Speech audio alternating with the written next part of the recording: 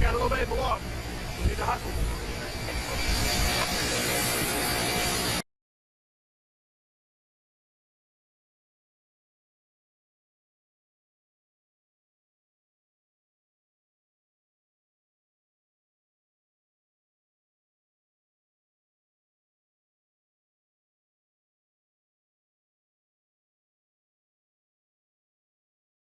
Mr. President, how did the meeting with Trump goes? We had we had productive meeting. I don't want to go to a lot of details if it's possible, because the questions, very sensitive questions on, of course, totally it's about how to bring peace closer and how was resultative, positive Paris and London, and we want to continue such meetings to bring peace to Ukraine.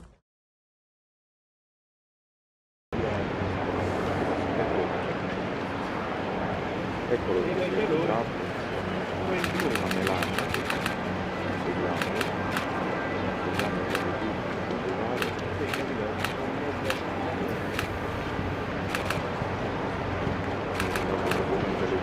Macron dietro Trump,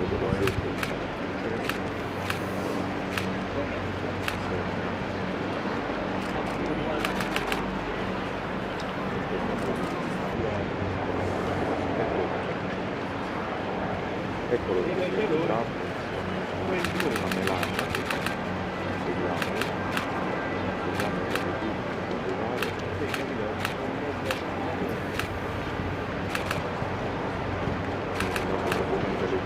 Macron dietro Trump,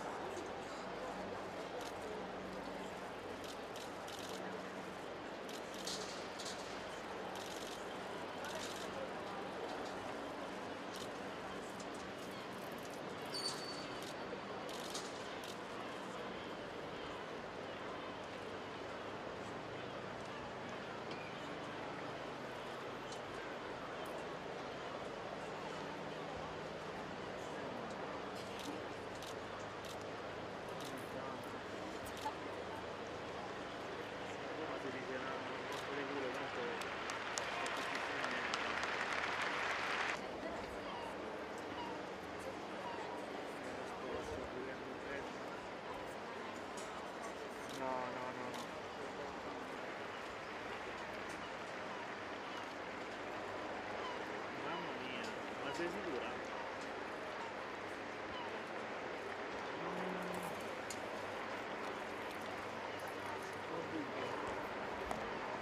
Guarda, se vuoi c'hai italiani,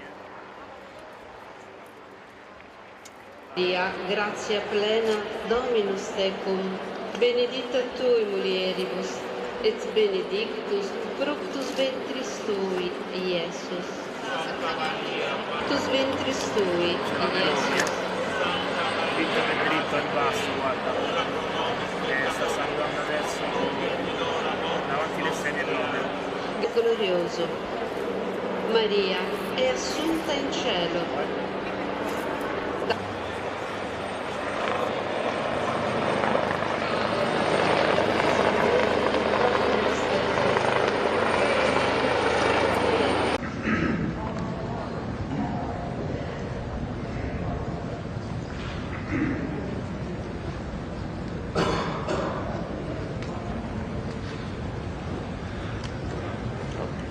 service. That's a good thing.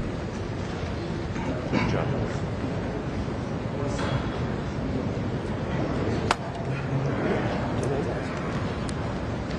It's not like we waited hours. You got the cars.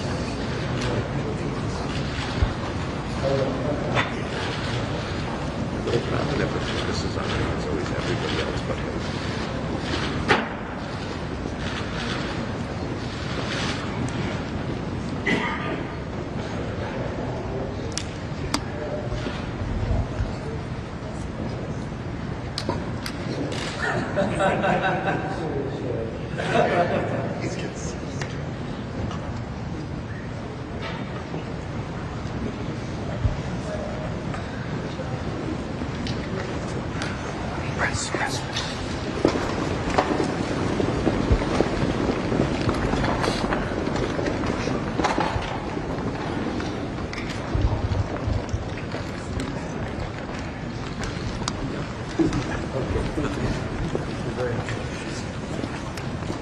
بسم الله الرحمن الرحيم.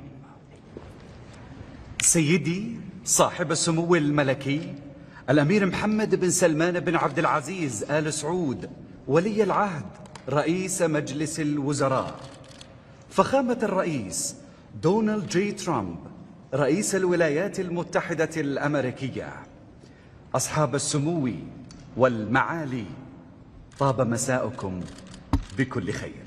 In the name of Allah, the most gracious, the most merciful, Your Royal Highness Prince Mohammed bin Salman bin Abdul Aziz Al Saud, Crown Prince and Prime Minister, the Honorable Donald J. Trump, President of the United States of America, Your Highnesses and Excellencies, warm greetings. نستأذنكم ببدء مراسم التوقيع على وثيقة الشراكة الاقتصادية الاستراتيجية بين حكومة المملكة العربية السعودية وحكومة الولايات المتحدة الأمريكية. With your permission, we shall now begin the signing ceremony of the Strategic Economic Partnership between the government of the Kingdom of Saudi Arabia and the United States of America. يتفضل بالتوقيع سيدي صاحب السمو الملكي الأمير محمد بن سلمان بن عبد العزيز آل سعود ولي العهد رئيس مجلس الوزراء، ويتفضل بالتوقيع عليها أيضا فخامة الرئيس دونالد جي ترامب رئيس الولايات المتحدة الأمريكية. Signing on behalf of the Kingdom, His Royal Highness Prince Mohammed bin Salman bin Abdul Aziz Al Saud, Crown Prince and Prime Minister. Signing on behalf of the United States, the Honorable Donald J. Trump, President of the United States of America.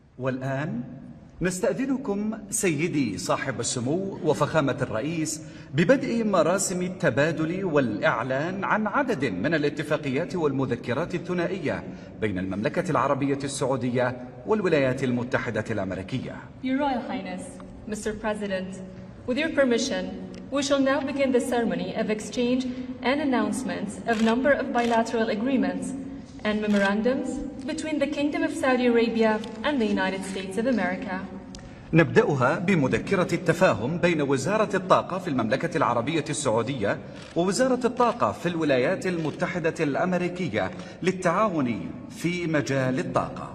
يتقدم من الجانب السعودي صاحب السمو الملكي الأمير عبد العزيز بن سلمان بن عبد العزيز وزير الطاقة، ومن الجانب الأمريكي معالي السيد كريس رايت وزير الطاقة. Starting with a memorandum of understanding between the Ministry of Energy in the Kingdom of Saudi Arabia and the U.S. Department of Energy for cooperation in the field of energy. From the Saudi side, His Royal Highness Prince Abdul Aziz bin Salman bin Abdul Aziz, Minister of Energy. From the U.S. side, His Excellency Mr. Chris Wright, Secretary of Energy.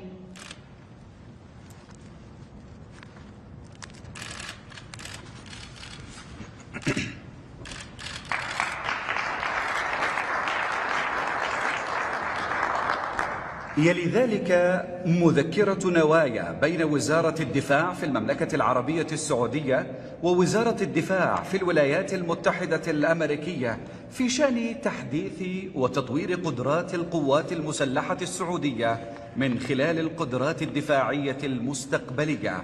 يتقدم من الجانب السعودي صاحب السمو الملكي الأمير خالد بن سلمان بن عبد العزيز وزير الدفاع، ومن الجانب الأمريكي معالي السيد بيت هكسل وزير الدفاع. Next, a letter of intent between the Ministry of Defense of Saudi Arabia and the U.S. Department of Defense regarding the modernization and development of the capabilities of the Saudi Armed Forces through future defense capabilities. From the Saudi side, His Royal Highness Prince Khalid bin Salman bin Abdul Aziz, Minister of Defense. From the U.S. side, His Excellency Mr. Pete Hegseth, Secretary of Defense.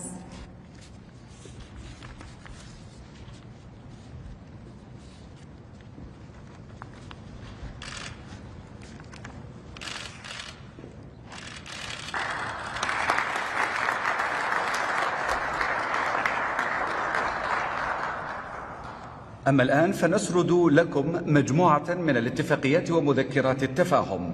مذكرة تعاون في مجال التعدين والموارد المعدنية بين وزارة الصناعة والثروة المعدنية في المملكة العربية السعودية ووزارة الطاقة في الولايات المتحدة الأمريكية. Announcing the agreements of Memorandum of Understanding on Cooperation in the Field of Mining and Mineral Resources between the Ministry of Industry and the Mineral Resources in Saudi Arabia and the U.S. Department of Energy. خطاب نوايا لإكمال الأعمال وتعزيز التعاون المشترك وتطوير المتطلبات المتعلقة بالذخيرة والتدريب وخدمات الإسناد والصيانة وتحديث الأنظمة وقطع الغيار والتعليم للأنظمة البرية والجوية لوزارة الحرس الوطني. Announcing a letter of intent to complete work and enhance joint cooperation on ammunition, training, support services, maintenance, system upgrades, spare parts, and education for land and air systems of the National Guard. مذكرة تفاهم بين برامج الشراكات الدولية بوزارة الداخلية ومكتب التحقيقات الفيدرالي FBI بوزارة العدل الأمريكية. Memorandum of Understanding between the International Partnership Program at the Ministry of Interior and the Federal Bureau of Investigation. مذكرة نوايا بين وزارة الدفاع في المملكة العربية السعودية ووزارة الدفاع في الولايات المتحدة الأمريكية في شأن تطوير القدرات الصحية للقوات المسلحة السعودية. A letter of intent between the Ministry of Defense of Saudi Arabia and the U.S. Department of Defense regarding the development of the health capabilities of the Saudi Armed Forces. يلي ذلك مذكرة تفاهم للتعاون القضائي بين وزارة العدل في المملكة العربية السعودية ووزارة العدل في الولايات المتحدة الأمريكية. Memorandum of Understanding for Judicial Cooperation between the Ministry of Justice in Saudi Arabia and the U.S. Department of Justice. اتفاقية تنفيذية بين وكالة الفضاء السعودية في المملكة العربية السعودية والإدارة الوطنية للملاحة الجوية والفضاء ناسا في الولايات المتحدة الأمريكية للتعاون في مشروع كيوب سات لرصد الطقس الفضائي ضمن مهمة أرتميس 2. An executive agreement between the Saudi Space Agency and NASA for cooperation in the CubeSat-2 space weather monitoring project as part of the Artemis mission. اتفاقية بين حكومة المملكة العربية السعودية وحكومة الولايات المتحدة الأمريكية بشأن المساعدة المتبادلة بين إدارتي الجمارك في الدولتين. An agreement between the government of Saudi Arabia and the government of the United States regarding mutual assistance between the customs authorities of the two countries. يلي ذلك بروتوكول تعديل اتفاقية بشأن النقل الجوي بين حكومة المملكة العربية السعودية وحكومة الولايات المتحدة الأمريكية. Next, protocol amending the air transport agreement between the government of Saudi Arabia and the government of the United States of America. بعد ذلك مذكرة تفاهم للتعاون بين المعهد الوطني لأبحاث الصحة في المملكة والمعهد الوطني للحساسية والأمراض المعدية في الولايات المتحدة الأمريكية في مجال البحوث الطبية الخاصة بالأمراض المعدية. Next, a memorandum of understanding between the National Institute for Health Research in Saudi Arabia and the U.S. National Institute of Allergy and Infectious Diseases on medical research related to infectious diseases. اتفاقية تعاون بين الهيئة الملكية لمحافظة العلا ومؤسسة سميثسونيان من خلال المعهد الوطني لحديقة الحيوان وعلم الأحياء للمحافظة على البيئة. Cooperation agreement between the Royal Commission for Al-Ula and the Smithsonian Institute National Zoo and Conservation Biology Institute.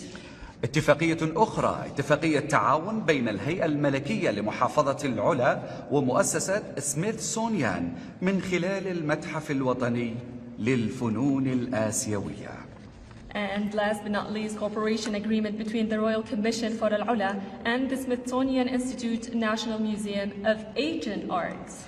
ليس هذا فحسب، بل الشراكة الاستراتيجية التي استمرت لعقود طويلة ستمتد بتوقيع المزيد من الاتفاقيات ومذكرات التفاهم في المنتدى الاستثماري السعودي الأمريكي، راجين للبلدين شراكة مستدامة ومستقبل مزدهر. Tahir, this decades-long strategic partnership will continue with more signings of agreements and memoranda of understanding at the Saudi-US Investment Forum. In closing, we wish both nations a fruitful partnership and a prosperous future. Thank you.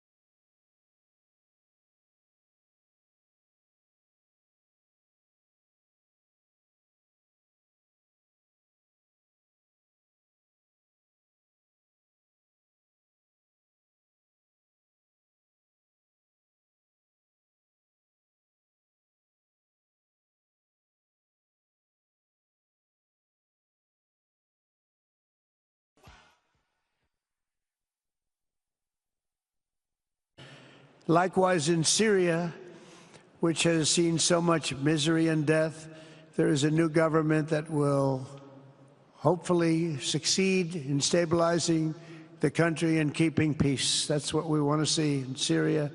They've had their share of travesty, war, killing, many years.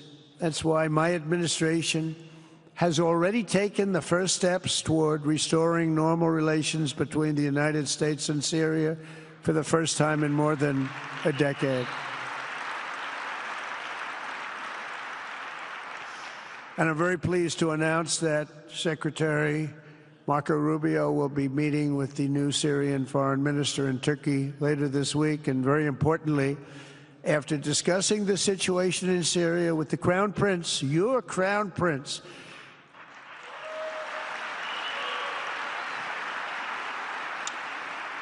and also with President Erdogan of Turkey, who called me the other day and asked for a very similar thing, among others, and friends of mine, people that I have a lot of respect for in the Middle East.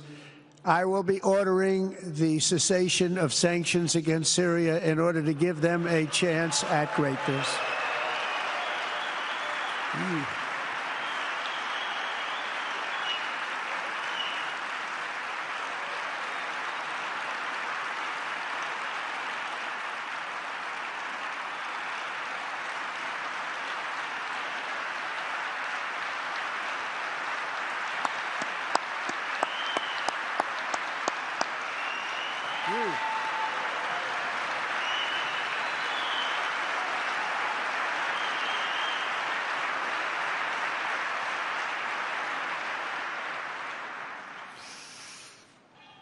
Oh, what I do for the Crown Prince.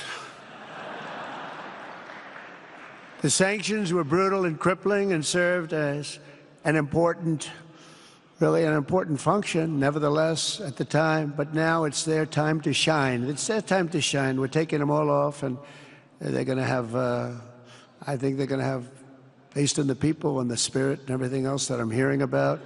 So I say good luck, Syria. Show us something very special like they've done, frankly, in Saudi Arabia, okay? They're going to show us something special. Very good people. Everywhere we can, my administration is pursuing peaceful engagement, offering a strong and steady hand of friendship to all that will take it in good faith.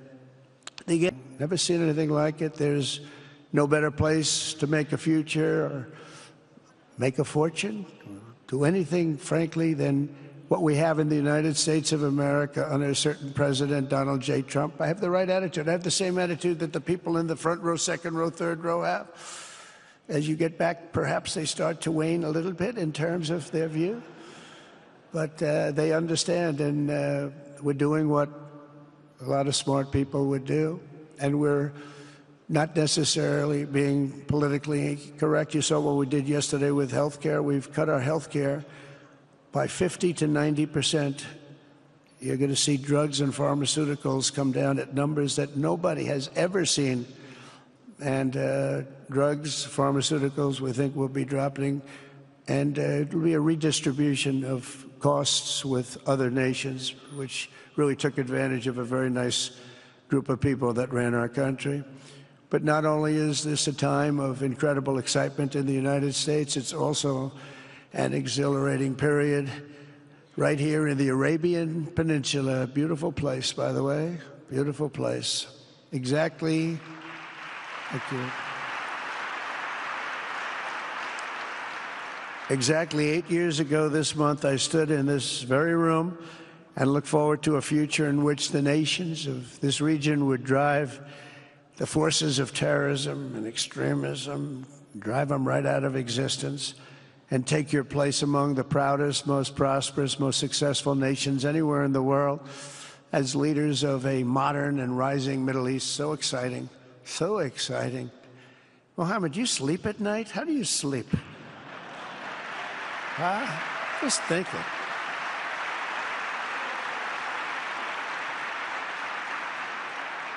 What a job. He tosses and turns like some of us. Tosses and turns all night. How do I make it even better all night? It's the ones that don't toss and turn. They're the ones that will never take you to the promised land, won't they? But you have done some job. True. But critics doubted that it was possible what you've done. But over the past 8 years, Saudi Arabia has proved the critics totally wrong. The transformation that has occurred even by these incredible business leaders. I mean, you had the biggest leaders in business anywhere in the world standing right before us. But the transformation that has occurred under the leadership of King Salman and Crown Prince Mohammed has been truly extraordinary. Such a thing has, I don't think, ever happened before. I've never seen anything at that scale happen before. And I guess, you know, maybe you could say the United States is doing pretty well too, you know, but I don't think too many people have seen that happen before. Majestic skyscrapers, the towers that I see, the difference between now and 8 years ago. And 8 years ago was very impressive, but the towers that I see rising, some of the exhibits that I was shown by Mohammed, what I've seen there is just an amazing, it's an amazing process, amazing genius of so many people, architecture, but I have a feeling I know where many of those ideas came from. Happens to be sitting right in this room right before me, but the towers and all of the different, I've seen a lot of different towers. I didn't think there's any version of a tower that I haven't seen in one form or another. I just passed 4 exhibits. I have never seen anything like any of them. So it's going to be very exciting. And they sit among the ancient wonders of a growing and exciting city. It's really amazing. Riyadh is becoming not just a seat of government, but a major business, cultural, and high-tech capital of the entire world. The World Cup is here. Johnny, just stand up, Johnny. Johnny, thank you, Johnny.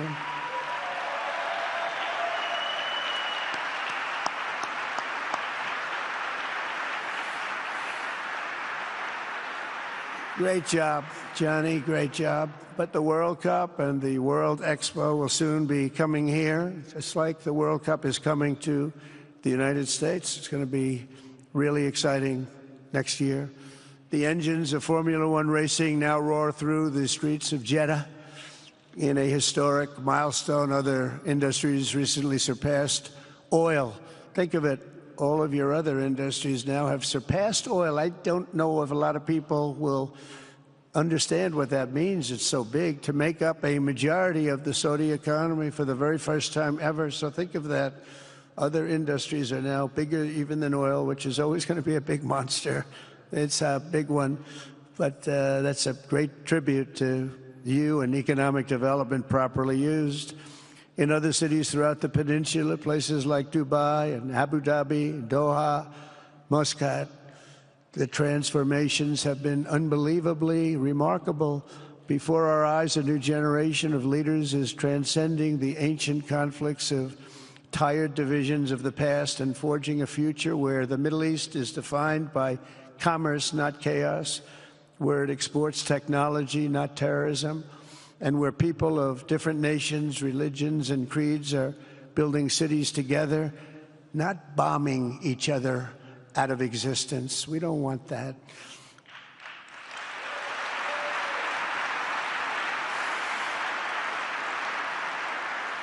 And it's crucial for the wider world to note this great transformation has not come from Western interventionists or flying people in beautiful planes giving you lectures on how to live and how to govern your own affairs. No, the gleaming marvels of Riyadh and Abu Dhabi were not created by the so-called nation builders, neocons, or liberal nonprofits like those who spent trillions and trillions of dollars failing to develop Kabul, Baghdad, so many other cities. Instead, the birth of a modern Middle East has been brought by the people of the region themselves, the people that are right here, the people that have lived here all their lives, developing your own sovereign countries, pursuing your own unique visions and charting your own destinies in your own way. It's really incredible what you've done.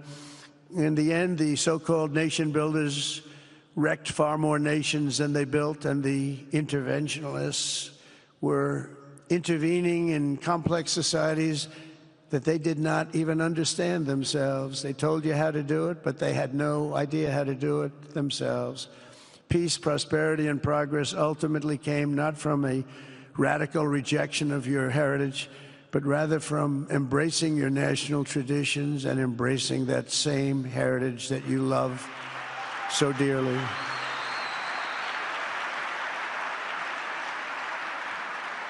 And it's something only you could do. You achieved a modern miracle, the Arabian way. That's a good way.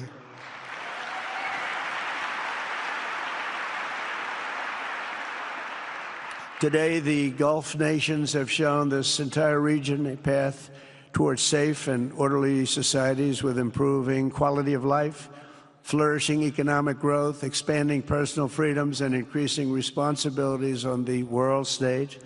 After so many decades of conflict, finally it is within our grasp to reach the future that generations before us could only dream about, a land of peace, safety, harmony, opportunity, innovation, and achievement right here in the Middle East. So beautiful. It's such a beautiful thing that's happening. I guess, you know, the people that are here can't even really appreciate it because you see it happening, and it's when you come to a place that you haven't seen in 5 years or 10 years or 20 years that it's even more incredible.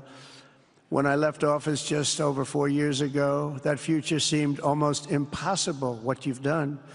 Together, our task is to unify against the few agents of chaos and terror that are left and that are holding hostage the dreams of millions and millions of great people. The biggest and most destructive of these forces is the regime in Iran, which has caused unthinkable suffering in Syria, Lebanon, Gaza, Iraq, Yemen, and beyond. There could be no sharper contrast with the path you have pursued on the Arabian Peninsula than the disaster unfolding right across in the Gulf of Iran. Think of that. They wanted to name it that. I said, they're not going to let them do that. Do you mind if I stop that? I stopped it. We're not going to let that happen.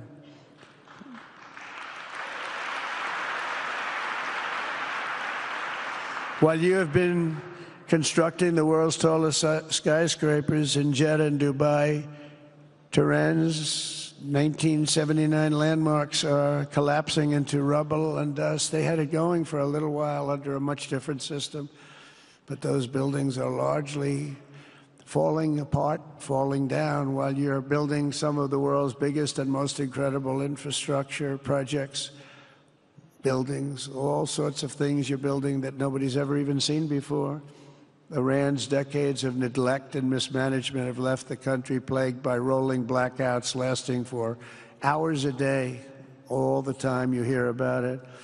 While your skill has turned dry deserts into fertile farmland, Iran's leaders have managed to turn green farmland into dry deserts as their corrupt water mafia, it's called it the water mafia, causes droughts and empty riverbeds. They get rich, but they don't let the people have any of it. And then, of course, there's the key difference at the root of it all. While the Arab states have focused on becoming pillars of regional stability and world commerce, Iran's leaders have focused on stealing their people's wealth to fund terror and bloodshed abroad. Most tragic of all, they have dragged down an entire region with them. Countless lives were lost in the Iranian effort to maintain a crumbling regime in Syria. Look at what happened with Syria. In Lebanon, their Hezbollah proxies have pillaged the hopes of a nation whose capital, Beirut, was once called the Paris of the Middle East. Can you imagine?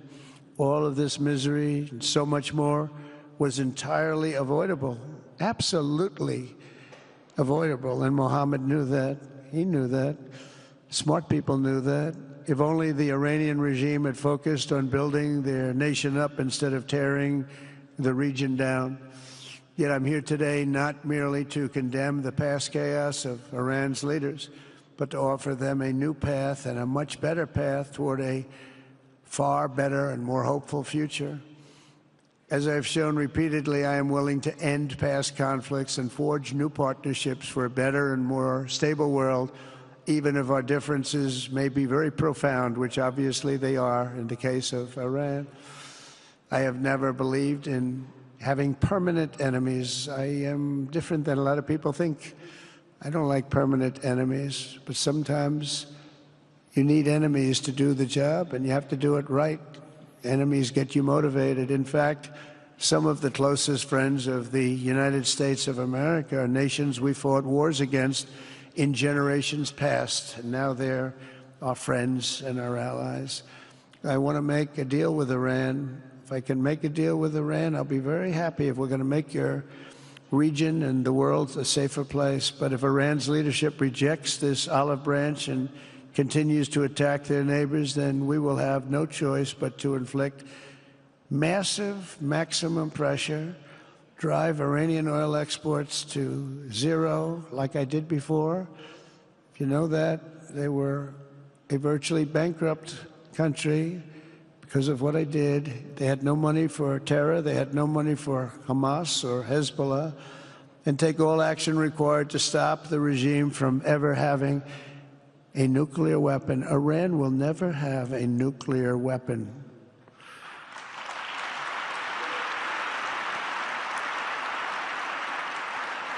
But with that said, Iran can have a much brighter future, but will never allow America and its allies to be threatened with terrorism or nuclear attack.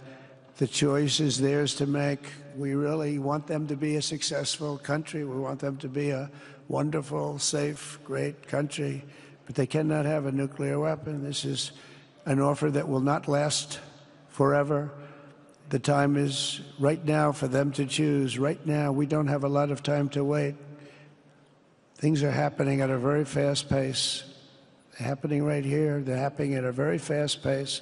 So they have to make their move right now, one way or the other. Make your move. As I said in my inaugural address, my greatest hope is to be a peacemaker and to be a unifier. I don't like war. We have the greatest military, by the way, in the history of the world. You know, I rebuilt our military in my first 4 years and rebuilt it into the most powerful military there is. And you saw that when I knocked out ISIS in 3 weeks. People said it would take 4 years, 5 years. We did it in 3 weeks.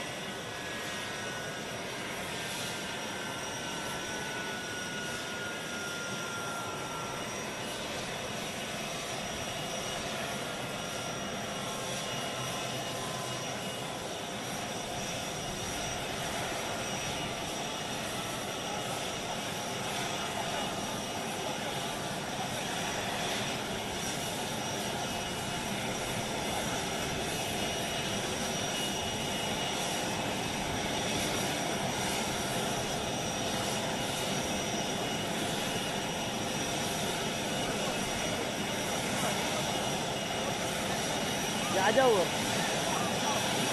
شعبيهم في النص.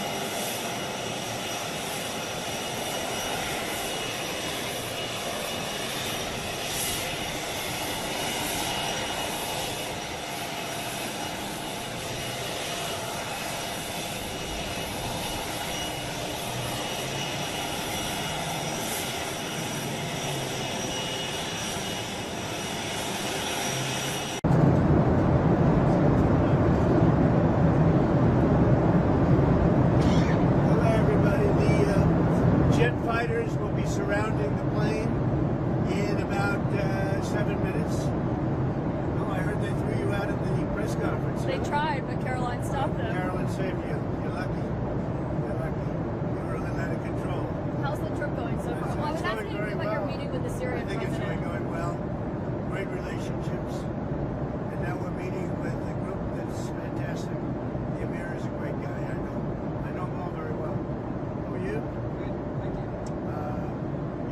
surrounded by 8 fighters, you know, in about 7 minutes. Then you say, do we need them? And when they say yes, that doesn't make me feel good, right? What's the threat? Did they tell you what the threat is? No, let's assume there's no threat. We have to assume that. How did you find the Syrian president? Right. Right. I think very good. Young, attractive guy, tough guy. You know, strong pass. Very strong pass fighter. Does that worry you But at all?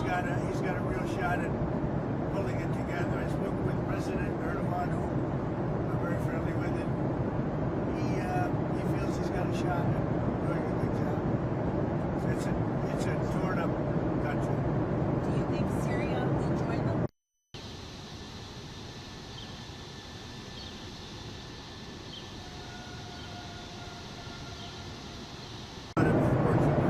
What about Lebanon? Do you think there's a path for Lebanon to normalize relations with You know, a friend of mine is the new ambassador to Lebanon, and I didn't even know, and I never knew his relationship, but he was born in Lebanon, and he said, I'd like to be the ambassador. He's a very successful guy. And I said, you know, that's very dangerous. He said, I don't care. I love my country, and it's worth it to do. I'll go and interview him sometime, Michel. He's a great guy, but I think he's approved or almost approved.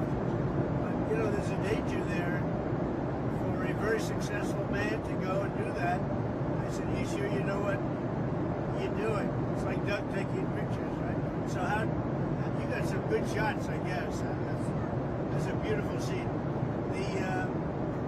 The last scene at the airport I thought was beautiful. We rode out together.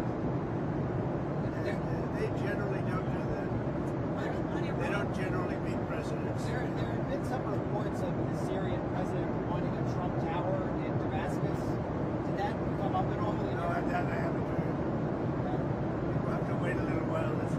Everything's calmed down a little while with the country.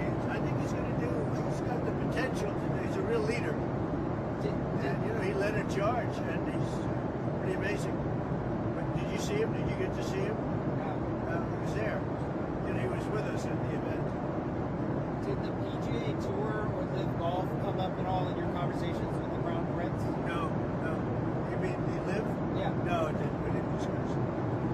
What about that Saudi intelligence agent? The 9/11 families want the Saudi intelligence agent to be extradited to the United States to face charges for 9/11. Did that come up in conversation? No, it didn't. But I know all about it, but it didn't come up. On Israel, you're not going to Israel. Does this trip sideline Israel at all? No, not at all. No, this is good for Israel. Having a relationship like I have with these countries, Middle Eastern countries, essentially all of them, I think it's very good for Israel. Can I ask you again on Israel? On the hostage deal, did any of your people speak with Israel about the release of the American hostage? I'm sorry, on the sanctions lifting of Syria. He done. Well, let me ask on Edom first. What credit does Israel deserve, if any, for that release of the hostage? Well, they've been fighting a long time. They're warring. And I think they deserve a lot of credit. I think my people deserve a lot of credit, maybe the most credit. He wouldn't be there if it weren't for us. He wouldn't be living right now. Probably none of the hostages would be living right now. And we probably have 20 that are living. That will be getting out step by step. You know, we've gotten a lot of them out. And last time, a couple of weeks ago, 10 people walked into my office, the Oval Office, and they said they had a 59 on their shirt, the front. And I said, what does that represent, the number of hostages? I said, wow, that's a lot. They said, well, 24 are living. And now it's 20, the number is 20 are living. 4 have died. And the young people don't die. You know, young people are killed, they don't die. So the 24 living, of the 59 to 24 living is now down to 20. And we got Edom out. It was great. His family was so thankful. We did a good job with it. We'll continue to do it. What happens on Thursday if show up in Turkey for the talks with Ukraine. What will you do? Well, I don't know if he's showing up. I know he would like me to be there. And that's a possibility. If we could end the war, I'd be thinking about that. Now, tomorrow, we're all booked out. You understand that? We're all set. But you'd go if he goes? We're going to go UAE tomorrow. And so we have a very full situation. Now, that doesn't mean I wouldn't do it to save a lot of lives and come back. But, yeah, I think they're thinking about something.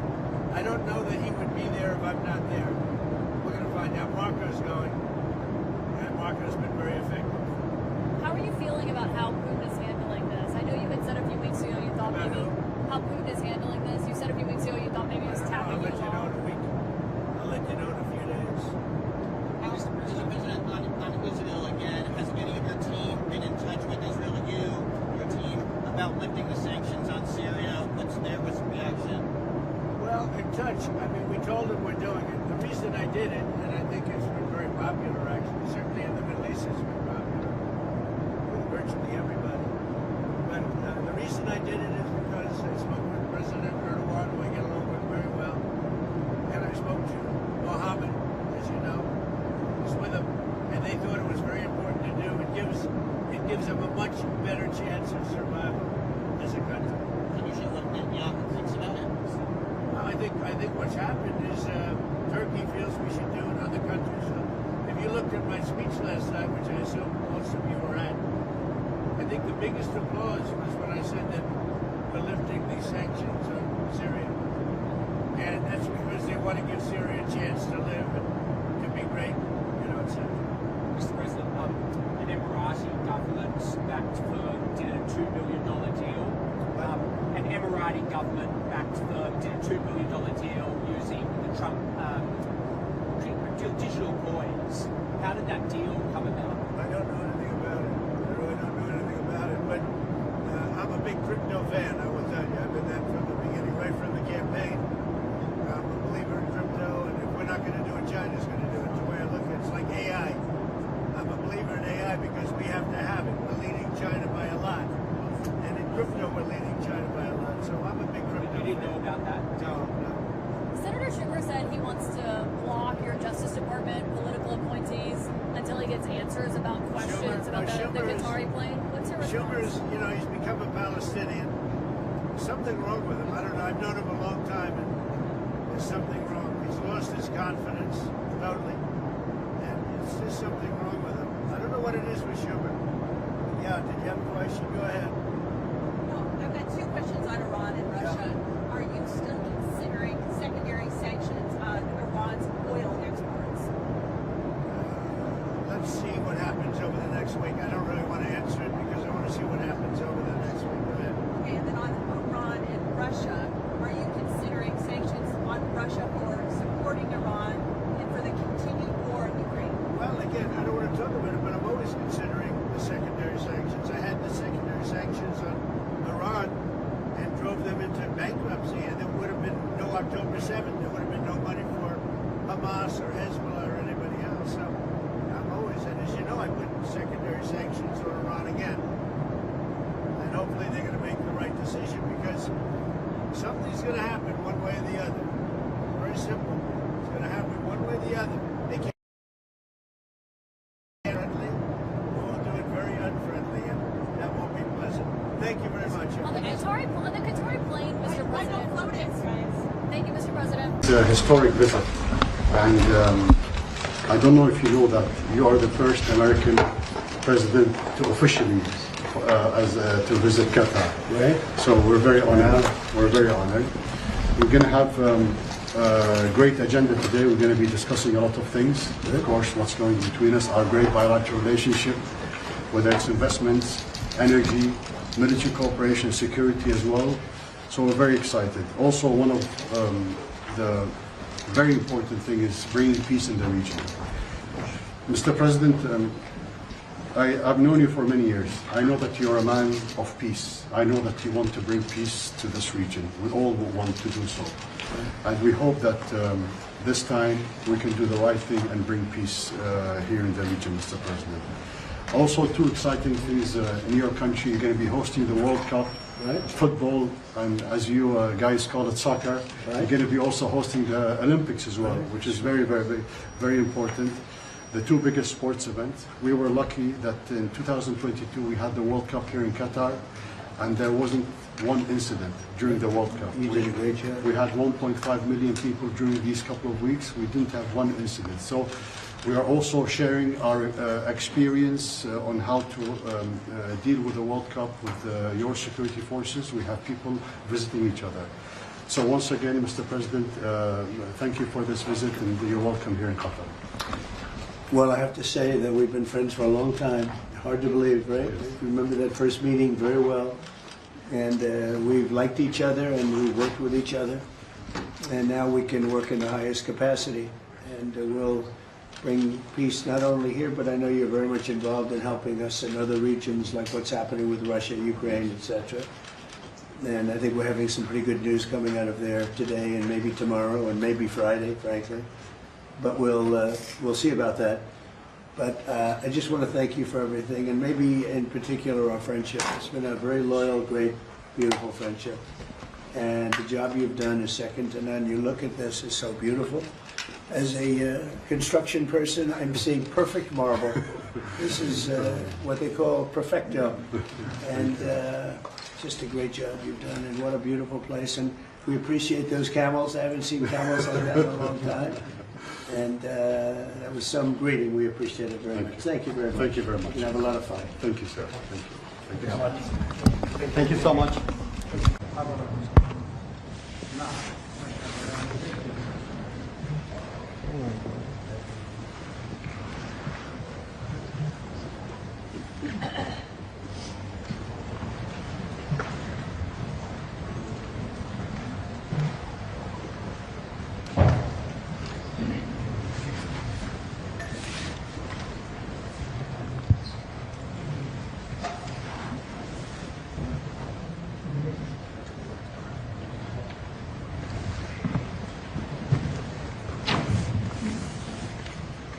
بسم الله الرحمن الرحيم. حضرة صاحب السمو. God, the most merciful, the most compassionate, Your Highness Sheikh Tamim bin Hamad Al Thani, Your Excellency President Donald Trump, President of the United States of America, representative of the media.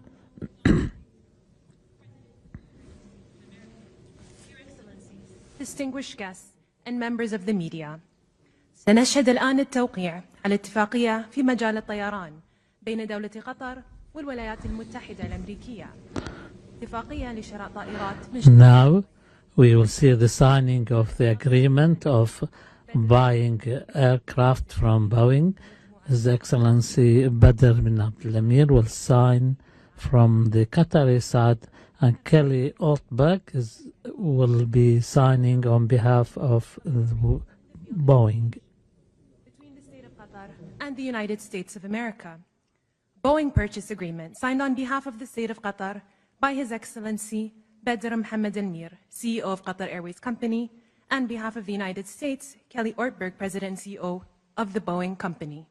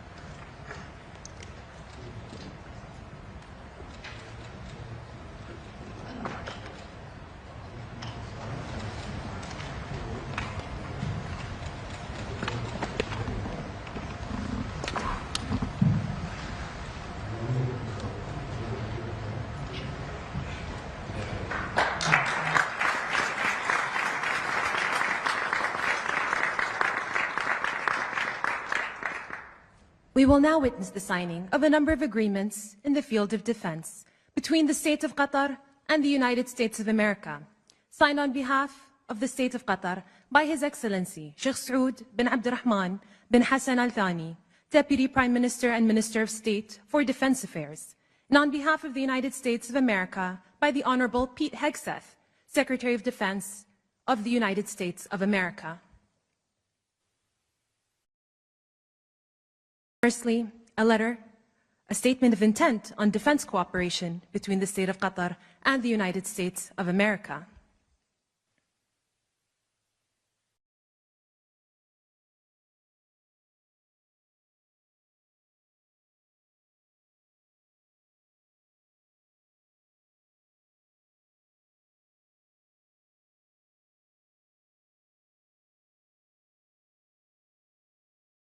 Secondly, a letter of offer and acceptance for MQ-9B aircrafts.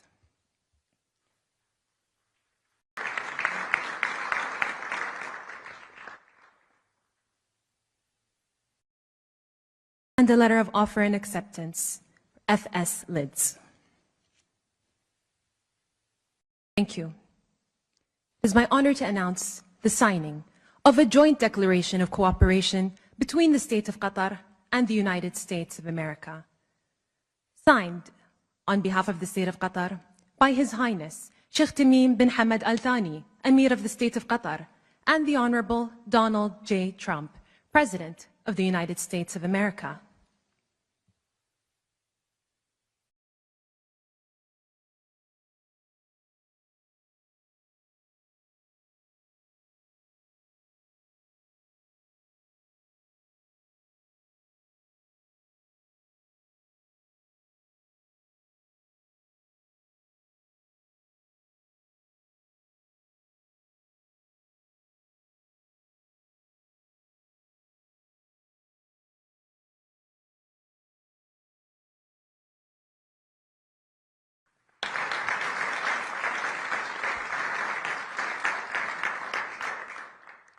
The signing ceremony has now come to an end, and now a joint statement from His Highness the Emir and the President.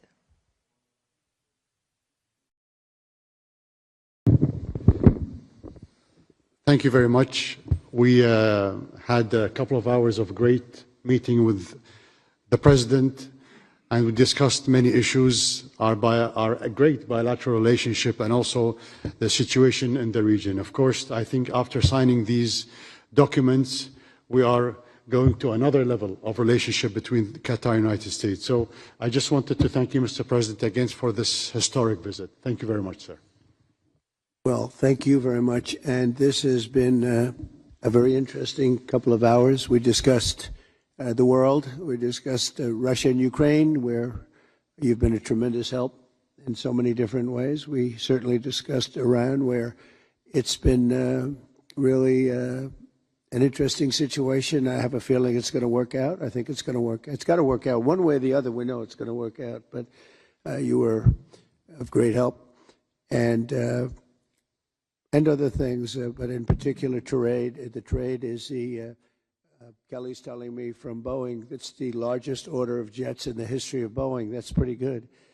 And that's 140, was that a 140 or 160? Yeah, but you're right, it's actually 200, including the 40, so it's over $200 billion. But 160 in terms of the jets, that's fantastic. So that's a record, Kelly.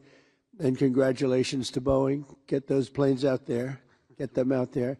But I just want to thank you. We've been friends for a long time, long before politics.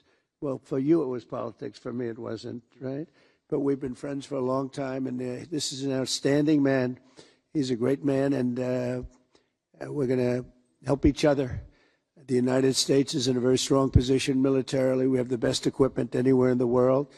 You're buying a lot of that equipment, actually, and I think we're going to see some of it in action tomorrow at the, we won't call it an air fair, but it's going to be sort of an air fair. We're going to be shown a display that's going to be incredible. They have the latest and the greatest of our planes and just about everything else. So I think it's going to be a lot of fun and very interesting. But I just want to thank you for the friendship, for the long-time friendship. And again, long before any of this stuff, we just liked each other. That's not a bad thing. That's a good thing. but we always had a very special relationship. And we came from Saudi Arabia, where we have another great man over there that's a friend of yours. And you two guys get along so well and like each other. You sort of remind me a little bit of each other, if you want to know the truth. They're both tall, handsome guys that happen to be very smart. But he's also a very special guy, and it's good to see all the relationships forming in the Middle East, because the Middle East is really being talked about all over the world, and we're having a lot to do with it. We're helping a lot, but they're doing a tremendous job. So I just want to thank everybody very much for being here. I want to thank the media. The media has been very fair, actually, and it's a great honor to be with you. This is, you take a look at this room. This room is the real deal. That's called white marble. It's very hard to buy. Believe me, I know very well, because you try to buy it, you can't buy it. And you just take a look at what you have here. It's been incredible what you've been able to build as a nation. And we're with you all the way, and you know that.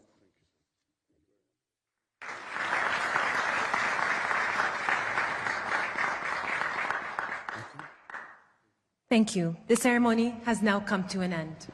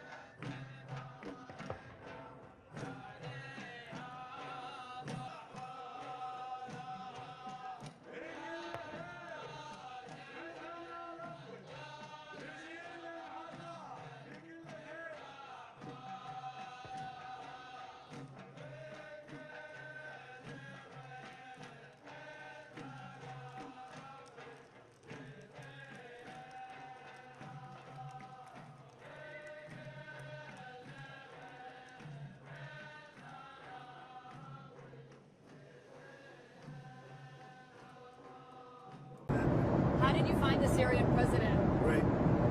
Great. I think very good. Young, attractive guy, tough guy. You know, strong pass. Very strong pass fighter. Does that worry you at all? He's got a real shot at pulling it together. I spoke with President Erdogan, who I'm very friendly with him. He feels he's got a shot at doing a good job. It's a torn up country. Do you think Syria will join the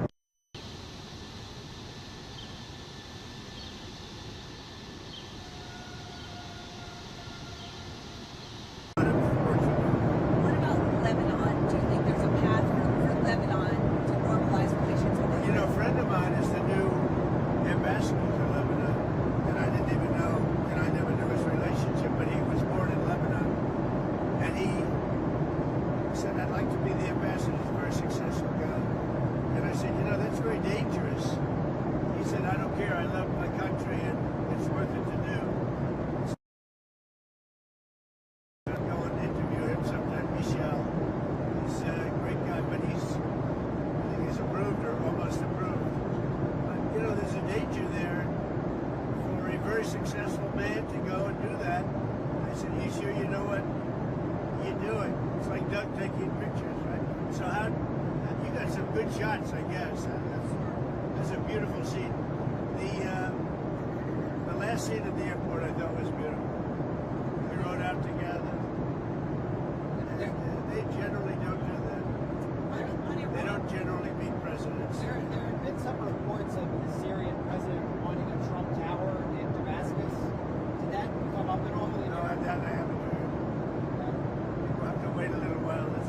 Everything's calmed down a little while with the country. I think he's got the potential to do. He's a real leader. And, you know, he led a charge, and he's pretty amazing. But did you see him? Did you get to see him? He was there. And he was with us at the event. did the PGA Tour or Live Golf come up at all in your conversations with the Crown Prince? No. You mean the Live? Yeah. No, we didn't discuss it.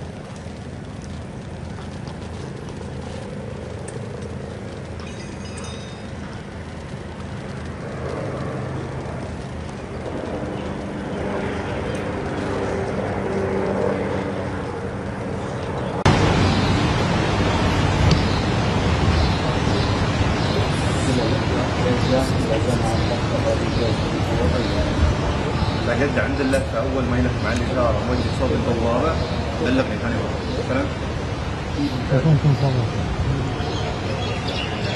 وما يغطي علينا بس. اوكي.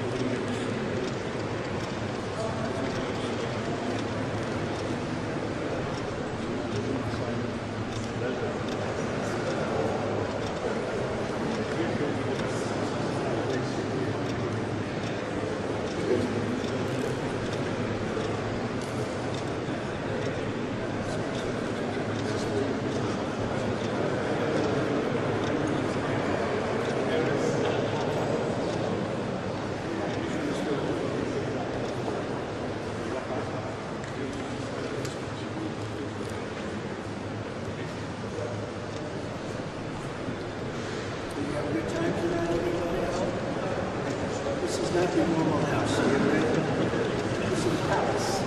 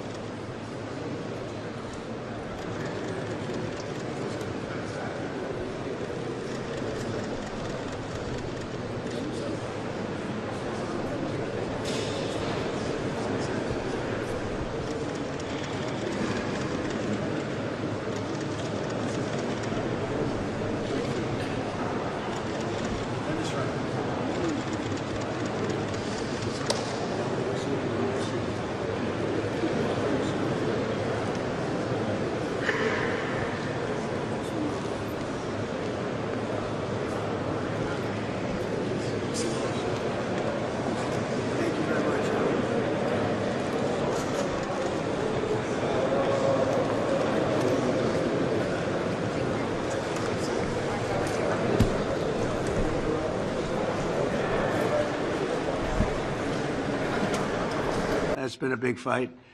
And the other, of course, is Syria. We took out the sanctions, and that's been, I didn't even realize, it's been many, many years that they've had sanctions. And as you know, there was a very big change at the top. And I thought that we have to give them a chance. They really have no chance with the sanctions. They were very biting. They were top of the line.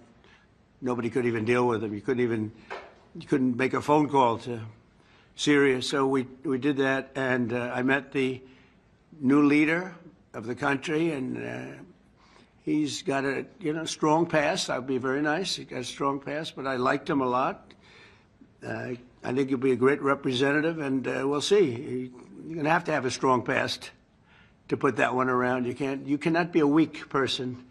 If you're a weak person, we would just be wasting time. So he's a strong guy, and I thought he was good, and let's see what happens. But we're going to give him a fighting chance by taking off the sanctions. So we've actually been praised for that. The Crown Prince of Saudi Arabia was very strong.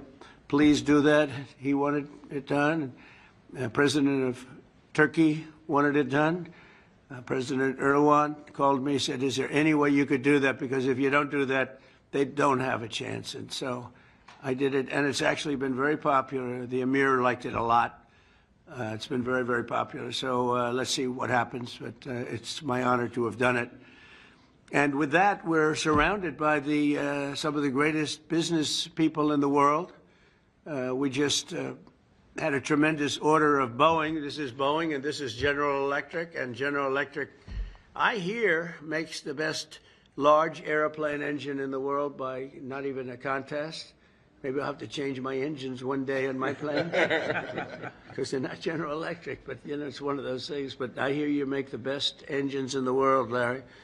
Larry's somehow his people at General Electric. First of all, it's one of the greatest turnarounds that you'll ever see in a company, because when you took it over, it was, I want to be respectful, General Electric was in trouble, to put it, I would say, right? To put it mildly. And now it's a hot company doing great, and it's, I would imagine the hottest thing is what's happened with the engine division, because this engine is incredible. Would you like to say a couple of words, Larry, about that? Because he watches, when he sees Boeing, he's very excited because he supplies, I guess, for the most part, the engines. Would you like to say something? Sure. Well, Mr. President, thank you. And it's an honor to be here. We're thrilled about the commitment that Qatar Airways has made to both Boeing and GE Aerospace with the largest wide-body order really in our company's history. Over 400 engines, both our GE NX, which powers the 787, the fastest-selling high-thrust engine in history, and our new 9X will power the 777X, which will be the largest commercial engine in the world. Will that be the same engine other than size, or is it different? It's a step forward and a generation forward as well. So even beyond? Yes. The large one? Very much so. That's great. And we think that really helps both Boeing and GE Aerospace continue to support not only our investment in domestic manufacturing, but in turn everything that we're doing to drive the $75 billion annual trade surplus that the aerospace industry enjoys in the U.S. today. So we're excited. I know Kelly and the Boeing team have been great partners, but Badr, our thanks to you for your trust and your commitment to both GE Aerospace and Boeing. We're gratified. Yeah, thank you very much. Kelly, go ahead, please. Well, Mr. President, first of all, thank you for your support. This is a major order for us. All of these aircraft will be built in the United States, creating a significant number of jobs, and I know that's a key mission of yours, and this order will help us accomplish that. Partnership with GE has been great. They do power exclusively our engines, and they're doing a great job here, and we're very pleased to be selected by Qatar for this largest wide-body aircraft order in the history of Boeing. Major accomplishment for us, and thanks to the administration for your support. That's the largest order you've ever had, right? Yeah, for wide-body. So one of the largest orders in history, but it almost has to be, if it's the largest order you've had, has to be pretty close to the largest order ever made, right? Yeah, that's correct. And you also, Boeing also got the jet fighter. We selected Boeing for the jet fighter, the state-of-the-art, highest level. It's an amazing-looking plane. If it functions as well as it looks, I think we're going to have a big winner. But we're also looking at some additional jet fighters. We have some really good ones that we have. We're taking a look at, strong look from one of your competitors, I must say, and we're doing something very special. But it's a special country. We were losing the Middle East because the past administration didn't handle the relationship properly, didn't show the kind of respect that they deserve. And I have a lot of respect, and I have a lot of liking. I like the Crown Prince a lot. I've known him a long time. in Saudi Arabia, and the emir is fantastic. And we're going to another country in a little while, UAE, a fantastic man, fantastic leader, and they have great leadership talents in this part of the world, and that's why they're doing so well. And you probably read today the story about Iran has sort of agreed to the terms. They're not going to make, I call it in a friendly way, nuclear dust. We're not going to be making any nuclear dust in Iran.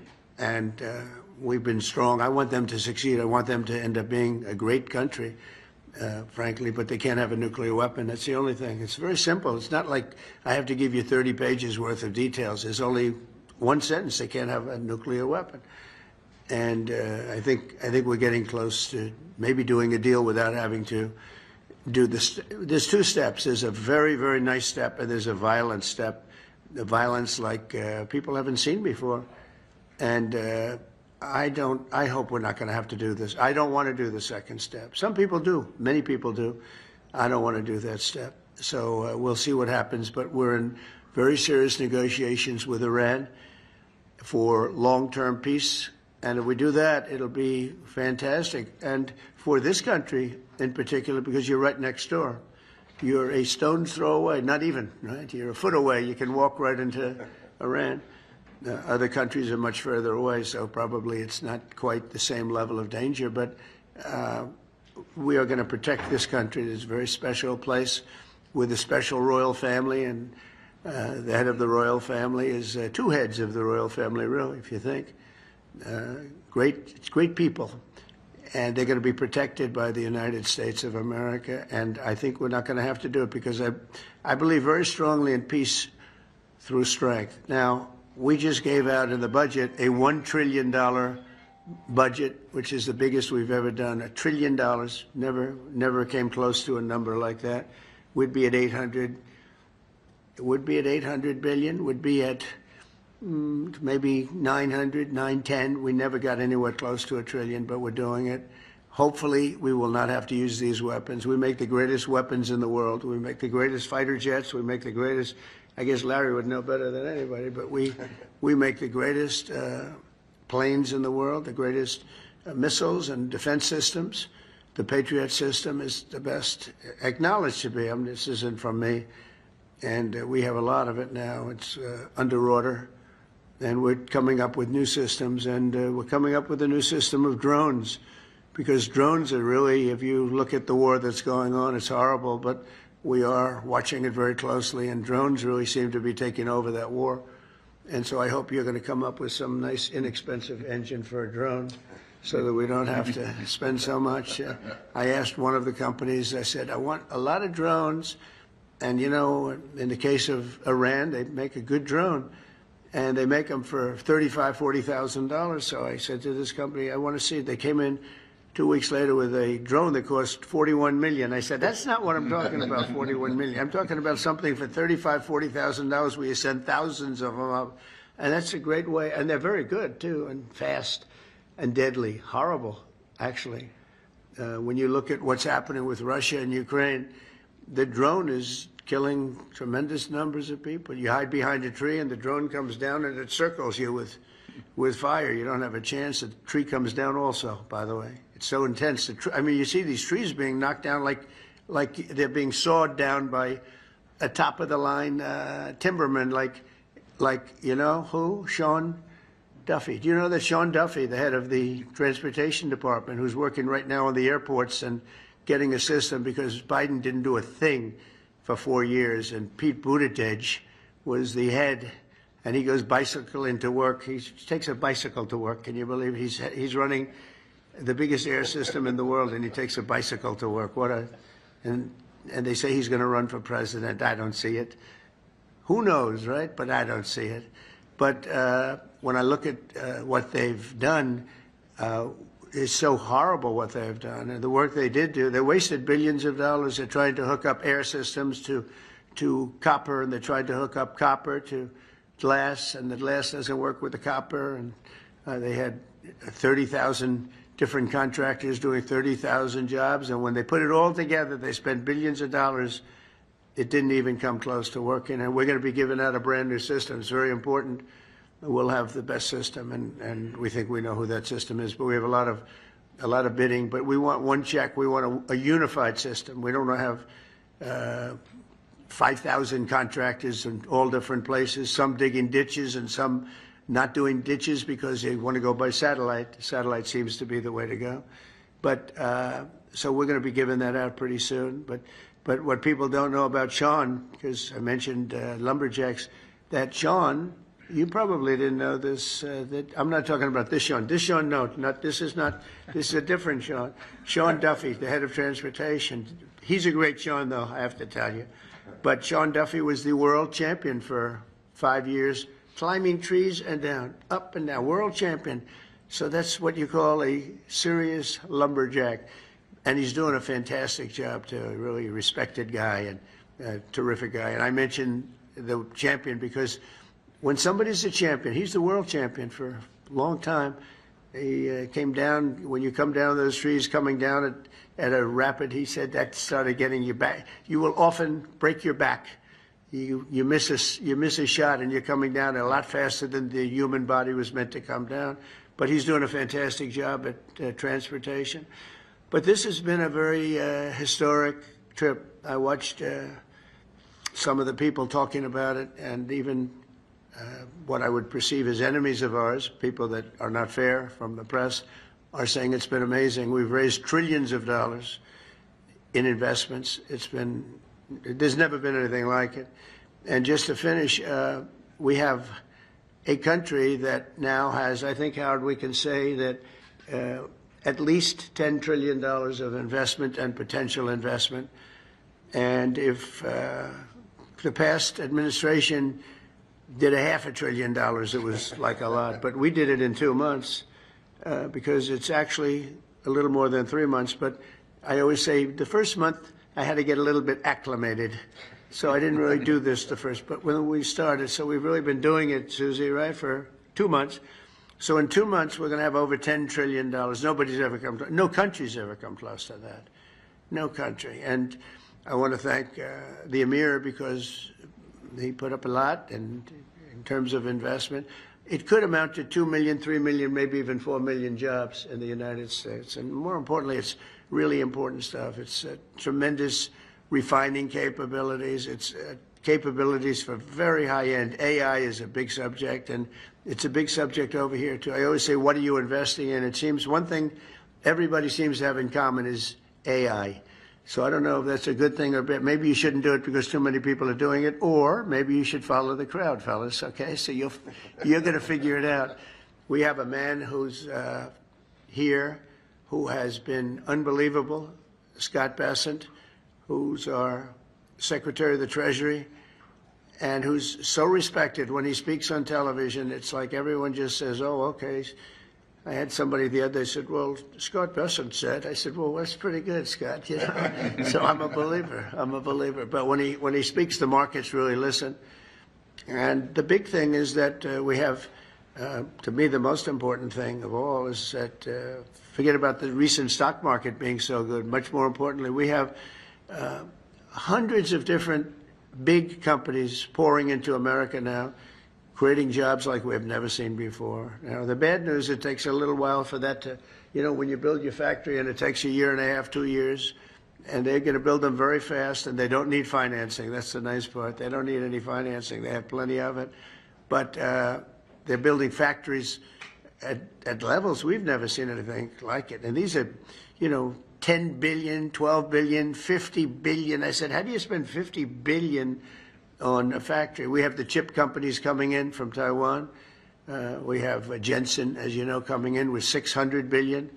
We have actually the biggest company of them all. You know all about it, coming in. That was a big, Mr. Wei. I said, Mr. Wei, you're a smart man, aren't you? I never met him. I said, because I understand you control 99% of the chips. Oh, yes, I do. I said, that's pretty good. I said, is there any way of breaking that grip? They said it would take you many years. So I said, you know what? If you can't beat him, you join him. But he's going to be building the biggest factory anywhere in the world in Arizona. and spending over $200 billion. And we have Apple, as you know, it's coming in. And I had a little problem with Tim Cook yesterday. I said to him, Tim, you're my friend. I treated you very good. You're coming in with $500 billion, but now I hear you're building all over India. I don't want you building in India. You can build in India if you want to take care of India, because India is the highest, one of the highest tariff nations in the world. It's very hard to sell into India. And they've offered us a deal where basically they're willing to literally charge us no tariff.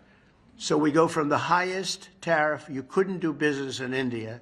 We're not even a top 30 in India because the tariff is so high, to a point where they have actually told us, I assume you too, Scott, you were working on that also, that there will be no tariff, right? Would you say that's a difference? They're the highest, and now they're saying no tariff. But I said to Tim, Tim, look, we've treated you really good. We put up with all the plants that you built in China for years. Now you got to build us. We're not interested in you building in India. India can take care of themselves. They're doing very well. We want you to build here, and they're going to be upping their production in the United States. Apple. So Apple's already in for $500 billion, but they're going to be upping their production. So it'll be great. So I really think we have, we've gone from a laughingstock 6 months ago to the hottest country anywhere in the world. And that's not just in business, that's in everything else, and it's psychologically hot too. And I just want to thank everybody for being here. I want to thank the media. The media, I have to say, has been very fair.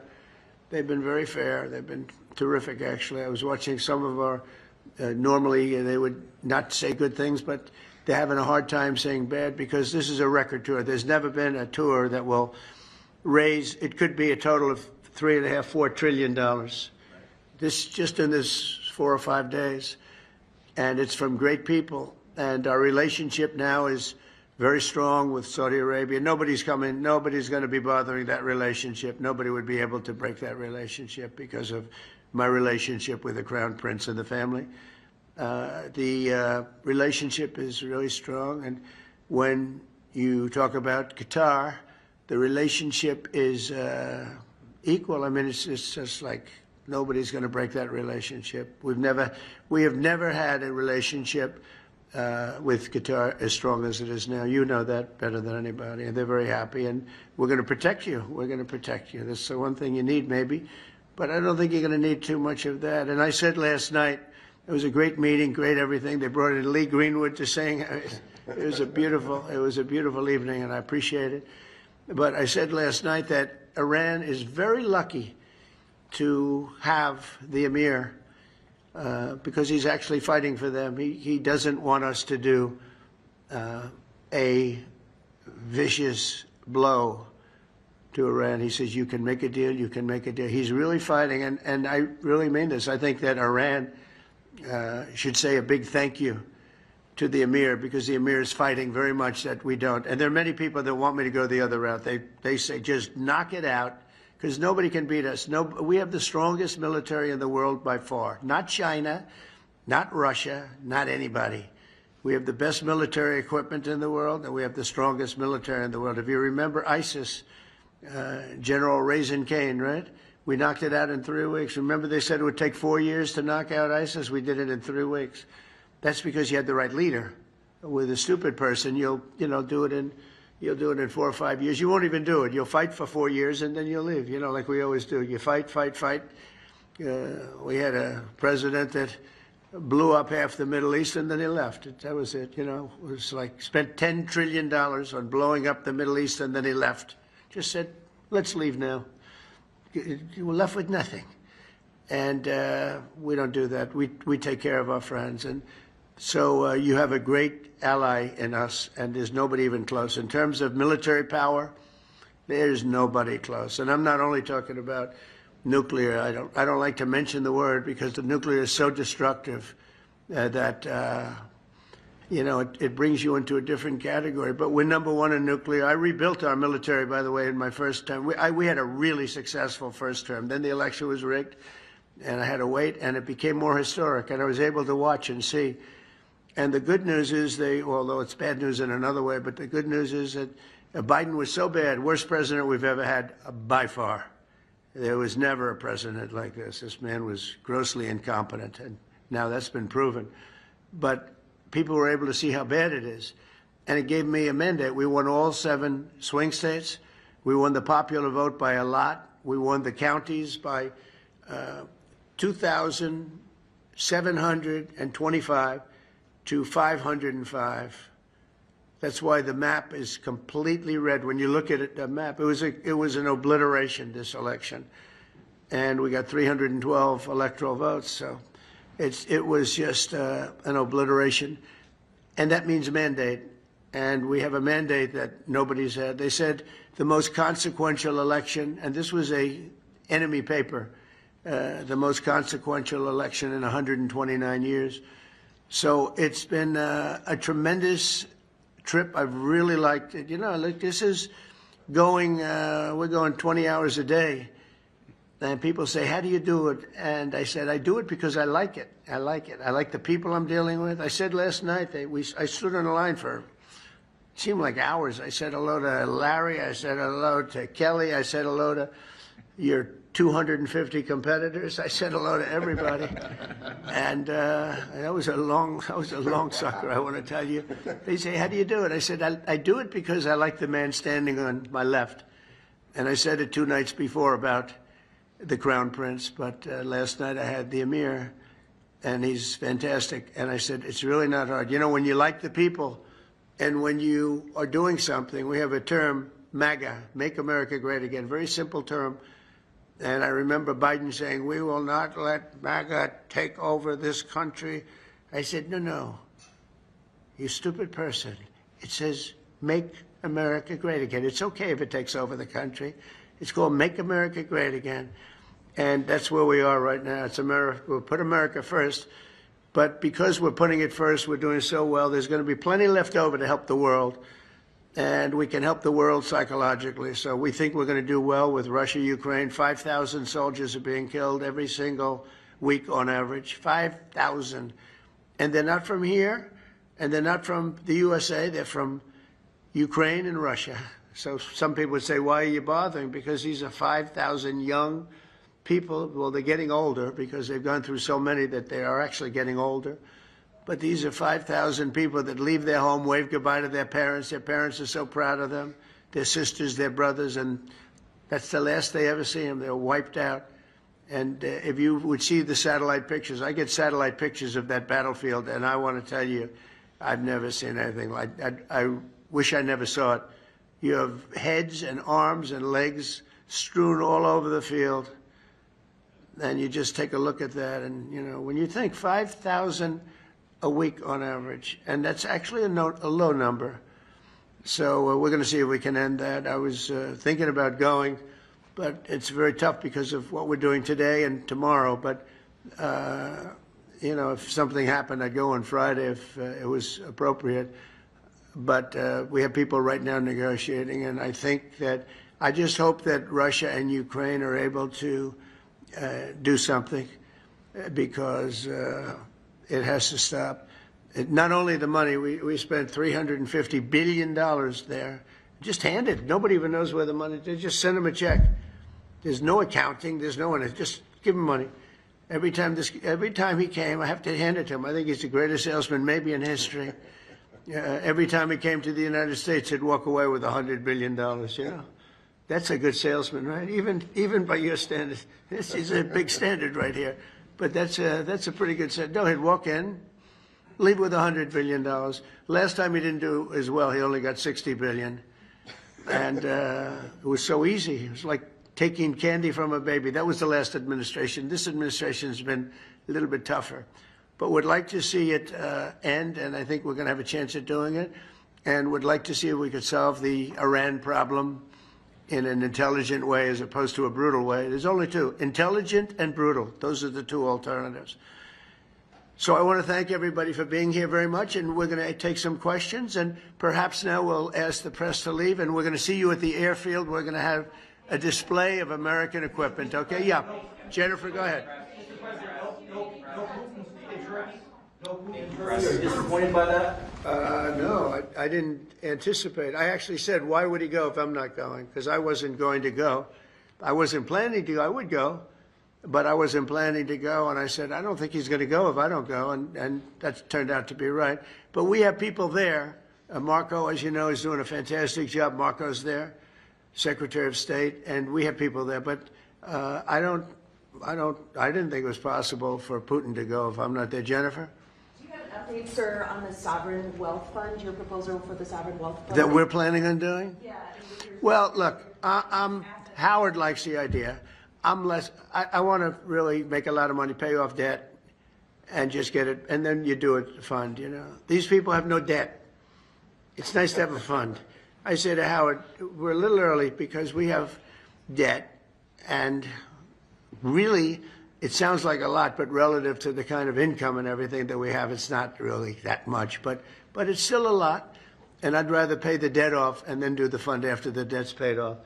And, you know, to me, the fund is just pay off debt. We're making a lot of money. We had a situation 6 months ago. We were losing $5 billion a day on trade. Now we're making money on trade. Don't forget, we were losing $1 trillion to China, so we essentially went cold turkey with China for a period of a month. Therefore, we weren't losing $1 trillion. You know, I think that's pretty simple, Scott, right? Scott did a great job over there. They made a deal. They have great relationships with China. You might want to speak about that while the press is here for a second, Scott, the relationship we have with China. It was a very important step in establishing a working relationship below the two heads of state. So with the tariff program, we had a plan, we have a process, and now we have a mechanism with our Chinese counterparts to prevent an escalation again. We're going to go into a series of negotiations. They're going to be fulsome, and we have a lot to talk about, but I think over the next 90 days we can accomplish a lot. We're going to be, I think I can mention, I'm not sure if the press will understand this, but I've devoted, I find it, number one, I find it fascinating. If you don't like things, you're not going to do well, but I do. I find it amazing. So I'm so looking forward to watching some of the power that they purchase at great price. But you'll see some jets today. Some of the reporters were in the plane. Were you in the plane as we were surrounded by 8 F-15s? You saw that? Were you concerned at all? It was a little bit spooky, right? It's a little bit different when I'm reading the name of the pilot from I'm seeing the name, Regraw. I look at his helmet. He's got his name and he's waving to us, and he's like where you are.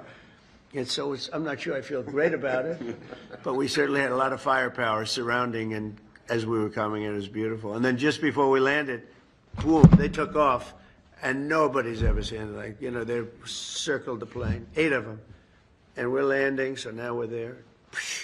And it was really a display of beauty, and we heard it too. We were in the plane. I said, "What is that?"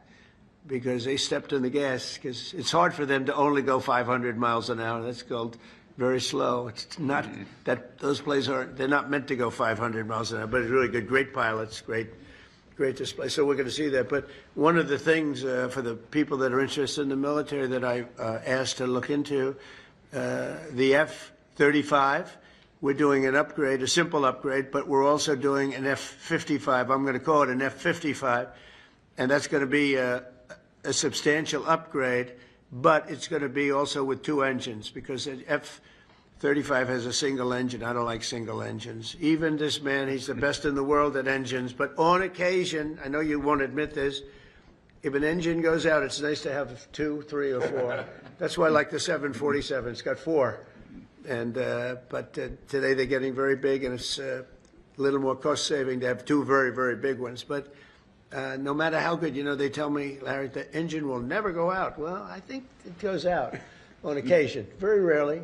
And we're going to do an F-55, and I think if we get the right price, we have to get the right price, and that'll be 2 engines and a super upgrade on the F-35. And then we're going to do the F-22. I think the most beautiful fighter jet in the world is the F-22, but we're going to do an F-22 Super, and it'll be a very modern version of the F-22 fighter jet. And I don't know if you know it, but you know who copied it? China. They copied it. I said, I'm looking. They said, that's the F-22. They copied our design, but they won't be able to copy our engines too quickly or anything else. So we're going to be doing an F-22 Super. And this will be a plane like no, to me, it's the most beautiful fighter jet ever made. And so I want to do that. And sometimes, you know, stealth, they do stealth. I'm not a huge believer in stealth because stealth is basically, a lot of it's the design and the shape. And, you know, I'm sure you maybe think, but also if that's the case, they're going to figure it out pretty fast, I think. So you're going to design an ugly plane for stealth reasons, and then 6 months later, they're going to figure out this, and then you're stuck with a plane. Now, we're doing a Super F-22, and we're going to be going with it pretty quickly. And then, as I told you, we're going to be doing a tremendous variety of drones, from lots of very inexpensive drones, and on the F-55 and on the F-35, but much more on the F-55 and on your plane that you're doing, which he calls the F-47. F-47. I said, how'd you come up with 47? That's an interest. It was very nice, actually. But you said there's a tremendous capability for, it travels with many, many, potentially hundreds of drones, right? Do you want to talk about that? Because it's very interesting to people. Well, the F-47 is the first sixth-generation fighter in the world. We're very excited to be developing that, and we'll be bringing that into production in the near future. There's not much I can say about that for security reasons, but we're very pleased to be in the development process of that airplane. Yeah, it's going to be great. It's got a beautiful weapon, as you say. We're also doing very heavy on submarines. We have a lead on submarines that I don't think, unless you have a really, really stupid group of people, including the president, I don't think anybody can catch us on submarines. We have our submarine, in particular the late model. We're 15 years advanced on the submarine. Nobody can even come close. It can stay underwater for 30 years. Think of it. The only reason it has to come up is for food. It doesn't need water because they have their system of water, which is, they can stay forever. The only reason it has to come up is for food. Can you imagine? It could stay underwater for years, going at fast speeds, to very fast speeds, but it has to come up once every couple of months for food. There's something about that. I don't know if we're going to be able to solve that problem, but hopefully it's not going to be a problem we have to worry about. But the submarine, we are so far advanced in the submarine. So we're very proud of it, and we've taken a country that was scoffed at, and we're the hottest country in the world right now. We're going to keep it that way. And just in finalizing that, the military was having 6 months ago, and you wrote about it, Jennifer, I saw an article, but the military was having a very hard time recruiting people, our military, and they were not able to meet even come close to their goals. That was only 6 months ago. And now, as you also have written, we have a military that we have so many people want to get in. We've never had anything. They say 30 years plus because they only go back, but probably ever. We have never had such excitement to join the military. So we went with a military that couldn't recruit very easily and was really way, way behind, to a military where we're actually picking the people we want. And it's very hard to get in. It's actually hard to get in. And that goes for the police force and the firefighters. I always mention the firefighters. They're incredible. But the police force and the firefighters, we're having a very hard time getting people to become policemen like we had never had before. That was 6 months ago, Biden, because the country had no spirit. It was like just had no heart. It was a dead heart. Now we have the liveliest heart you've ever seen. So I just think it's such a great contrast to think 6 months ago you couldn't get, and now we're setting records. Who would think that could have happened? Thank you very much, everybody. Thank you.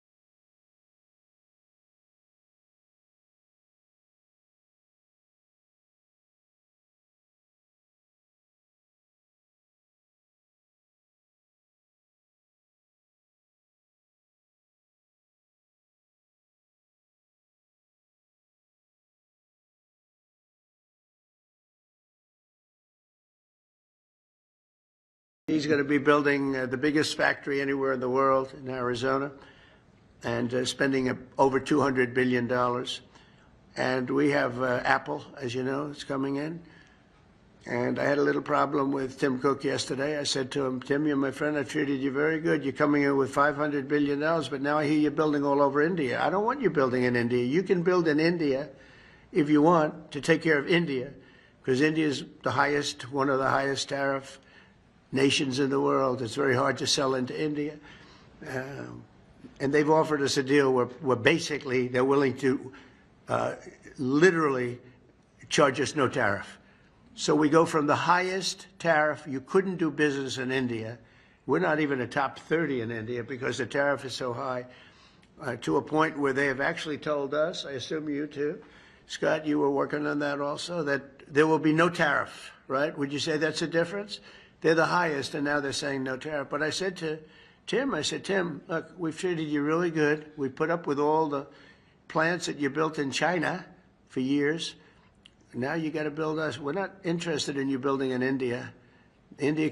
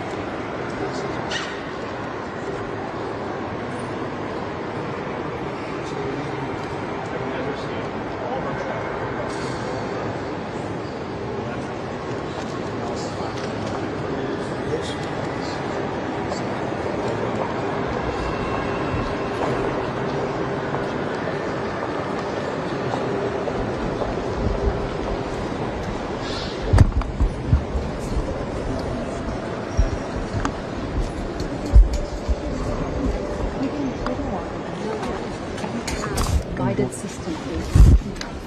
Laura. We appreciate your visit, as well as the goodwill you have expressed regarding relations with the UAE since taking office. منذ أن توليتم مهام منصبكم فخامة الرئيس Mr. President, على مدى أكثر من 50 عام for over 50 years, ترتبط دولة الإمارات والولايات المتحدة بعلاقات تحالف the UAE and the استراتيجي United States have shared a متعدد multidimensional الأبعاد strategic وصداقة partnership تاريخية ممتدة and a long-standing تقوم على friendship توجه مشترك لتعزيز grounded in a الازدهار shared commitment to والاستقرار advancing prosperity لبلدينا and والمنطقة stability والعالم. in our countries, the region, and the world. وخلال هذه العقود كانت دولة الإمارات شريكا Over the موثوقا decades, للولايات المتحدة the UAE has been a trusted partner of the سواء United على States, مستوى العلاقات الثنائية both in terms of أو bilateral على مستوى relations القضايا and in المشتركة. matters of shared concern. ونحن حريصين على We مواصلة are keen تعزيز to هذه continue الصداقة وتقويتها deepening this friendship لمصلحة البلدين for the benefit والشعبين. of both our nations and peoples. ووجودكم هنا اليوم فخامة الرئيس Your يؤكد presence أن here today, هذا Mr. الحرص President, متبادل. affirms that this commitment is mutual. العلاقات الدبلوماسية بين دولتنا أقيمت Diplomatic relations between our two سنة nations 1971 was established in 1971, لكن التواصل بين الشعبين but يعود the إلى ما connection قبل ذلك. between our peoples goes back further. هناك طبيبان Two أتوا doctors كمبشرين who came as من missionaries الكنيسة from the church في كاليفورنيا. in California. أسماءهم محفورة في Have ذاكرة their دولة names الإمارات. etched in the collective memory of the هما UAE. الدكتور بات وماريان They are كينيدي Pat and Marianne Kennedy. الذين جاءوا إلى مدينة العين They arrived in Elaine في آخر الخمسينات in late 50s, وعملا في working ظروف صعبة جدا under challenging conditions حيث كان يتوفى at a time من when كل طفلين up to واحد. 1 and 2 infants, وكانت هناك وفاة من كل 4 أمهات and in 4 خلال and الولادة. 1 in 4 mothers died during childbirth. وأسس الطبيبان الأمريكيان مستشفى الواحة They آنذاك سمي founded الواحة Oasis الذي Hospital, لعب دورا رئيسيا في تاريخ الرعاية which الصحية played a pivotal في دولة role الإمارات. in the development of healthcare in the وبعد UAE. وصولهما ببضعة أشهر A few months after فخامة their الرئيس arrival, Mr. أنا President, ولدت في هذا I was born المستشفى in the same hospital that these two American doctors الذي founded. أسسه هذا الطبيبان الأمريكيان وتقديرا لجهودهما In في recognition مجتمع الإمارات of their تم منحهما contributions, جائزة أبو ظبي في دورتها الأولى they were awarded عام the Abu Dhabi 2005. Award in كما its جرى first تغيير edition in اسم المستشفى 2005. في عام And 2019 in 2019, إلى the مستشفى hospital كاند was renamed تكريما لهما. Candid Hospital in their وعلى honor. ذلك استقبلت بهذه المناسبة عائلتهما في أبو ظبي And their family عرفانا was hosted in بما Abu Dhabi in gratitude قدماه for their service من خدمات to لشعب دولة to the الإمارات. people of the UAE. فخامة الرئيس هناك شراكة قوية بين دولة الإمارات Mr. President, والولايات المتحدة the UAE من and the أجل United التنمية. States share a strong development-focused وأخذت هذه partnership. الشراكة دفعة نوعية This وغير partnership مسبوقة has taken a significant leap forward خاصة من مجيئكم في البيت الأبيض since you assumed office, خاصة في مجالات الاقتصاد particularly in الجديد the areas والطاقة of the new economy, والتكنولوجيا energy, المتقدمة advanced technology, والذكاء الاصطناعي artificial intelligence, والصناعة and industry. ومما يؤكد على ذلك مخطط دولة الإمارات للاستثمار في الولايات A المتحدة testament to this is the في هذه UAE's plan المجالات to invest من خلال المؤسسات in the الاستثمارية US الإماراتية in these sectors وبقيمة through the UAE's 1.4 investment bodies at a total تريليون value of دولار $1.4 في trillion خلال العشر over سنوات the next 10 القادمة. years. كما أن هناك شراكات ومشروعات مهمة Additionally, في هذا المجال بين Major القطاع partnerships الخاص and projects في البلدين. are underway between إضافة private لما sector سبق entities هناك تعاون استراتيجي in both في مجال nations. الفضاء مثل ما شفت فخامة الرئيس. والولايات المتحدة Beyond شريك these استراتيجي areas, لدولة الإمارات our countries في مشروع maintain استكشاف a المريخ strategic partnership in the field of space وبرنامج exploration رواد الفضاء ومشروع استكشاف and حزام the astronaut الكويكبات. program and the وفي هذا asteroid السياق belt mission. أريد أن أذكر شيء In ربما this لا يعرف context, الكثير، I would like to share something وهو that may أن not مركبة be الفضاء widely known. الأمريكية أبولو 17 The American spacecraft Apollo التي 17 انطلقت سنة 1972 أخذت علم that دولة flew in الإمارات في 1973 رحلتها إلى القمر. has carried the UAE flag وهذا on its العلم journey نفسه to the moon. أرسلته وكالة That الفضاء same flag ناسا was إلى later sent المؤسس by NASA الوالد to الشيخ our زايد nation's رحمة الله عليه founding father, the في late عام Sheikh Zayed bin Sultan Al Nahyan 1973 in مع 1973, قطعة along من with صخور القمر. a fragment of lunar rock. والتقى الشيخ زايد رحمة الله عليه مع رواد رحلة أبولو Sheikh عدة Zayed مرات met with حيث Apollo كان لديه astronauts طموح كبير on بالوصول several occasions, إلى الفضاء. and he had a deep and enduring mission في for the مارس الماضي UAE to reach space. قلتم فخامة الرئيس أن Mr. دولة President, الإمارات والولايات in March المتحدة of this year, you كانتا stated على that the الدوام UAE شريكين and the United States استراتيجيين have long been في partners دعم in جهود efforts السلام والأمن to bring في peace الشرق and الأوسط security to the Middle والعالم. East and the world.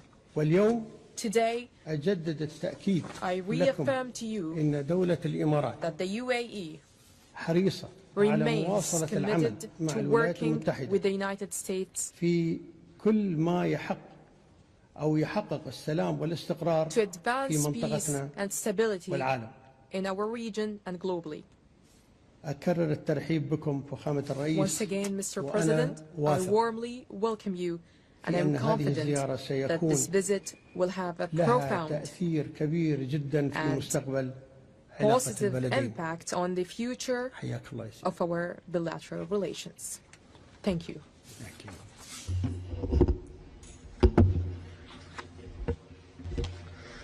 Well, I'd like to thank you, Your Highness.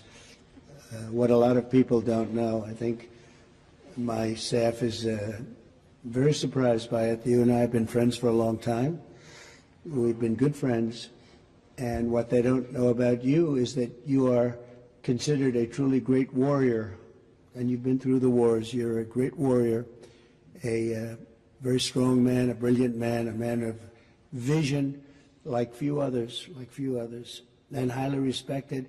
When they know you, there's tremendous respect, and you're so respected in the Middle East that it's really amazing. You know, we've done the tour with two of your very good friends, you know that, and we were talking about you, and I won't tell you everything they said, but I can say it was all good. It was all good. Total admiration and respect for what you've done and who you are. And they said, when he gives you a handshake, when he makes a deal, that's the deal. And your wonderful brother came to Washington a few weeks ago, and he told us about your generous statement as to the 1.4 trillion. And all I could say is thank you very much. We will work very hard to deserve it. I have absolutely no doubt that the relationship will only get bigger and better. Your relationship and mine can't get better, so I can't say it's going to get better because it's at the highest level it can be.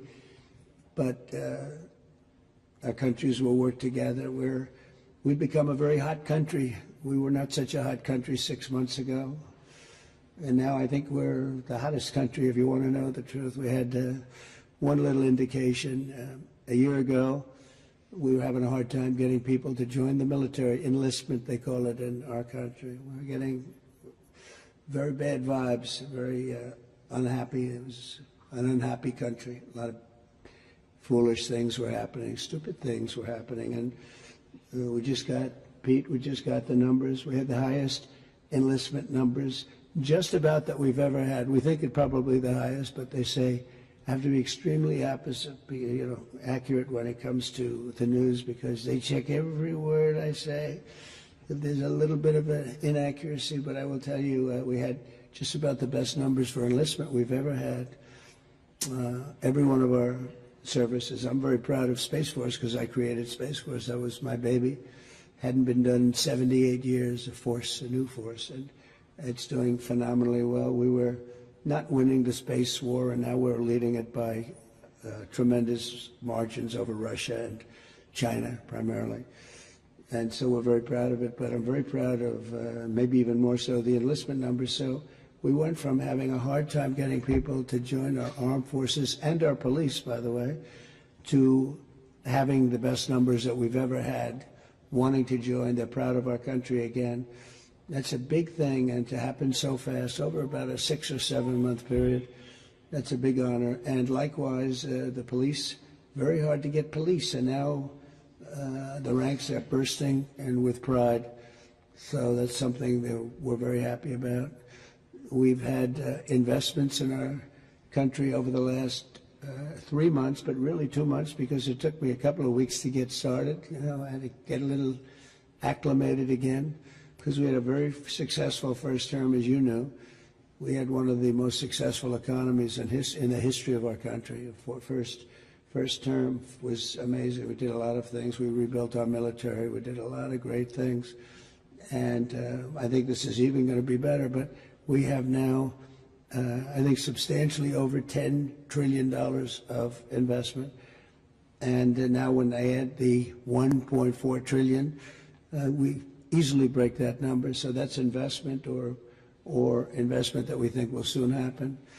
And it doesn't include people that are building, because not everybody comes and tells us that they're building, and it's a big country, but we're having numbers that we've never done before, and that means AI plants. That means,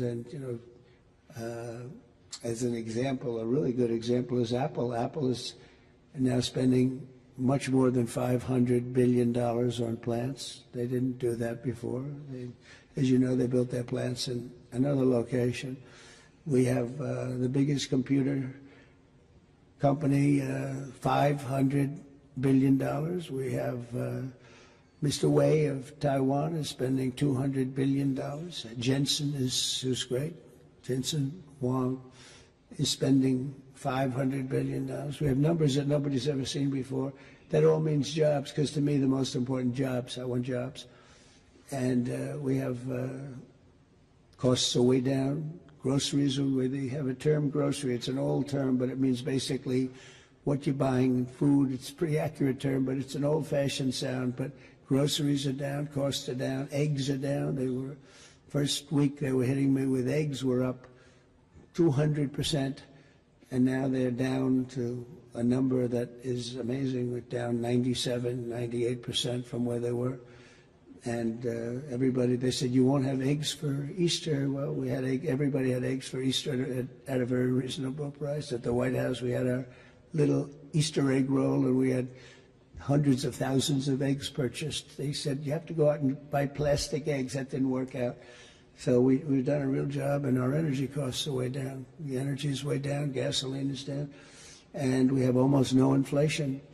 So we've got the economy back. We've got a border now that's very powerful, 99.9%, and nobody would have believed that was possible. It was a real mess. And we had, frankly, an incompetent previous administration. I know you weren't thrilled with them. They abandoned people, and it wasn't that they abandoned. They didn't bother to call people back. They treated people with great disrespect, but part of it was a level of stupidity that we've never seen before. And I'm glad we arrived, and I know you people also woo you. You're an amazing country. You're a rich country. You can have your choice, but I know you'll never leave my side. I know that. And you know the special relationship that we have and our country has. So our country's back with you, and our country's back in a lot of ways. We have a country with tremendous spirit right now, tremendous. I haven't seen anything like it. I would say this. We're far ahead of schedule. If you would have told me these numbers in a year and a half from now, I would have been very happy with them. But think that substantially more than $10 trillion. You'll have numbers of other presidents where they won't do $1 trillion in many, in a long time. $1 trillion. We did it in 2 months because, again, you figure 3, but let me have 1 month of fixing up the Oval Office. In other words, getting things ready.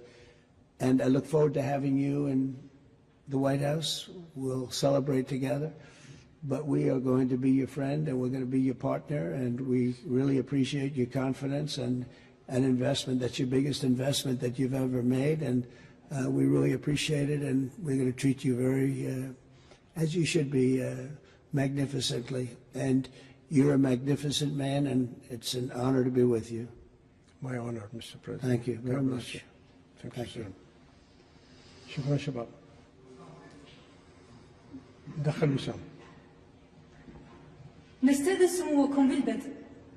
Your Highness, Your Excellencies, distinguished guests, in recognition of President Donald Trump's exceptional efforts to strengthen the long-standing ties of friendship and strategic partnership between the United Arab Emirates and United States of America, I am honored to announce that His Highness Sheikh Mohammed bin Zayed Al Nahyan bestows the Order of Zayed upon President Trump.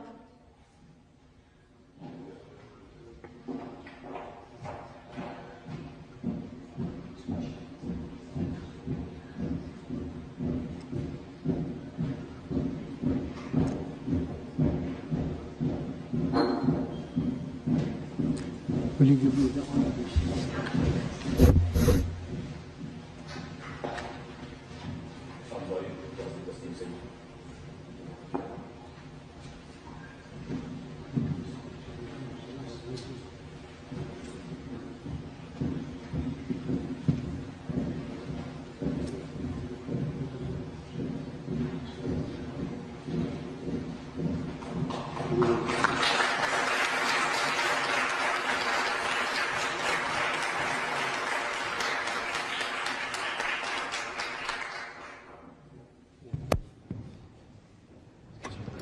Thank you.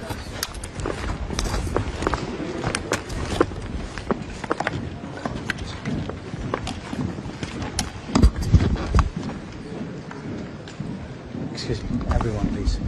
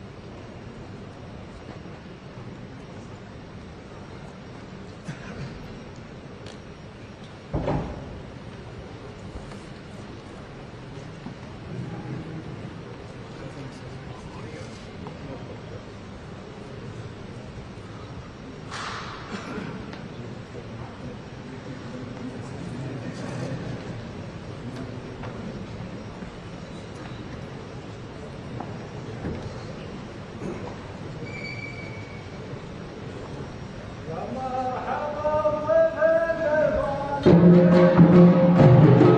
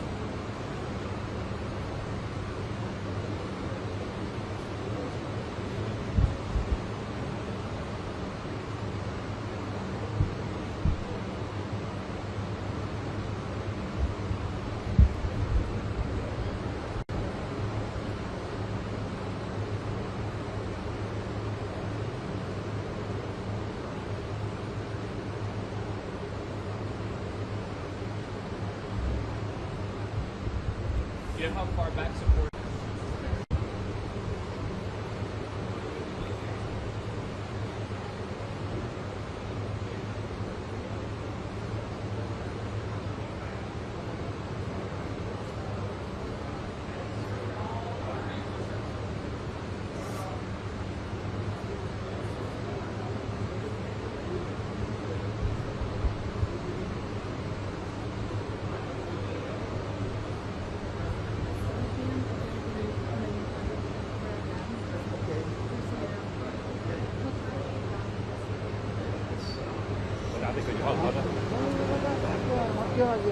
لا انت اهم عنه. اسمع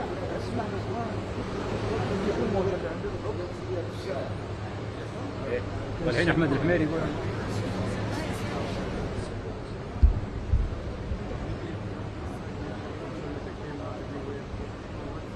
concentrate on these people, it's just with him now they can go further up. Just pick it up this little topic you're talking about. Of course. He's a big guy. Yeah. He's a big guy. I do see him from the light. I saw him on Instagram. He's covering everything. Right?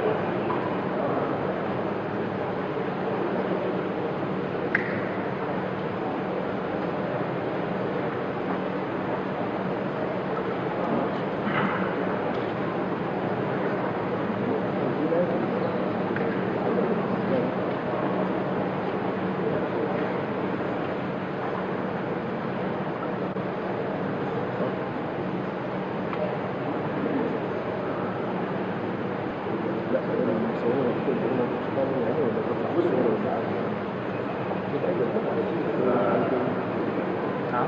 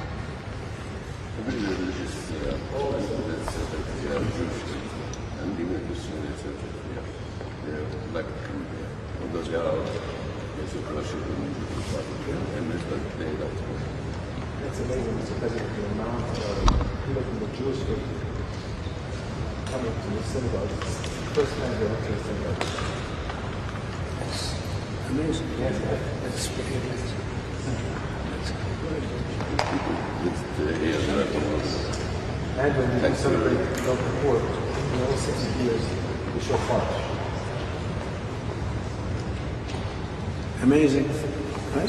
Amazing. Thank you, President.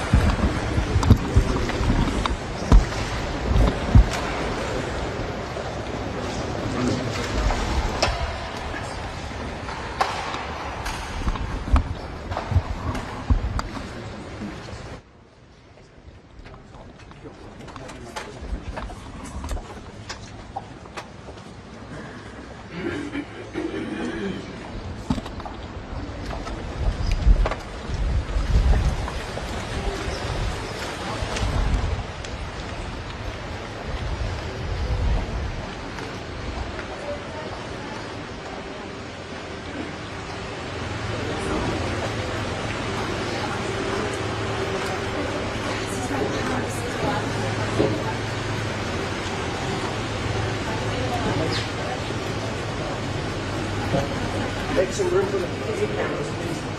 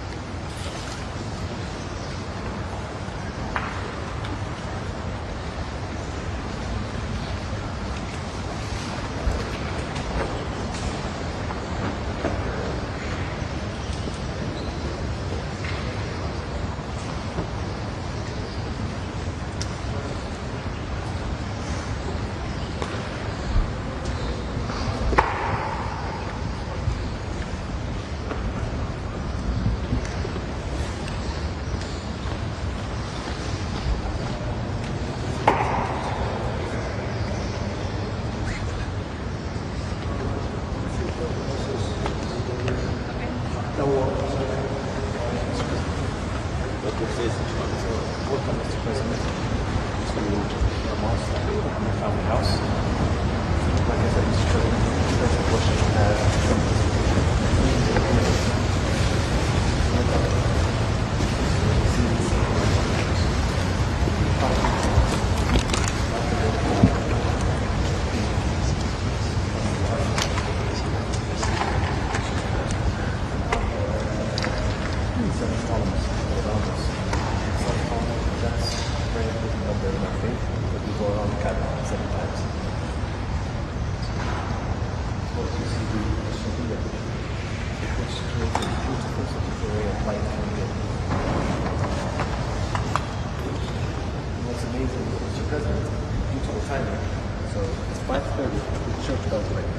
right after that, we have the Muslim call to prayer. And the whole city is there.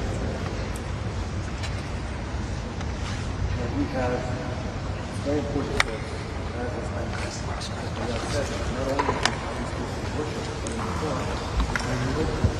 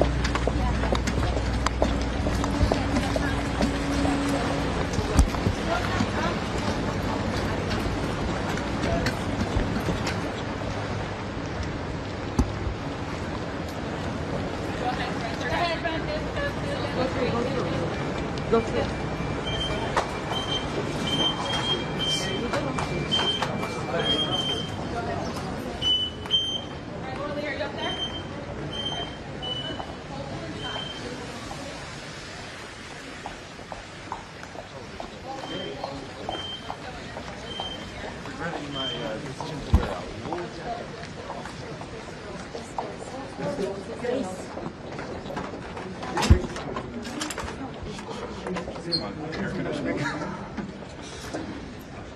We're just getting still set. He's not in here yet. Okay. We're just getting still set. You ready? We ready? Yes. Travel pool camera, right this way. Yes, travel pool camera. Yeah. Right here. White House TV. Excuse us. Thank you.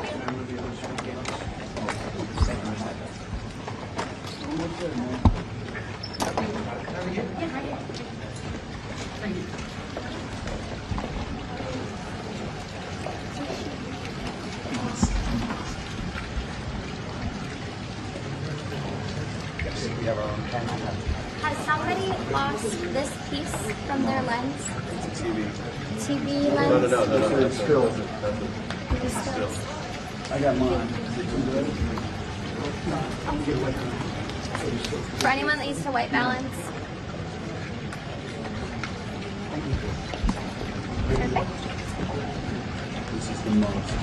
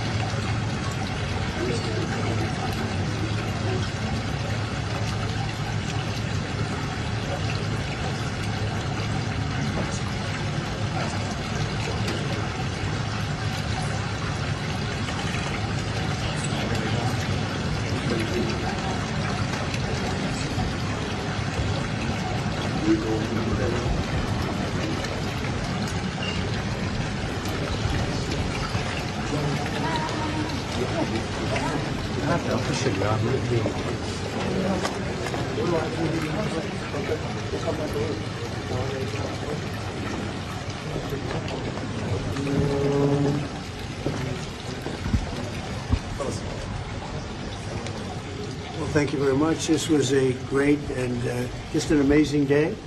This was a little bit of an endurance test. He was just testing to see whether or not I had the endurance. I do very easily. We could have done it 10 times over.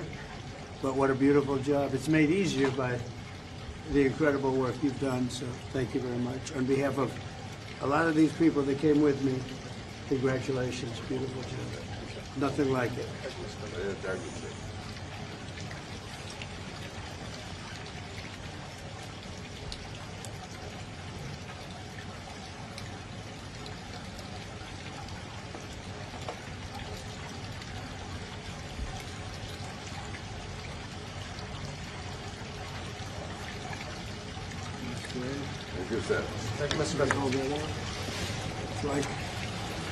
It's like in the Oval, just a lot heavier. So your message to people of Abu Dhabi? Well, it's just a message of unity when you look at what we've just seen. It's great unity, great faith. They're incredible people with a tremendous leader who's a friend of mine. Thank you very much, everybody.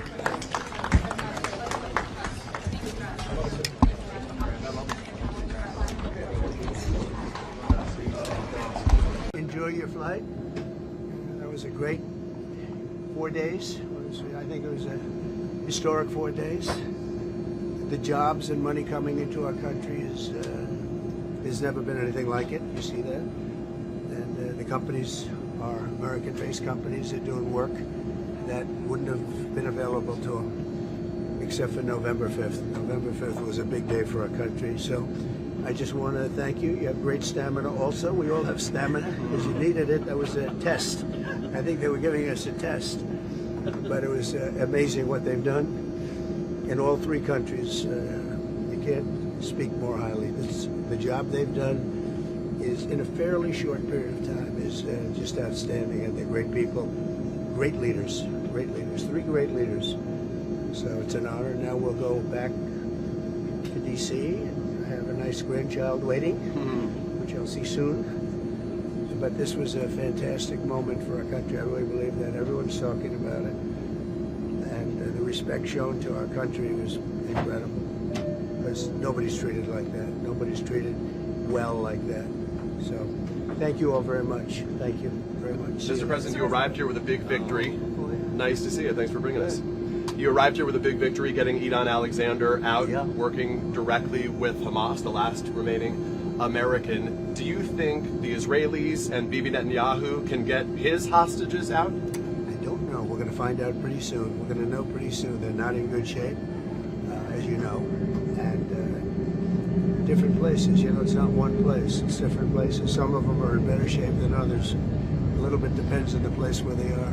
But we'll be working with them to get them out. The Israelis didn't want the U.S. to be recognizing the new Syrian government. Is there a message that... I don't know. I didn't ask them about that. I thought it was the right thing to do. I've been given a lot of credit for doing it. Look, we want Syria to succeed. It's been a mess for 10 years and much longer than that. It would not have been... These were very biting. You know, when you look at the sanctions, these were really brutal. And they would have, I would say, zero chance of success. And this way they have a chance.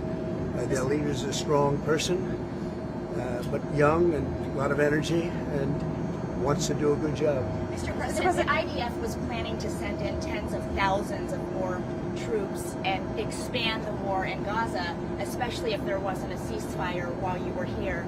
Do you support that? Well, we're going to see what happens. I think a lot of good things are going to happen over the next month. And we're going to see. We have to help also out the Palestinians. You know, a lot of people are starving on Gaza, so we have to look at both sides. But we're going to do a good job.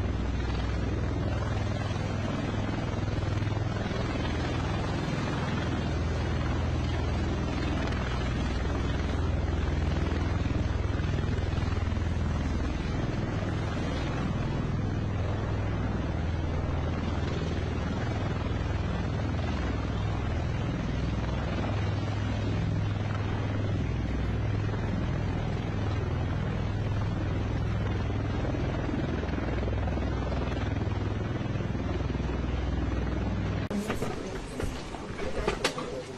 right, just relax. Welcome in. Just relax. Peter. Okay, one more. One more. Just move. One's at the very back. Kit. Yes. Either that. 1 second, sir. All right.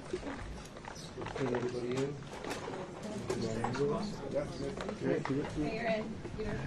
We good to go? We good to go? We good to go? Go ahead, sir. All right, thank you. Mr. President, welcome to Canada. Thank you. It's a great honor. Happy birthday. A few days short.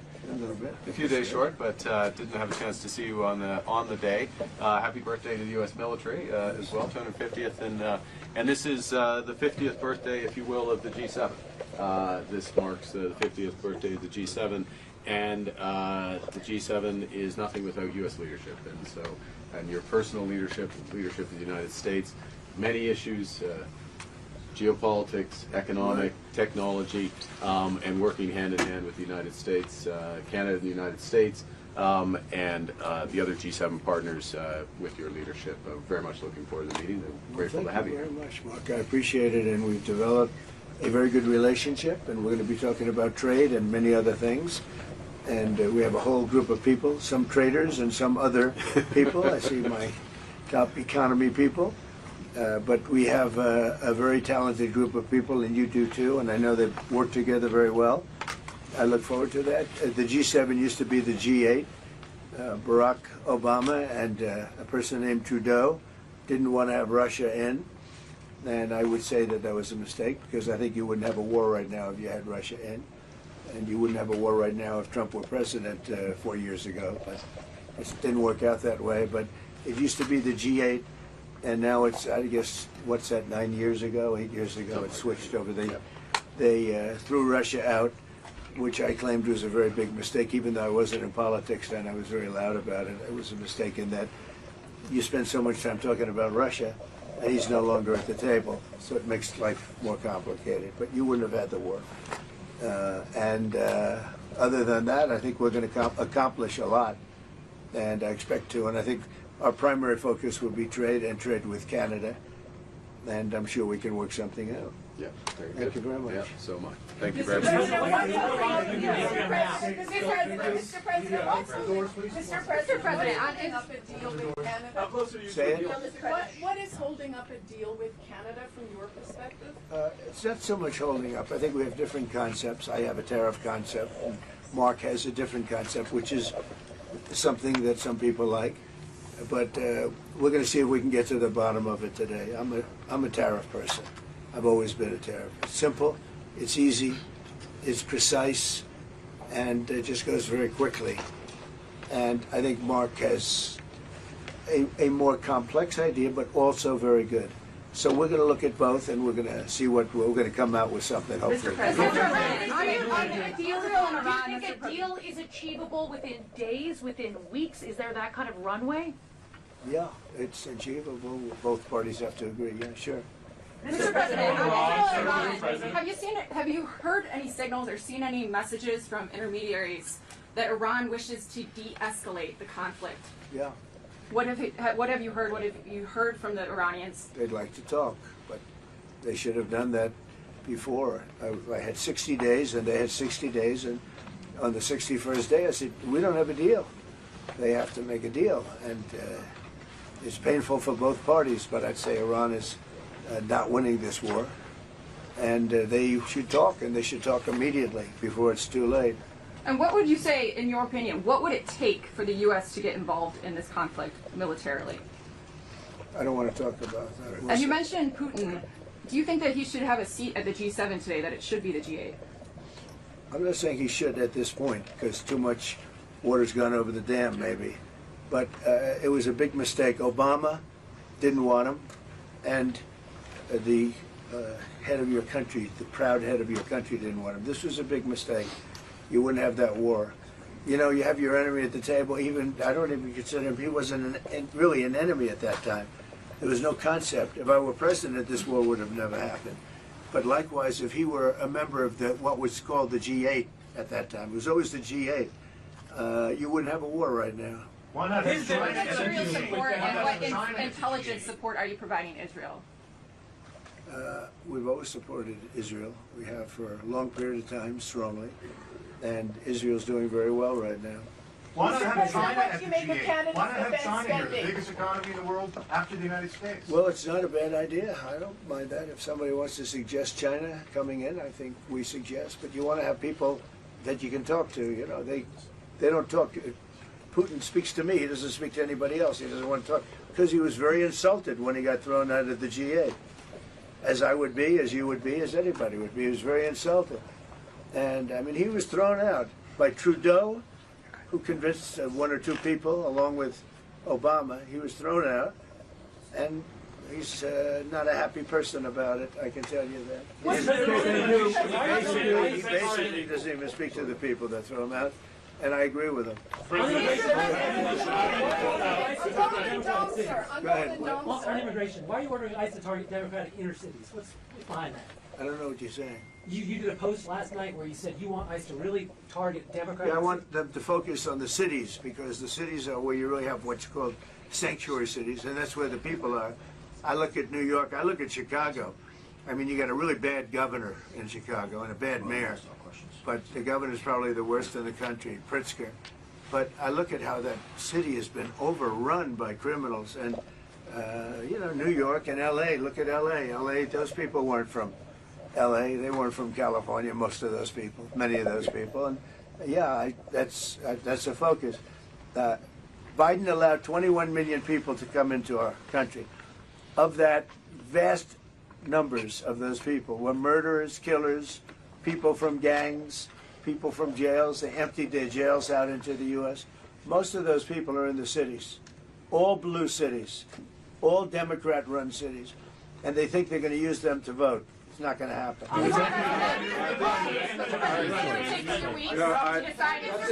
That's it.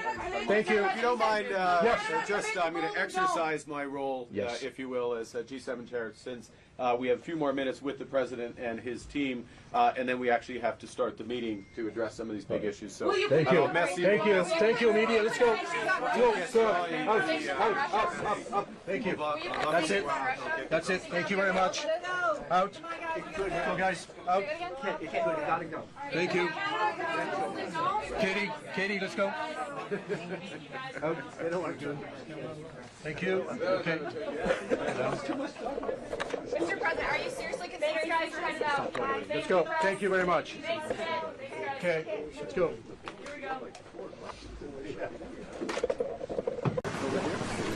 The Right Honourable Mark Carney, Prime Minister of Canada, and Mrs. Diana Fox Carney.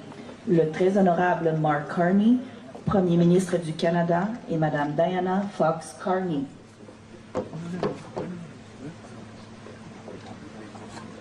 Her Excellency Ursula von der Leyen, President of the European Commission, and Professor Dr. Heiko von der Leyen. Son Excellence, Madame Ursula von der Leyen, Présidente de la Commission européenne, et Professeur Dr. Heiko von der Leyen.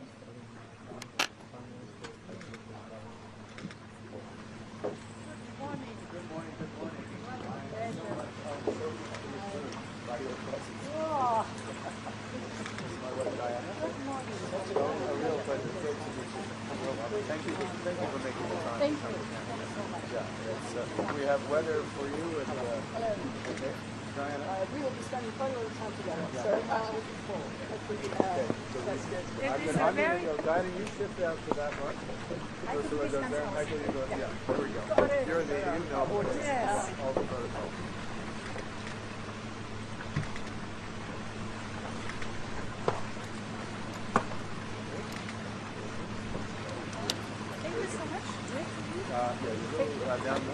See you later.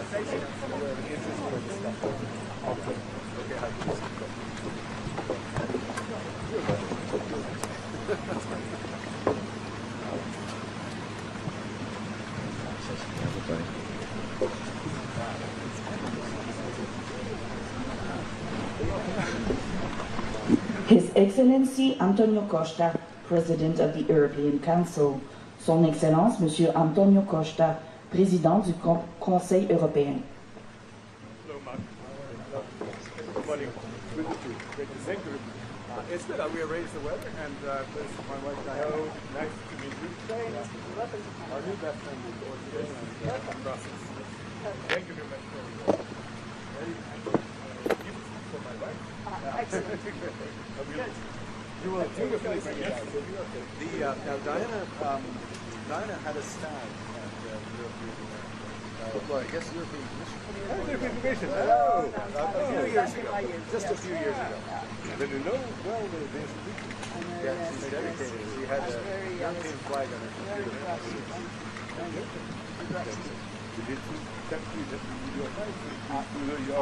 I will, exactly. I'll bring, you know what she might? That's what we do. She may come. Oh, you just, I think I just tipped her over.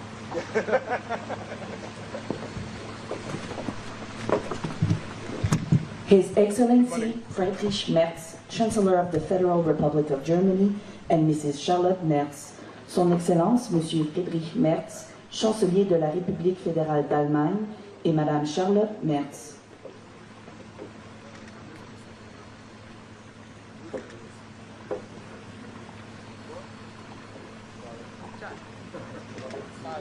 Thank you for during our football talk. This is my wife, Diana. Thank you. Rose, is that very right? Yeah. Absolutely. Getting to know each other better. Yes. No, it was good. I got a lot of my wife, Diana. See you again. We saw you in Rose. Yes. Yes, we got to get it. Right. Right? You go, I'm going to put you on, no, I went over. Okay. Charlotte, you should go to the far side of Diana. Okay. On that, or something like that. Is that okay? Yeah, I think it works. No, this is perfect. Yeah, he, How's your meeting with Trump? fantastic. Thank you very much. Okay, very good. Okay, let's see you in a minute. Do some more. Okay? Diana? Got to, okay. See you later.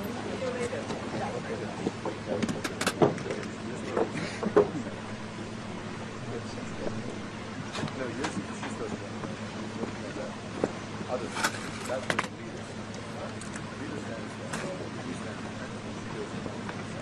That might be the last. His Excellency Shigeru Ishiba, Prime Minister of Japan, and Mrs. Yoshiko Ishiba. Son Excellence, Monsieur Shigeru Ishiba, Premier ministre du Japon, et Madame Yoshiko Ishiba.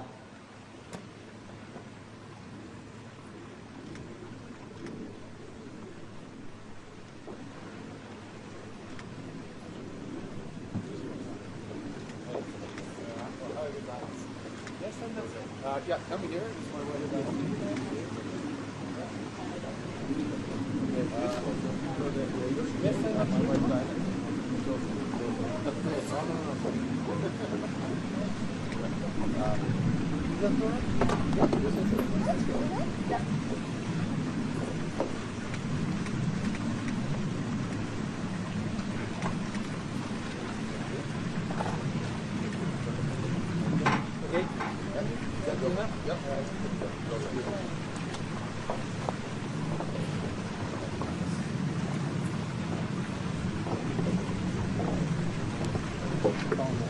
The Right Honourable Sir Keir Starmer, Prime Minister of the United Kingdom of Great Britain and Northern Ireland. Le Très Honorable Sir Keir Starmer, Premier ministre du Royaume-Uni de Grande-Bretagne et d'Irlande du Nord.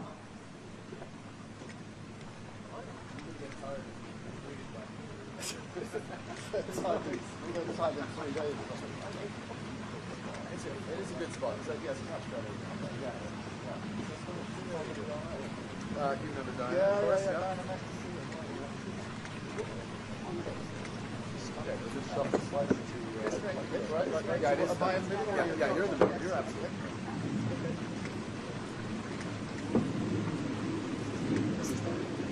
Oh, of course, you'll have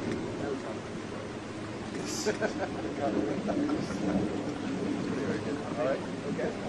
Yep. And I'll see you in a moment. Yep.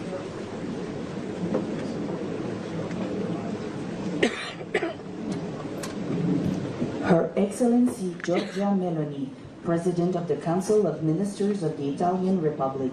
Son Excellence Madame Giorgia Meloni, Président du Conseil des ministres de la République italienne.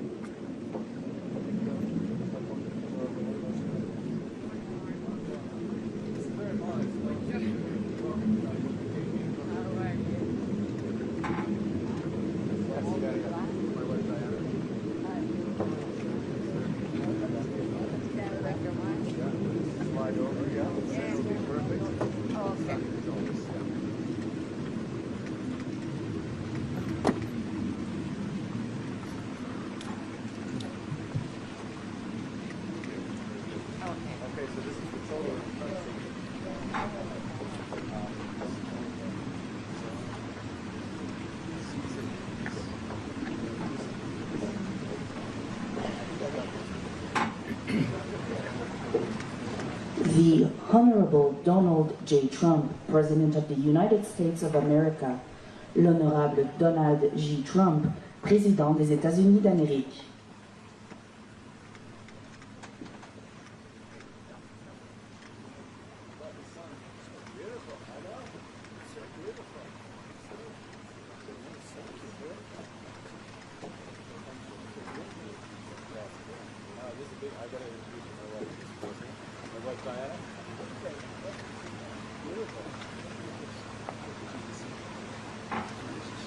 You go over there. I'll put you over there. Okay. Yeah. It's not bad. It's not bad.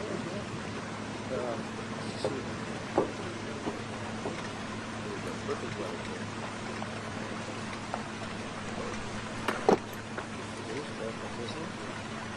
We got the cake and we got the cake. It's a 100% chance of rain. I thought you were confident. I saw it. But that was 50 years ago. Okay, good. We good? Yes. Okay. All right. So if you come this way. Yeah. Mr. President, on the bunker buster bomb, sir, are you considering sending bunker busters to Israel, sir? Any more weapons to Israel, sir? His Excellency Emmanuel Macron, President of the French Republic. Son Excellence Monsieur Emmanuel Macron, Président de la République française.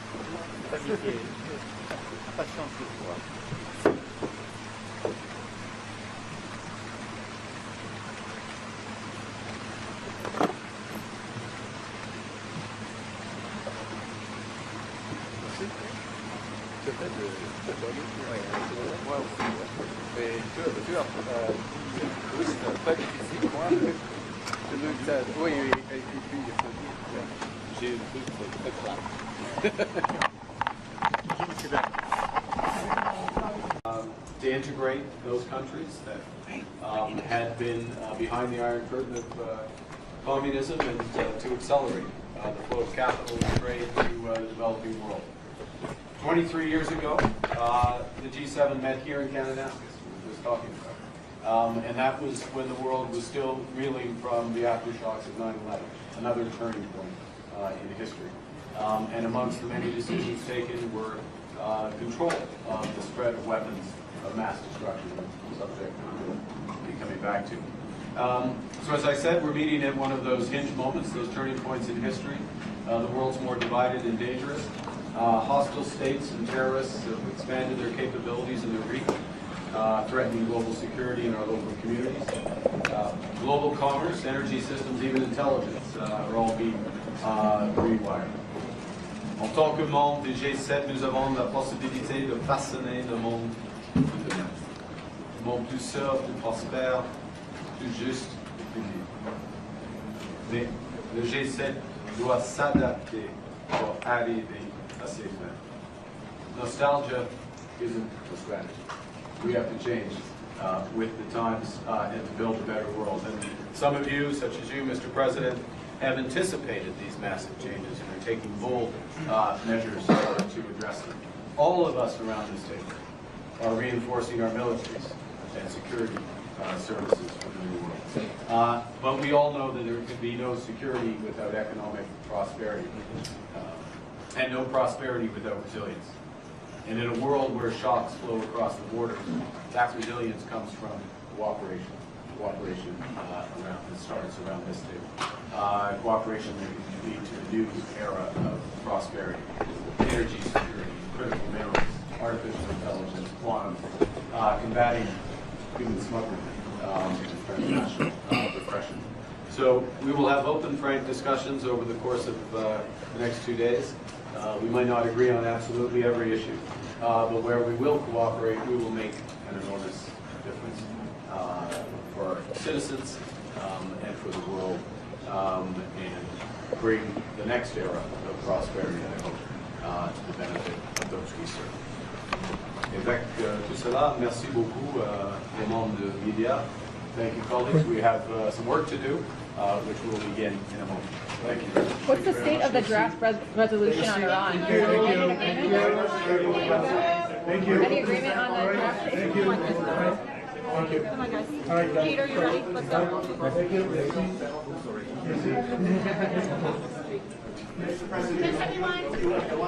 Thanks, guys. Come on.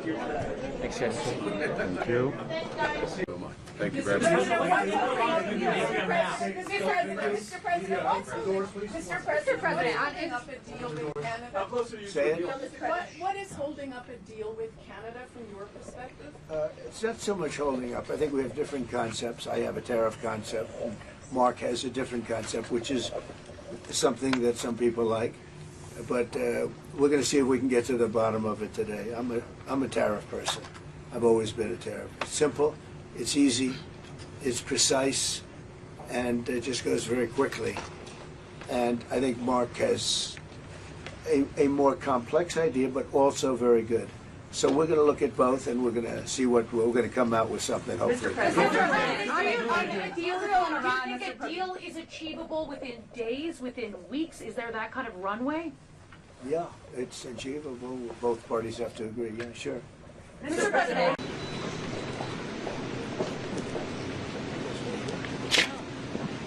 Oh, come on, sir. Pull camera. Pull camera.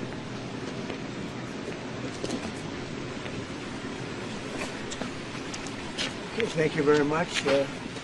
We all know the great Prime Minister of the UK, and we just signed a document. This is, sorry about that. A very important document. A little windy out here. Come in. We just signed it, and it's done. And so we have our trade agreement with the European Union, and it's a fair deal for both. Going to produce a lot of jobs, a lot of income, and we have many other ones coming. But you see the level of enthusiasm is very good. But the relationship that we have is fantastic. So I just want to congratulate you. But Donald, thank you very much. This now implements on car tariffs and aerospace, our really important agreement. And so this is a very good day for both of our countries, a real sign of strength. So thank you again, Donald. A really important day for both of us. Great people. Has anything changed in the agreement since you spoke on the phone from the Oval Office? How much? Nope. This is implemented. May I ask you a question, please?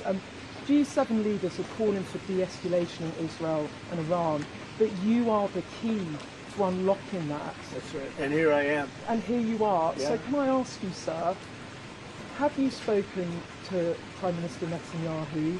When might you speak to him? I've spoken to everybody. What will you say? Israel is doing very well, as you probably noticed, and I gave Iran 60 days, and they said no, and the 61st you saw what happened. Day 61. So I'm in constant touch, and as I've been saying, I think a deal will be signed, or something will happen, but a deal will be signed. And I think Iran is foolish not to sign one. Mr. President, Iran is accusing Netanyahu of attacking them to deliberately derail your nuclear plan that you had. What do you say to that? Do you think that's true? No. Look, Iran should have signed the deal. If it would help bring Iran to the negotiating table, would you guarantee that the U.S. would not get involved militarily? Well, I think Iran basically is at the negotiating table. They want to make a deal. And as soon as I leave here, we're going to be doing something. But I have to leave here. I have, this commitment. I have a lot of commitments. I have a commitment to a lot of countries, including the UK, where we just signed our deal. Mr. President, across the Ukraine, Mr. President, when will settling on steel tariffs? We're gonna let you have that information in a little while. Russia-Ukraine talks, sir, on U.S.-Russia talks, when will they restart? They're starting already. Mr. President, do you agree with the European push to apply more sanctions on Russia? Do the U.S. support that? Well, Europe is saying that, but they haven't done it yet. Let's see them do it first. You told me earlier that you could sanction Russia. Why wait? Why wait to sanction them? Because I'm waiting to see whether or not a deal is signed. Can you guarantee the UK won't be subject And don't to any forget, sanctions cost us a lot of money. When I sanction a country, that costs the U.S. a lot of money, a tremendous amount of money. It's not just let's sign a document. You're talking about billions and billions of dollars. Sanctions are not that easy. It's not just a one-way street. And just quickly, do you think that Israel can... Is that still proceeding? You can issue sort of review of that. Yeah, we're proceeding with that. It's a really important deal to both of us. I think the President is doing a review. We did a review when we came into government, so that makes good sense to me. But it's a really important... We're very long-time partners and allies and friends, and we become friends in a short period of time. He's slightly more liberal than I am, to put it mildly. I stand slightly on the left. But for some reason we get along. We make it work. Mr. President, did you just say Ukraine get in the way of arming Israel? There's quite a few British voters who worry who side more with the Russians over the Ukraine war. Can you reassure British people that is not the case? I just, you know what I side on? Saving lives. I only care about saving lives. We have nothing to do with it except that Biden stupidly let us get into that mess and gave him $350 billion. $350 billion. And yet, despite that, you saw how we did in the Middle East. We took in $5.1 trillion. We have $15 trillion almost, looking around that number, going to be invested in the U.S. So the money is not the thing in this case. It's 5,000 young people are being killed every week in Russia, Ukraine. And if I can stop that, I'll be very happy. They're Ukrainian and they're Russian.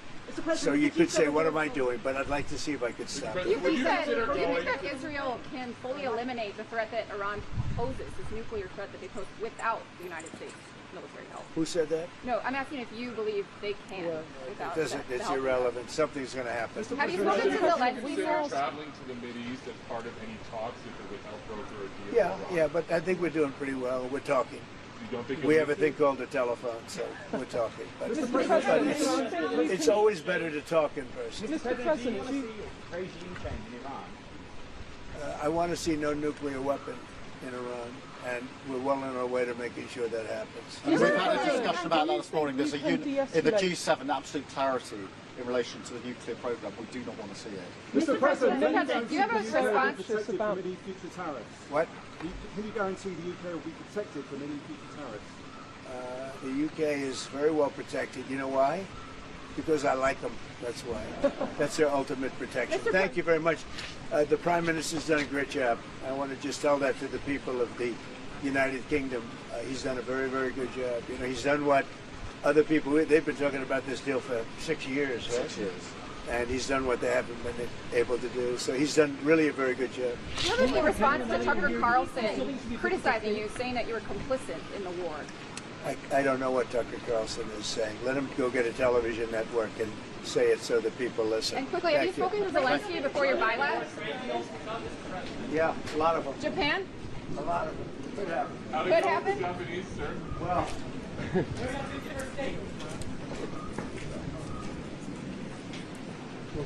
United Kingdom, he's done a very, very good job. You know, he's done what other people, they've been talking about this deal for 6 years, right? 6 years.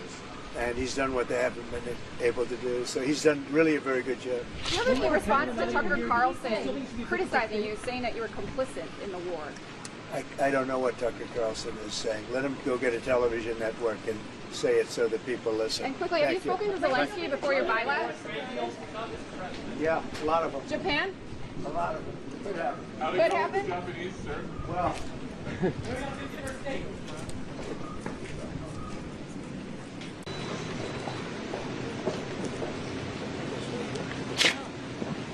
Oh, come on, sir. Pull camera. Pull camera.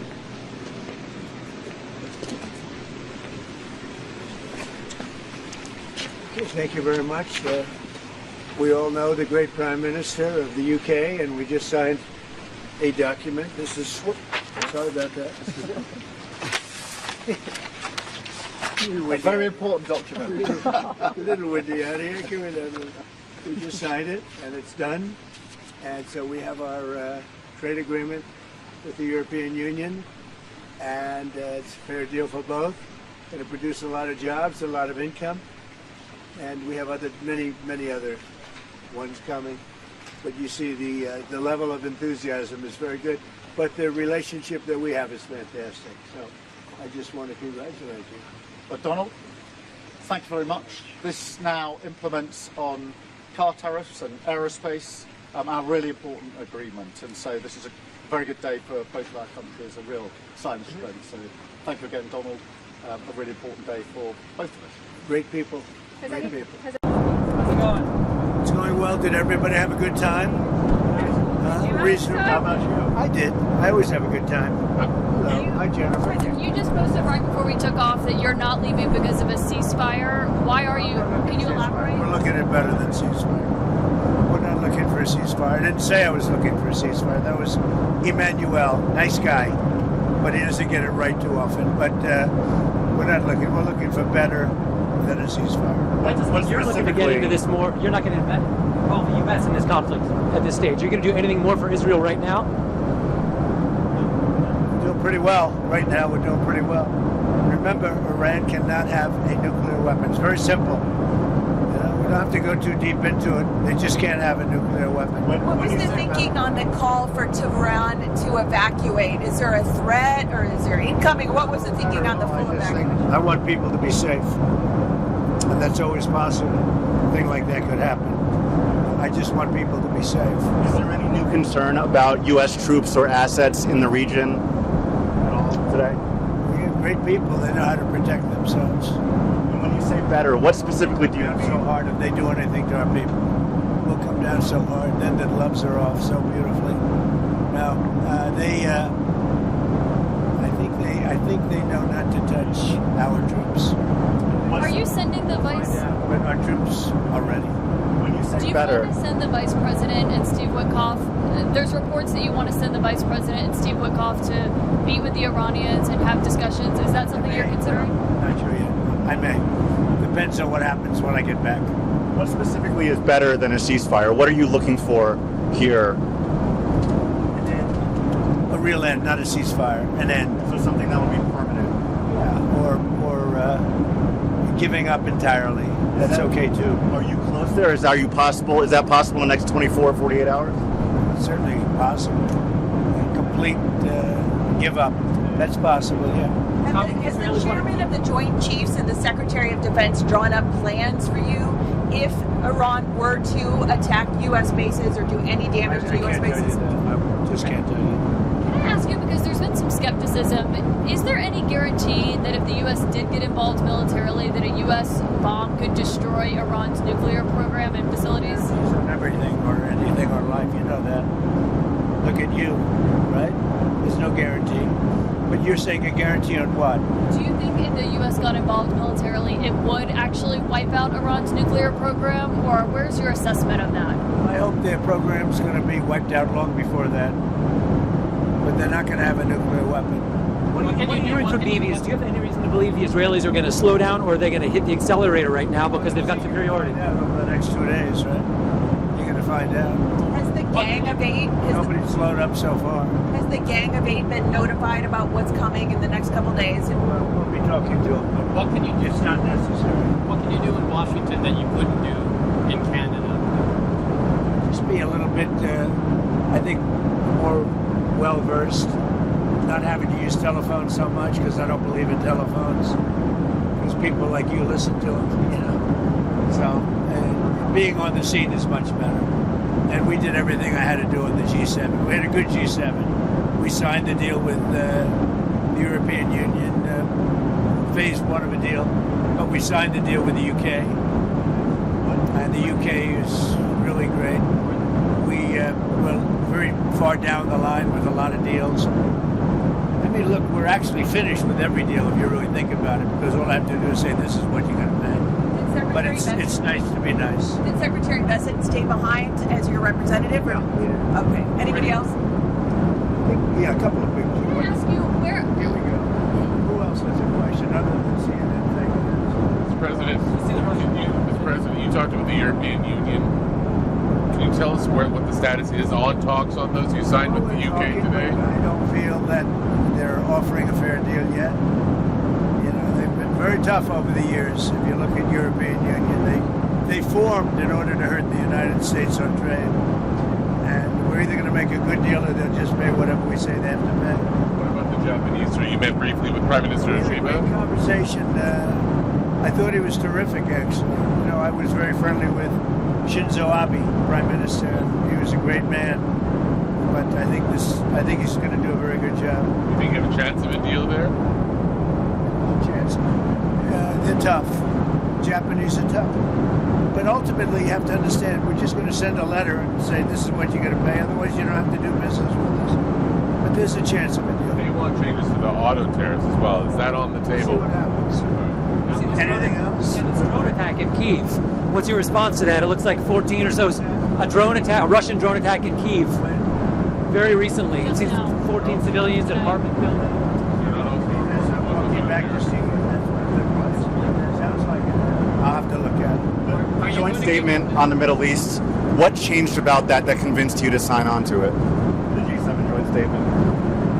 Well, I haven't seen the statement yet, but I authorized them to say certain things. I don't know whether or not they said them correctly, but I think they probably did. We had a good meeting. I think that Canadian representatives were very good. He did a very good job. How are the trade? How was your meeting with him? How are the trade talks looking with the Canadians? I think we had a lot of good talks with a lot of people. You said he's looking for something more complex. Can you tell me what you mean by that? They get too complex on the deals and they never get done. And we need speed. You know, we're dealing with really, if you think about it, probably 175 countries. And most of them are going to just be sent a letter saying, it'll be an honor to trade with you and here's what you're going to have to pay to do it. We're making a lot of money. You know, we took in $88 billion in tariffs. And I was called by Congress about 2 nights ago saying, we don't understand, the numbers are so far off. And I said, is that good or bad? He says, well, we're taking in so much more income than we thought. We've never seen anything like this. What is it? I said, check the tariff column.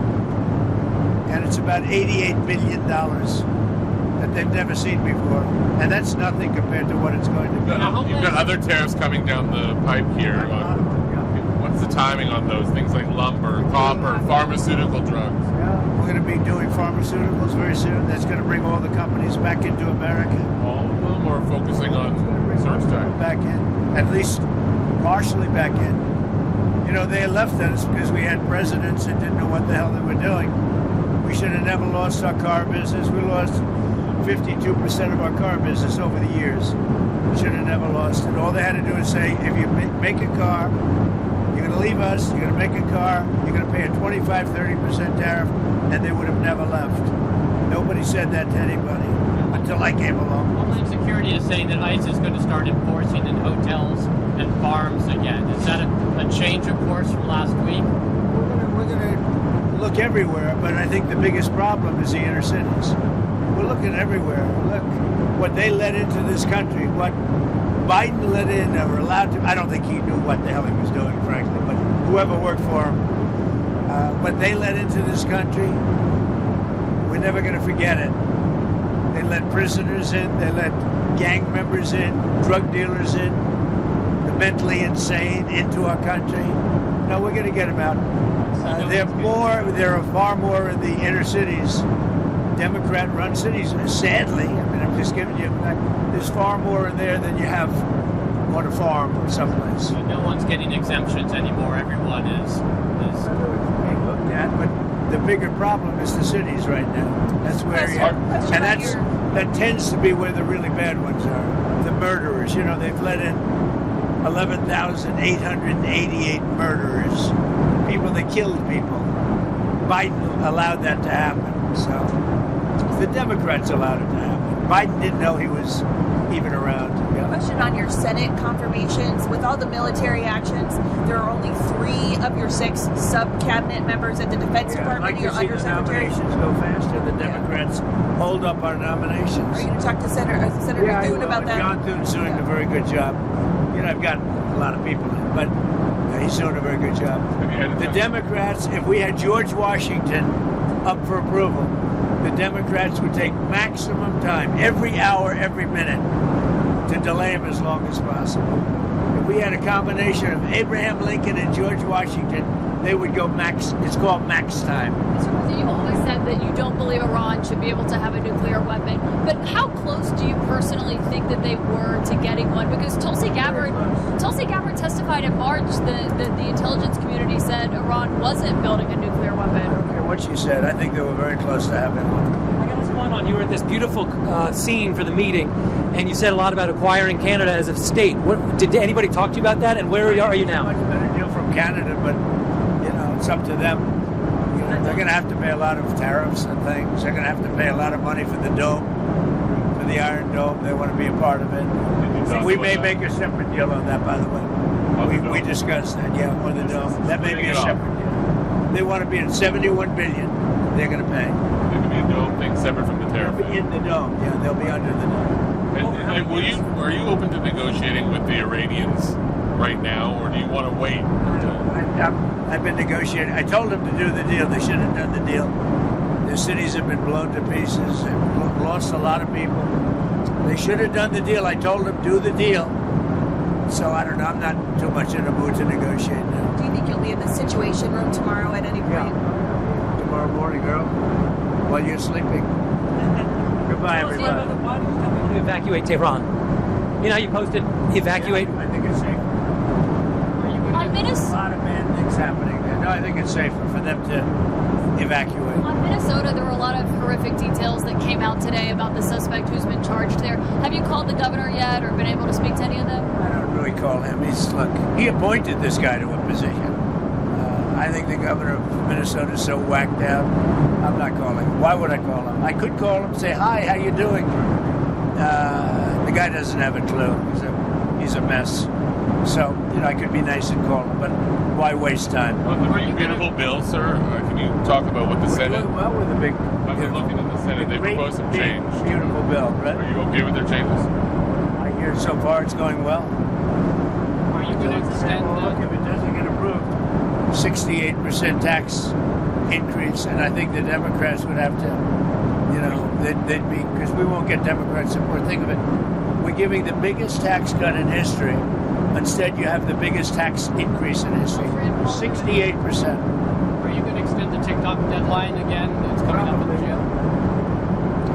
Probably have to get China approval. I think we'll get it. You have the legal basis to do that? I think President Xi will ultimately approve it. And you have the legal basis to do that, to keep extending it? Yeah, we do.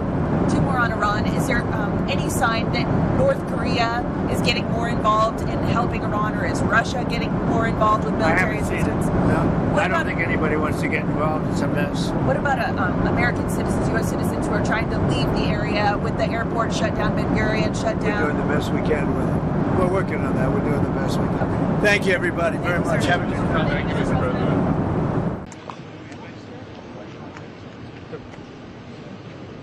I'm taking photos of my president shaking the people's hands. No, that's not allowed. No way. Can we take photos for the president? Nope. These aren't official photographers. They're posed. Okay.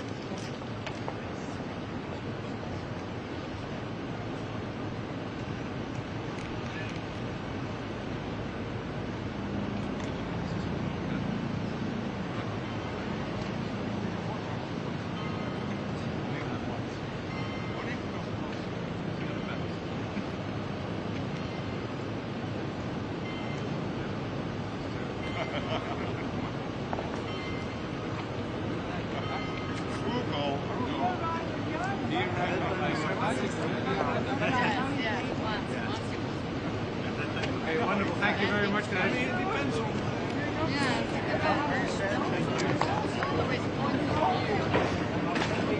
you.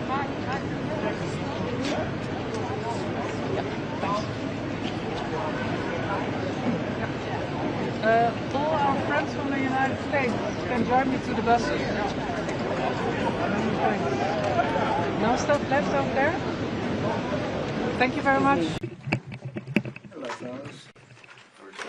Had a big weekend. Sir. Great weekend. See you on the plane. They were with you on the plane? They travel. Most of them, yeah. They have better seats than I do. President, what are you telling your Prime Minister about your goals for NATO and Article 5 today?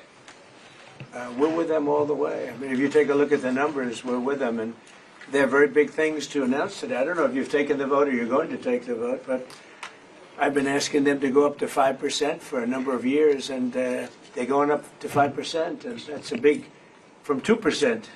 And a lot of people didn't even pay the 2%.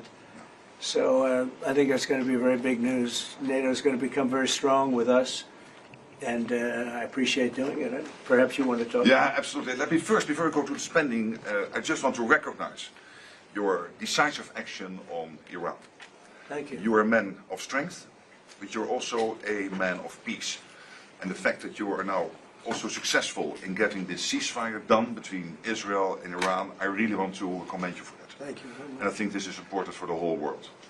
Then on spending, it's absolutely true. I want to state here, without President Trump, this would not have happened. In 3 stages. When you became president in 2016, 2017, you forced Europeans and Canadians to pay more. At this moment, the result of that phase is 1 trillion extra aggregate defense spending by the Canadians and the Europeans. Then came phase 2, when you became president in January last year. Phase 2 is that all the countries not yet on 2% have now committed to the 2%. This is the old goal from Wales in 2014. 7 were not on 2%, some were saying somewhere in the 2030s. Now this year, all of them, including Canada, including Italy, including Belgium, they have all now committed to the 2%. And now comes the big splash. Today, we will decide to go to 5%. We have to keep ourselves safe from our adversaries, but also because it is fair to equalize with the United States. With this 5%, the Europeans and the Canadians will equalize their defense spending with the United States. So this is not about American taxpayers paying more. This is about Europeans, Canadians paying more. And again, this would not have happened. I'm really saying this here. And some people might criticize me, but then when I speak with them, they all say, yes, you're right. This would not have happened if you would not have been elected in 2016 and re-elected last year and back into office in January. So I want to thank you. Well, thank you very much. It's a great victory for everybody, I think. And we will be equalized very shortly, and that's the way it has to be. It's going to be a lot of money, too, a lot of defense. Trillions extra. Yeah, and we have a great relationship, and we've had a great relationship from the beginning. Highly respected man, and yeah, we appreciate you being here too, everybody. We really do. We have a tremendous group of people on my left and a tremendous group of people on my right. They might be even better than my people. I don't know. Let's have a fight. Let's figure it out.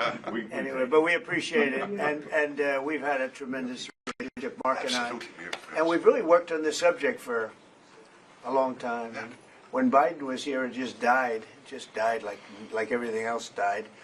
And now it's, you're going to take, I guess, a vote today, right? Absolutely. Today we will decide unanimously to do this. That's my absolute conviction. So we can't talk about it until the vote's taken, because sometimes, you know, strange things happen with those. But I think you're going to I'm not too worried. I think you're going to do very well. Everyone's very happy about it. Go ahead, yes. Mr. President, how is the Iran-Israel ceasefire going, in your opinion? I think very good.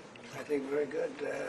Israel came back yesterday. I was so proud of them because they came back. You know, they went out because they felt there was a violation, and technically they were right, but it just wouldn't have worked out very well. And they brought the planes back. They had gone on to another journey because there was a little bit of a violation, and I said, you got to get them back. And they came back, and it was a great thing, and it's going very well. Mr. President, what are your sort of response to the foreign minister saying he still wants to enrich nuclear? Hello, Katie. She's so great, this one. Any question she asks, I'll answer. Well, maybe I better not say that. What was your question? What is your response to the Iranian foreign minister continuing to say Iran will enrich uranium and pursue nuclear weapons? Well, I don't know if they've said that, but I'll tell you, the last thing they want to do is enrich anything right now. They want to recover. And we won't let that happen, number one. Militarily, we won't. I think we'll end up having somewhat of a relationship with Iran. I see it. Look, I've had a relationship over the last 4 days. They agreed to the ceasefire. And it was a very equal agreement. They both said, that's enough. They both said it. But no, they won't do that. The last thing they want to do, Katie, is enrich. They're not looking to, they're not, can you imagine after all of that, they're going to say, oh, let's go and do a bomb. You know, there could be a day in the future, and then somebody else taking our place will be saying, don't do it. And maybe they won't do it as well, I don't know. But they're not going to have a bomb, and they're not going to enrich. And we believe all of the stuff is down there. We don't think they had nearly the time, because to get that out is a very difficult thing. It's not like moving a package or taking this carpet up and moving it. It's very difficult. It's very dangerous to do. We believe it's all down there. We had a tremendous victory, a tremendous hit, and because of that, I don't think they would have been down there, because they knew we were coming. When they know we're coming, they're not going to be down in that 30 stories underground. So. No, I think it was just a tremendous victory for everybody, including Iran. Look, they've got a country, and they've got oil, and they're very smart people, and they can come back. Israel got hit very hard, especially the last couple of days. Israel was hit really hard. Those ballistic missiles, boy, they took out a lot of buildings, and they've been great. Bibi Netanyahu should be very proud of himself, and they've really been great. But they're not going to be building bombs for a long time. Mr. President, what's your reaction to the intelligence reports saying that the Iranian nuclear sites were only partially devastated, not entirely? Yeah, well, they said it was actually, the report said it could have been they don't know. I mean, they did a report. I could have Pete talk to it because his department did the report. They really don't know. I think Israel's going to be telling us very soon, because Bibi is going to have people involved in that whole situation. We hear it was obliteration. It was a virtual obliteration. When you take a look at the ground above, don't forget, the flame is all underground. But everything above, if you look at the before and the after picture, everything above is burned black. The trees, everything. There's one building, but that's a building that sunk substantially into the granite, so that, the fire goes right over it. I believe it was total obliteration. I believe they didn't have a chance to get anything out because we acted fast. If it would have taken 2 weeks, maybe, but it's very hard to remove that kind of material. Very hard and very dangerous for them to remove it. Plus, they knew we were coming. And if they know we're coming, they're not going to be down there.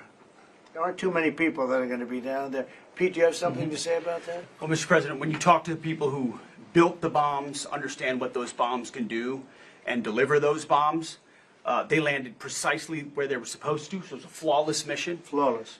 Right down where we knew they needed to enter, and given the 30,000 pounds of explosives and capability of those munitions, it was devastation underneath Fordo. And the amount of munitions, 6 per location, any assessment that tells you it was something otherwise is speculating with other motives. And we know that because when you actually look at the report, by the way, it was a top secret report, it was preliminary.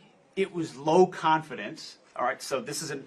You make assessments based on what you know. They said it could be very devastating, very serious. Moderate to severe, and we believe far more likely severe and obliterated. So this is a political motive here. Is there a leak investigation?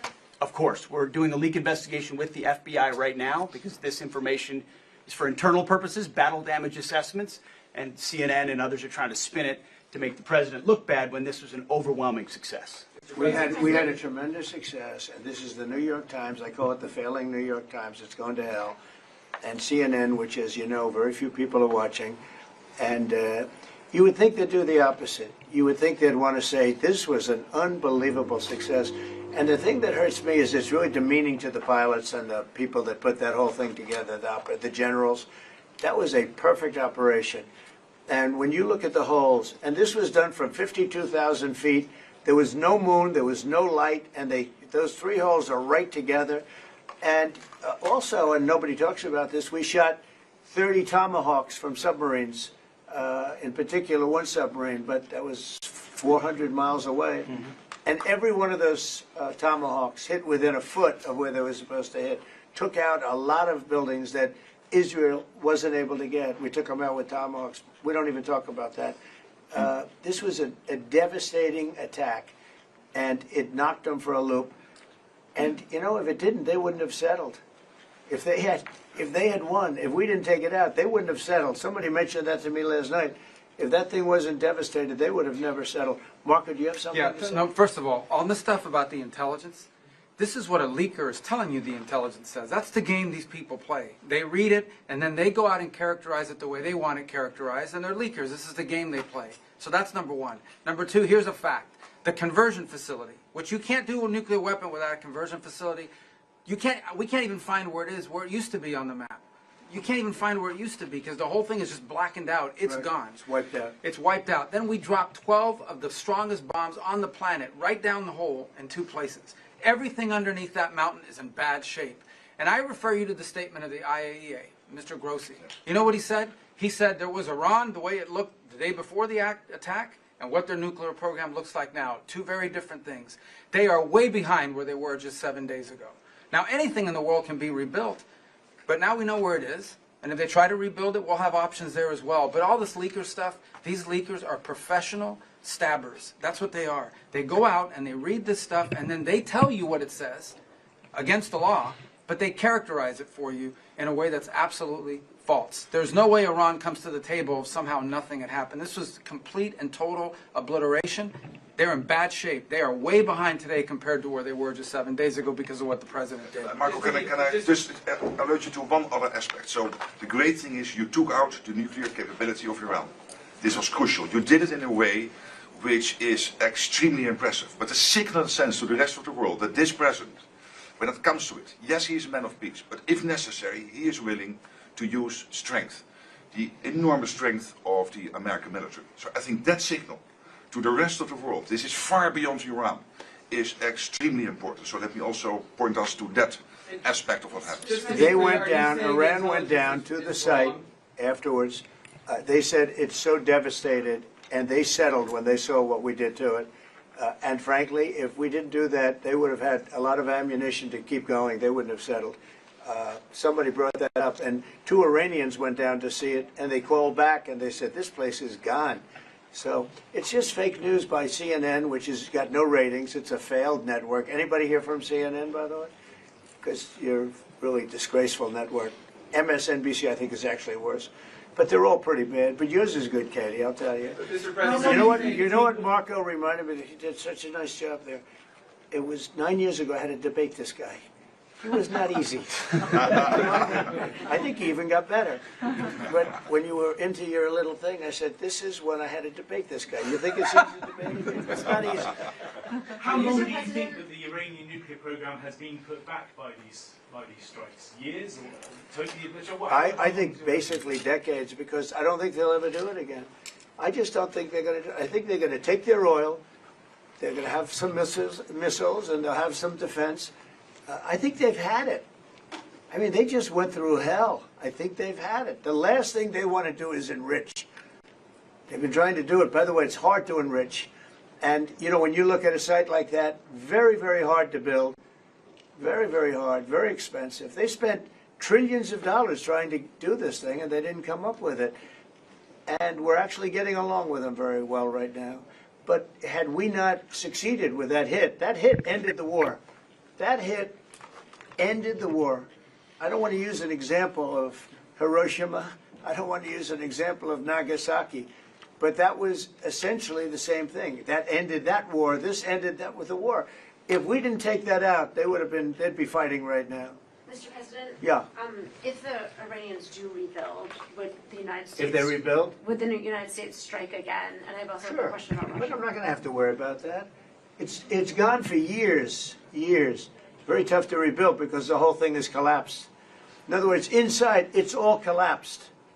Nobody can get in to see it because it's collapsed. You can't go in to see a room that has, 10 million tons of rock in it. And the tunnels are totally collapsed. But if they rebuild? Well, they've already looked at the tunnels. This was an unbelievable hit by genius pilots and genius people in the military.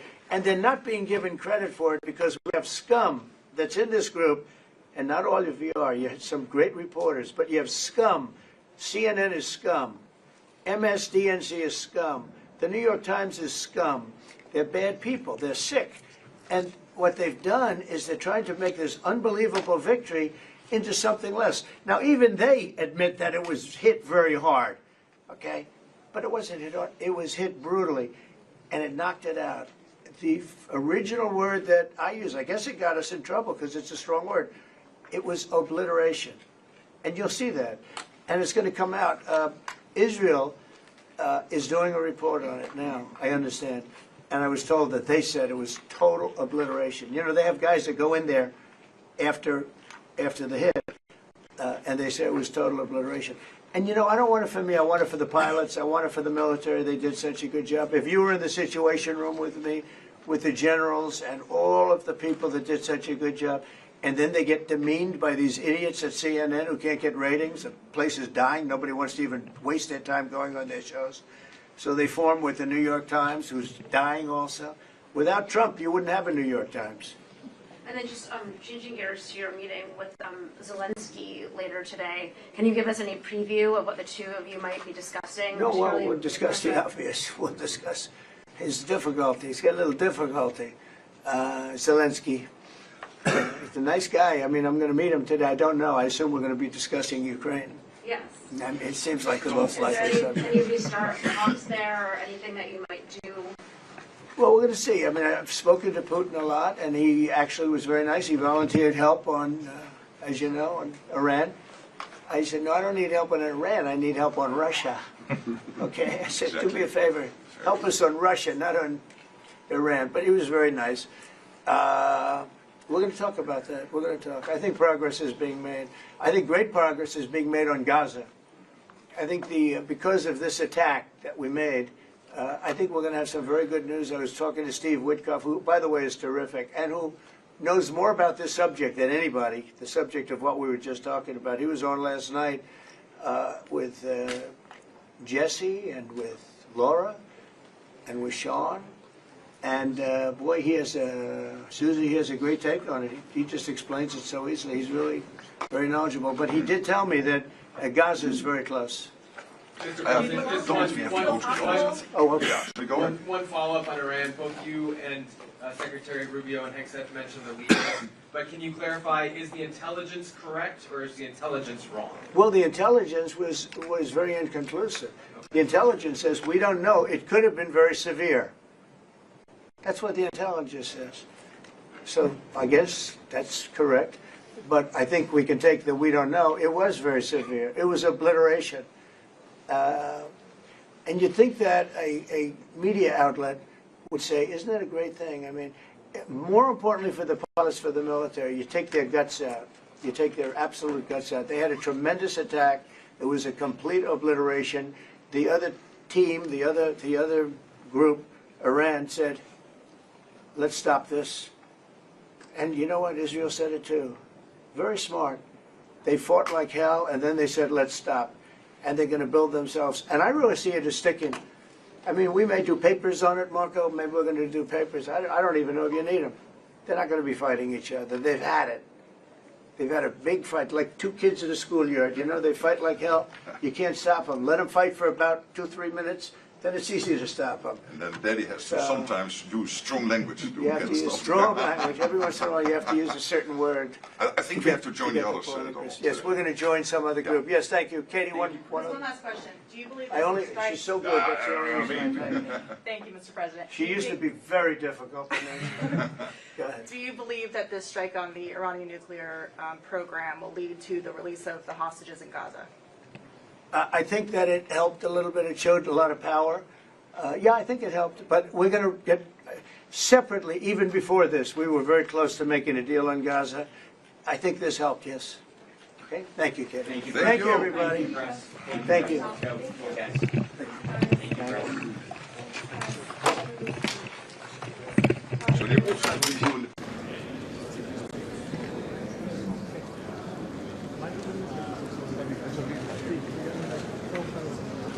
Daar wel.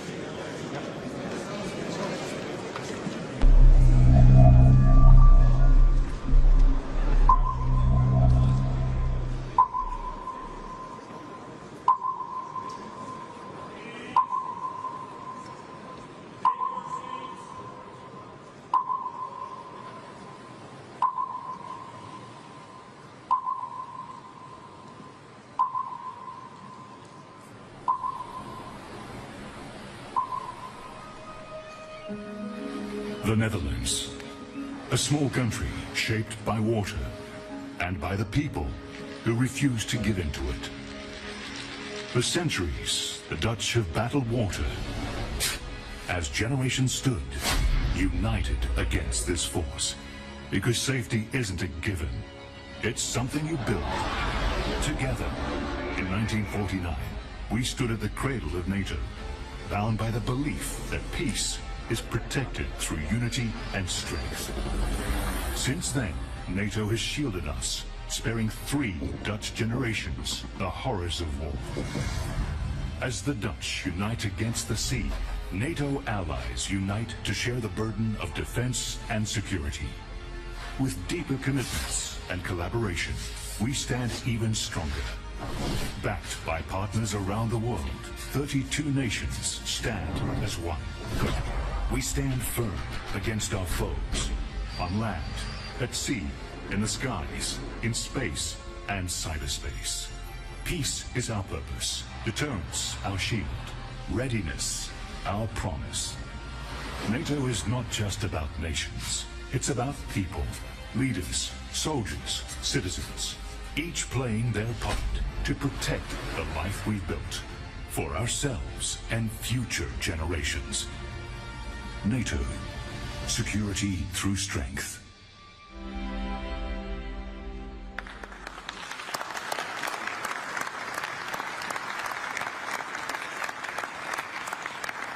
So, good morning.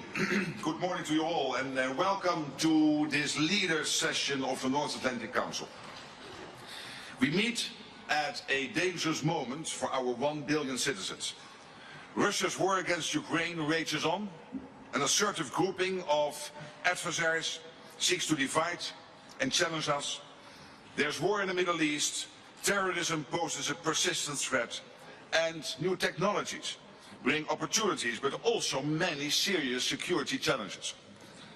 In the face of this, we stand together, united in NATO, the most powerful defensive alliance in world history. History has shown that North America and Europe working together is a winning combination. Our adversaries know this. Our enduring commitment to Article 5, that an attack on one is an attack on all, sends a powerful message.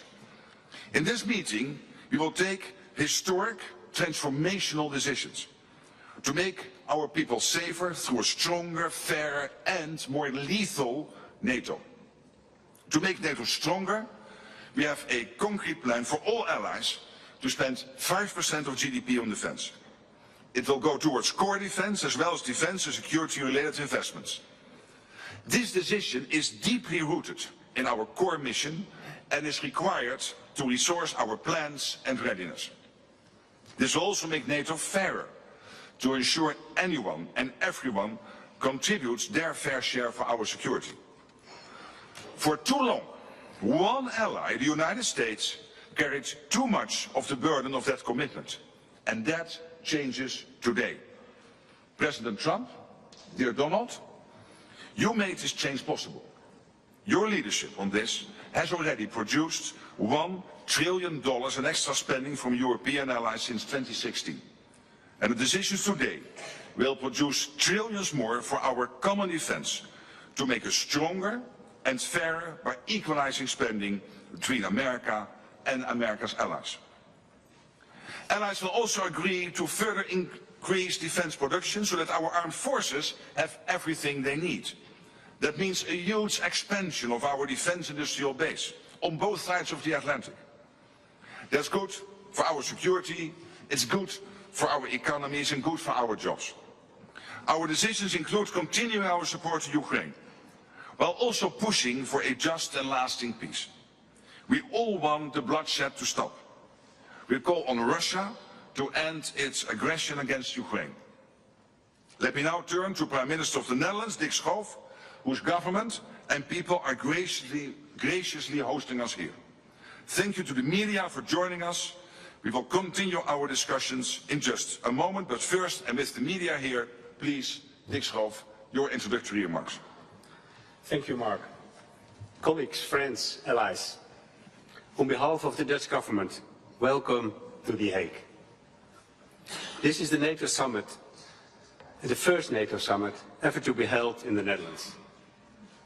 And we are honored to have you here in the city that has been speaking in the language of peace and justice ever since the first Hague Peace Conference was held in 1899. I'm convinced that after today, The Hague will also be known as a city of collective purpose, unity and resolve.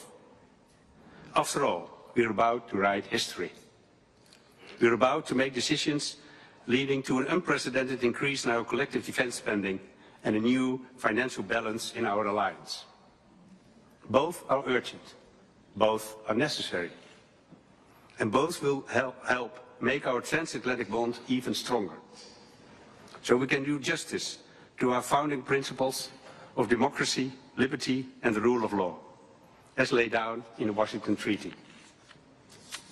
The last NATO event held in The Hague was a foreign minister meeting in 1989, just as the Iron Curtain was beginning to break apart on the eve of the Cold War's end. And for a period, we hoped and believed that relations with Russia would continue to thaw. But the end of history turned out to be an illusion. An illusion that was shattered for good when Russia brutally invaded Ukraine. So today, there is a renewed awareness in our ranks that peace cannot be taken for granted, that it must be protected constantly and with conviction. And yes, peace comes at a cost. We must act on this swiftly and decisively. So let's stand united and embrace the Hague Defence Investment Plan. Let's go to work and write that history today. Thank you.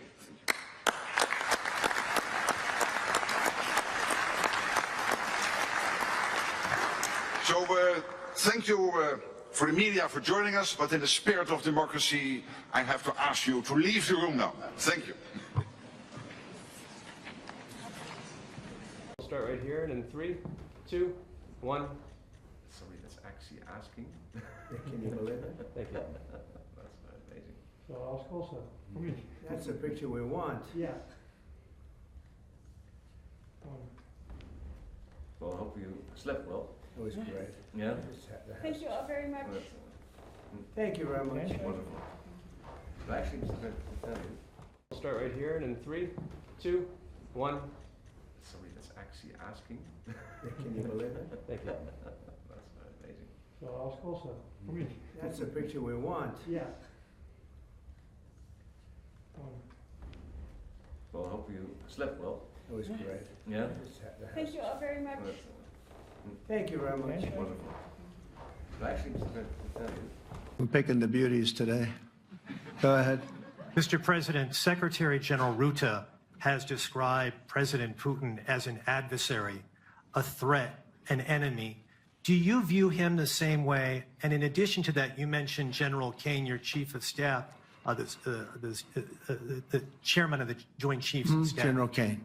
Yes, he has said that Mr. Putin has territorial ambitions beyond Ukraine. Do you view that in the same way? Possible. I mean, it's possible.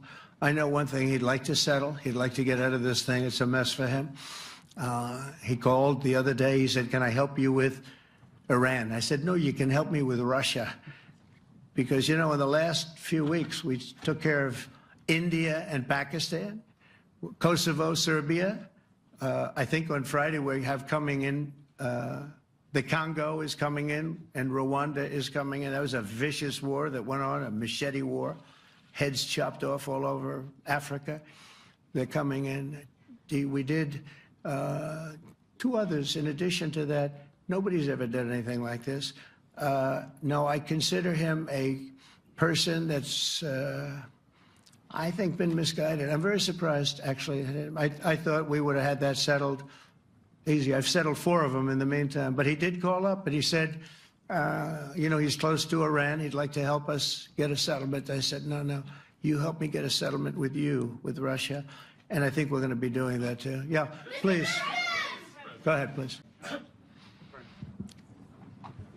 Yeah, a question for NewsHour, Dutch TV. First of all, on Article 5, on your way here, you spoke about the commitment of the U.S. to Article 5, saying, I'll give you my definition once we're here. Yeah. What is your definition, and may the U.S. commitment to Article 5 change in case some of the NATO members do not reach the threshold that was discussed today? My second question is following up on a colleague on Iran. What intel reports do say that everything over there was obliterated? Yeah, well, there are numerous of those reports, and they're coming out fast and furious. But the most respected ones we've already seen.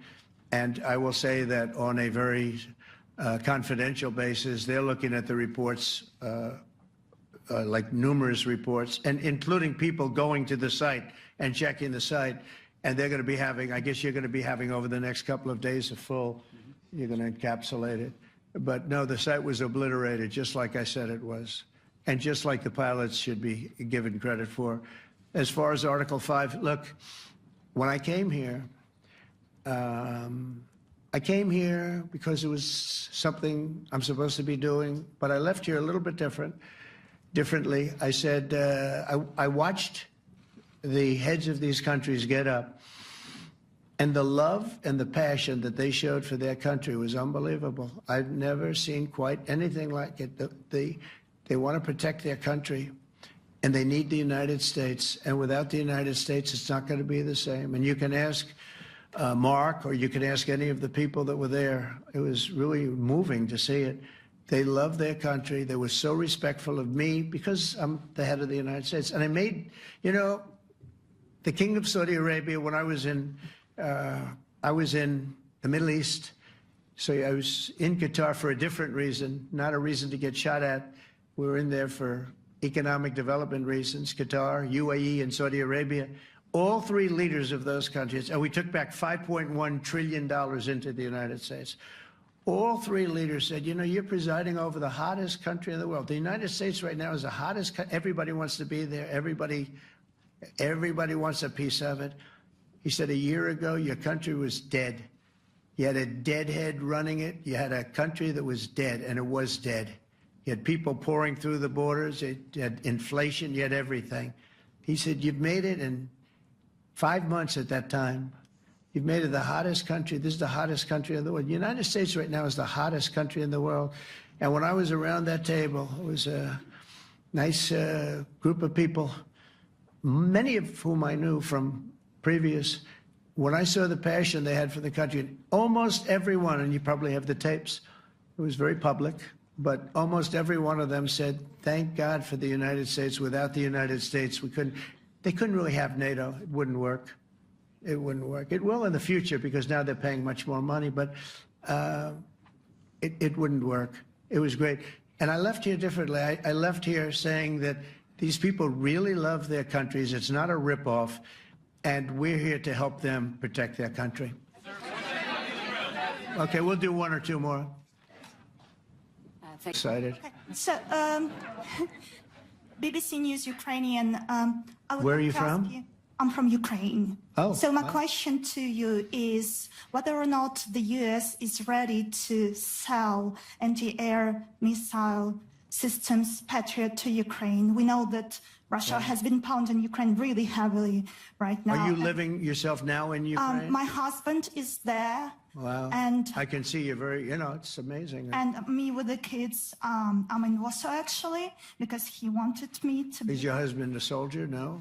He's there now? Yeah. Wow. That's rough stuff, right? That's tough. And you're living here? In Warsaw. And you're a reporter? I am. Good. So let me just tell you, they do want to have the missiles, okay, as they call them, the Patriots. And we're going to see if we can make some available, you know. They're very hard to get. We need them too. We were supplying them to Israel, and they're very effective, 100% effective. Hard to believe how effective. And they do want that more than any other thing, as you probably know. That's a very good question, and I wish you a lot of luck. I mean, I can see it's very upsetting to you. So say hello to your husband, okay? Thank you. Go ahead.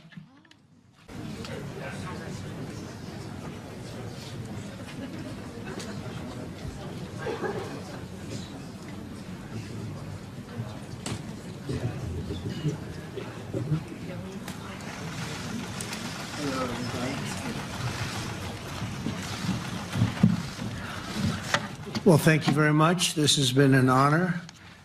It was a fairly long trip, but worth it. Tremendous things have been accomplished, as you probably noticed. Listened to a lot of wonderful speeches from the heads of a lot of wonderful countries. But I want to thank you for joining us at the conclusion of a highly productive NATO summit in the Netherlands. I want to thank them for the royal treatment they've given us. Couldn't have been nicer. And it's a beautiful country, really a beautiful country. Coming in, I saw the most beautiful trees. In fact, I want to bring some back with me. I want to also thank, I had breakfast this morning with the King and Queen, and they're incredible people. I said, you're central casting, beautiful people, great people, big, beautiful heart. And I enjoyed that. And also NATO Secretary General Mark Rutte, who's been terrific. He's been a friend of mine, used to be right here running this wonderful country. Now he's the NATO Secretary General. He's doing a fantastic job. And the Prime Minister, we appreciate everything you've done. And as you know, last weekend, the United States successfully carried out a massive precision strike on Iran's nuclear enrichment facilities, and it was very, very successful. It was called obliteration. No other military on earth could have done it, and now this incredible exercise of American strength has paved the way for peace with a historic ceasefire agreement late Monday, and we call it the 12-day war. Spoke to a few people. I guess that just sounded like the right name. It was a 12-day war. And we think it's over. I don't think they're going to be going back at each other. I don't think so. Not only have we dealt decisively with the critical threat of Iran's nuclear program, which was what I wanted. I said, Iran cannot have a nuclear weapon. I've said that for 15 years, long before I decided to do the political thing.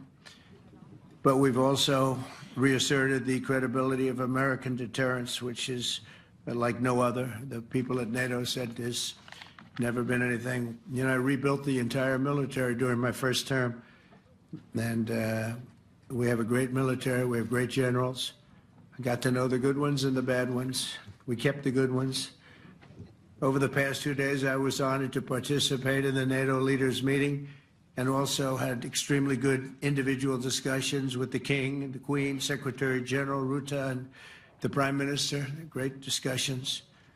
Very knowledgeable people. Major focus of our conversations at the summit was the need for other NATO members to take up the burden of the defense of Europe, and that included the financial burden. As you know, it was 2%, and we got it up to 5%. And they said, a couple of them came up to me, one in particular said, sir, we've been trying to get it up to 3% for 20 years, and we haven't been able, and you got it up to 5%.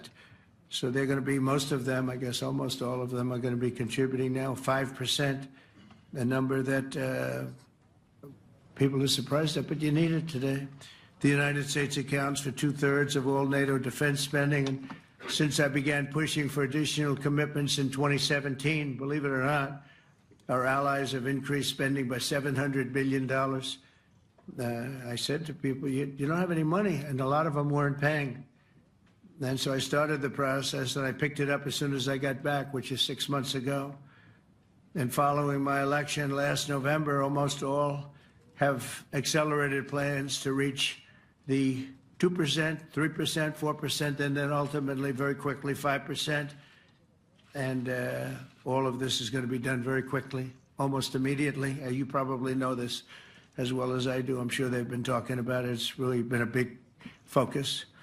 In a very historic milestone this week, the NATO allies committed to dramatically increase their defense spending to that 5% of GDP, something that no one really thought possible. And they said, you did it, sir, you did it. Well, I don't know if I did it, but I think I did. This will be known as the Hague Defense Commitment, which is pretty good, pretty appropriate. When the allies reach this number, it will add more than $1 trillion a year. Think of that, $1 trillion per year to our common defense. And this is a monument really to victory, but it's a monumental win for the United States, because we were carrying much more than our fair share. It was quite unfair, actually. But this is a big win for Europe and for actually Western civilization.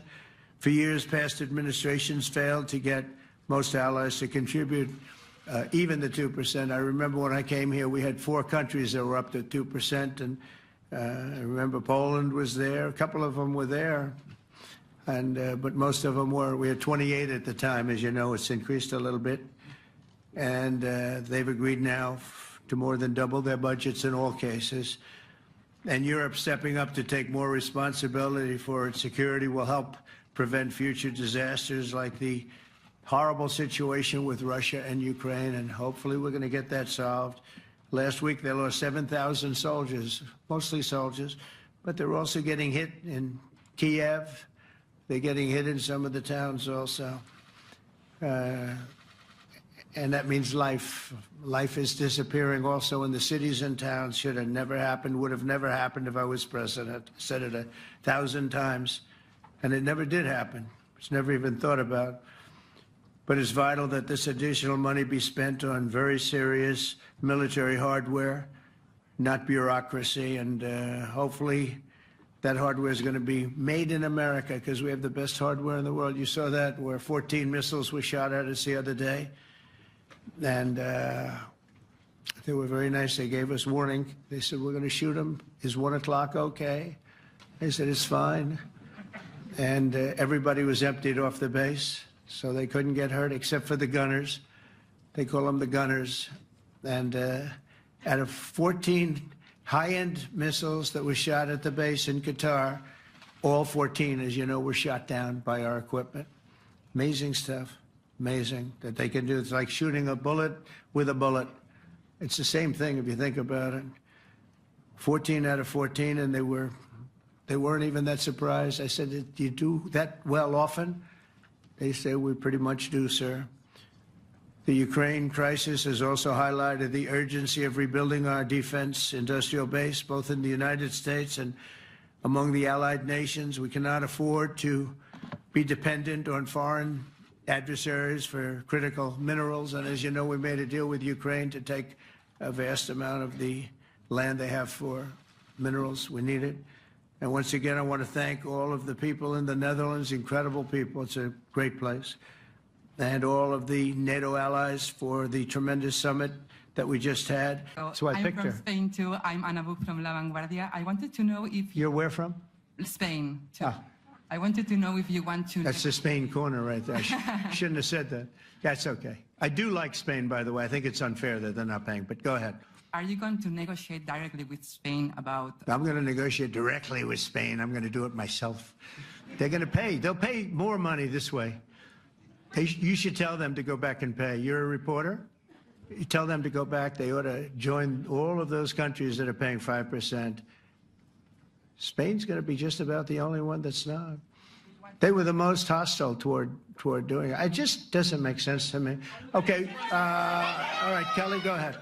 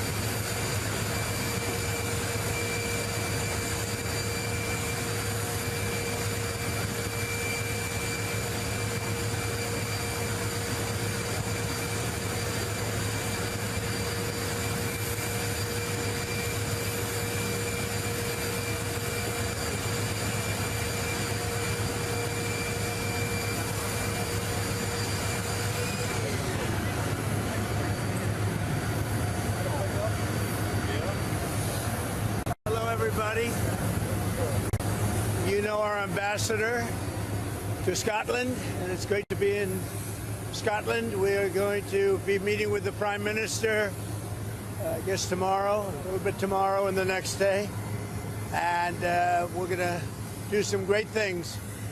Do you have any questions?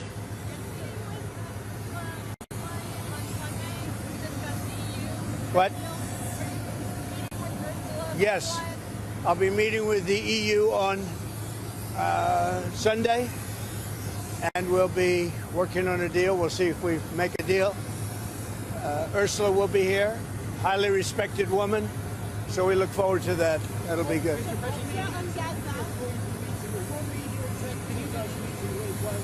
We'll have numerous executives that we're meeting with. We're going to be meeting with a lot of people. A lot of people will be staying at Turnberry. And then we're going to Aberdeen, which is the oil capital of Europe, actually. Mr. President, can you explain what is missing in the UK deal that you have to work out? Nothing. We I think it's more of a celebration than a workout. It's a great deal for both, and we're going to have a meeting on other things other than the deal. The deal is concluded. So on Gaza, the French president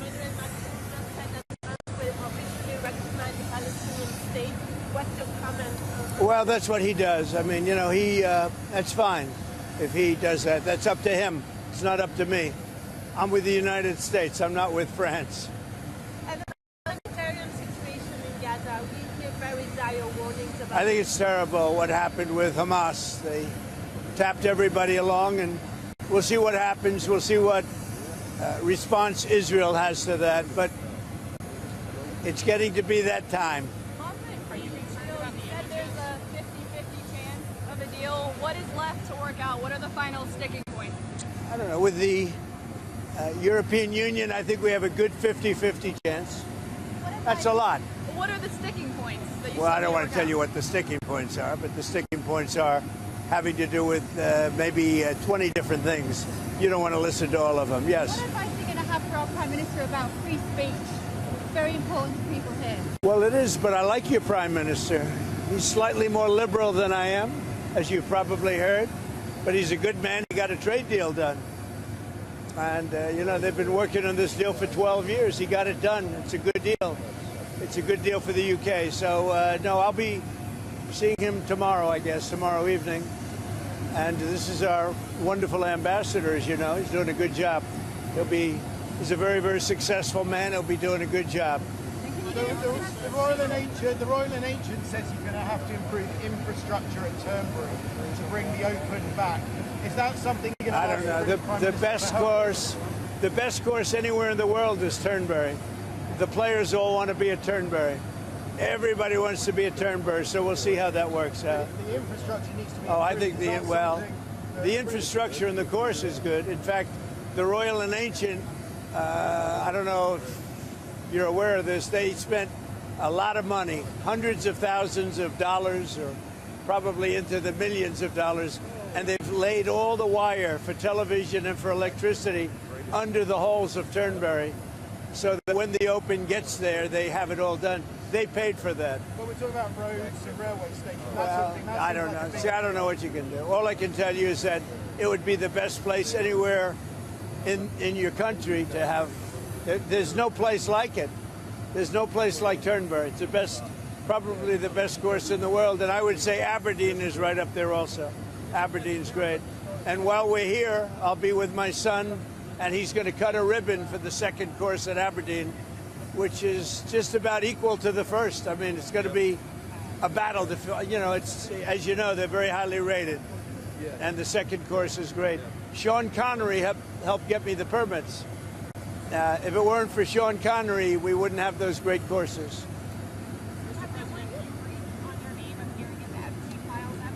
No, I was never briefed. No. Did you ask how? What are you hoping Todd Blanche interviewing Ghislaine Maxwell? What are you hoping that they get out of that?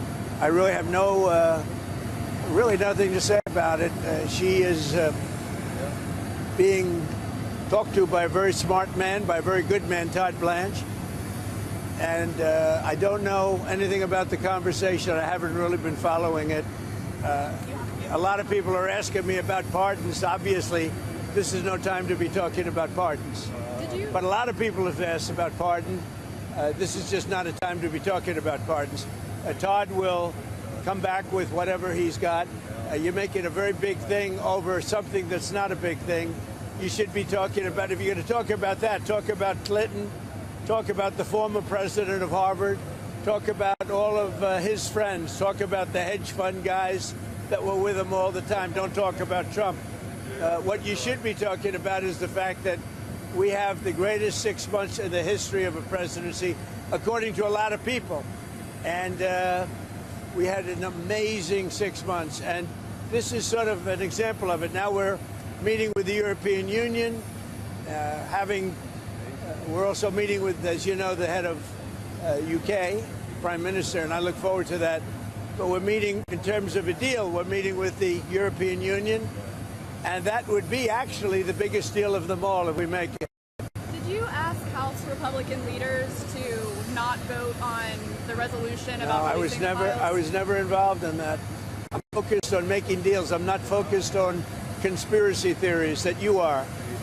I mean, I watch you people. It's so sad. You ought to talk about the success of our country instead of this nonsense you talk about over and over again. You've done an amazing job on illegal migration in America. I have. People here are very record numbers. Well, I'd say two things to Europe. Stop the windmills. You're ruining your countries. I really mean it. It's so sad. You fly over and you see these windmills all over the place, ruining your beautiful fields and valleys and killing your birds. And if they're stuck in the ocean, ruining your oceans. Stop the windmills. And I mean, there's a couple of things I could say, but on immigration, you better get your act together. You're not going to have Europe anymore. You got to get your act together. And we, as you know, last month we had nobody entering our country. Nobody. Shut it down. And we took out a lot of bad people that got there with Biden. Biden was a total stiff. And what he allowed to happen, but you're allowing it to happen to your countries. And you got to stop this horrible invasion that's happening to Europe, many countries in Europe. Some people, some leaders have not let it happen. And they're not getting the proper credit they should. I could name them to you right now, but I'm not going to embarrass the other ones. But stop. This immigration is killing Europe. And the other thing, stop the windmills, killing the beauty of your countries. Thank you very much, everybody.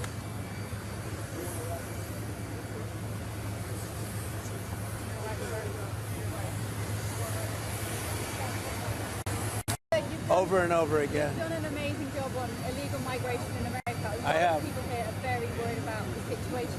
Record numbers. Well, I'd say two things to Europe. Stop the windmills. You're ruining your countries. I really mean it. It's so sad. You fly over and you see these windmills all over the place, ruining your beautiful fields and valleys and killing your birds. And if they're stuck in the ocean, ruining your oceans. Stop the windmills. And I mean, there's a couple of things I could say, but on immigration, you better get your act together. You're not going to have Europe anymore. You got to get your act together. And we, as you know, last month we had nobody entering our country. Nobody. Shut it down. And we took out a lot of bad people that got there with Biden. Biden was a total stiff. And what he allowed to happen, but you're allowing it to happen to your countries.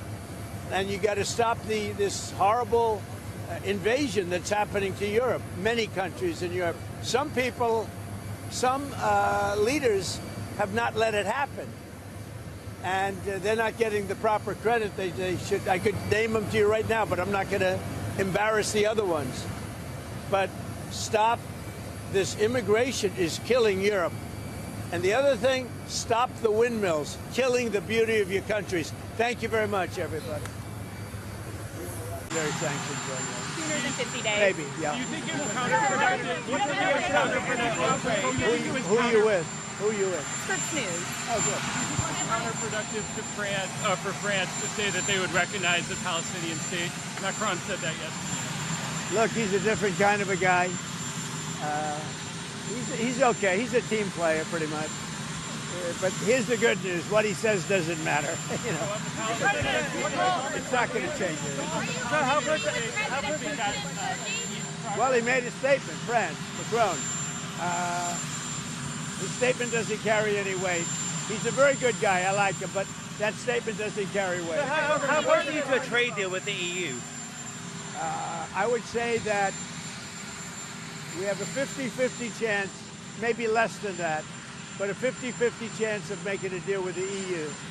And it'll be a deal where they have to buy down their tariffs, because they're right now at 30%. And they'll have to buy them down, maybe, or they could leave them the way they are. But they want to make a deal very badly. I would have said we have a 25% chance with Japan, and they kept coming back, and we made a deal, and the deal is, don't forget, Japan's putting up $550 billion. It's a lot of money. And also paying tariffs. The biggest part of the Japan deal, and maybe we get this with EU, maybe we don't, is that we have the right to go in and trade. We have the right. They've totally opened Japan to just to the U.S. That's, to me, the biggest part of the deal. And they're going to have to clean it up. You're going to have to get rid of it.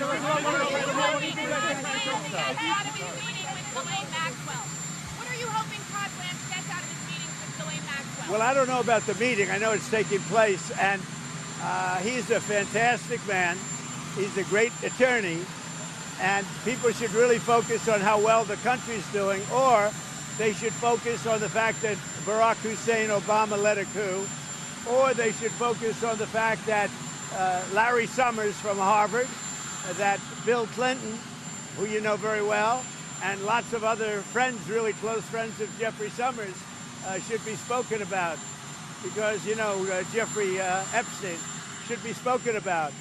And they should speak about them, because they don't talk about them. They talk about me. I have nothing to do with the guy. You've him moving from one hole to the next in his buggy.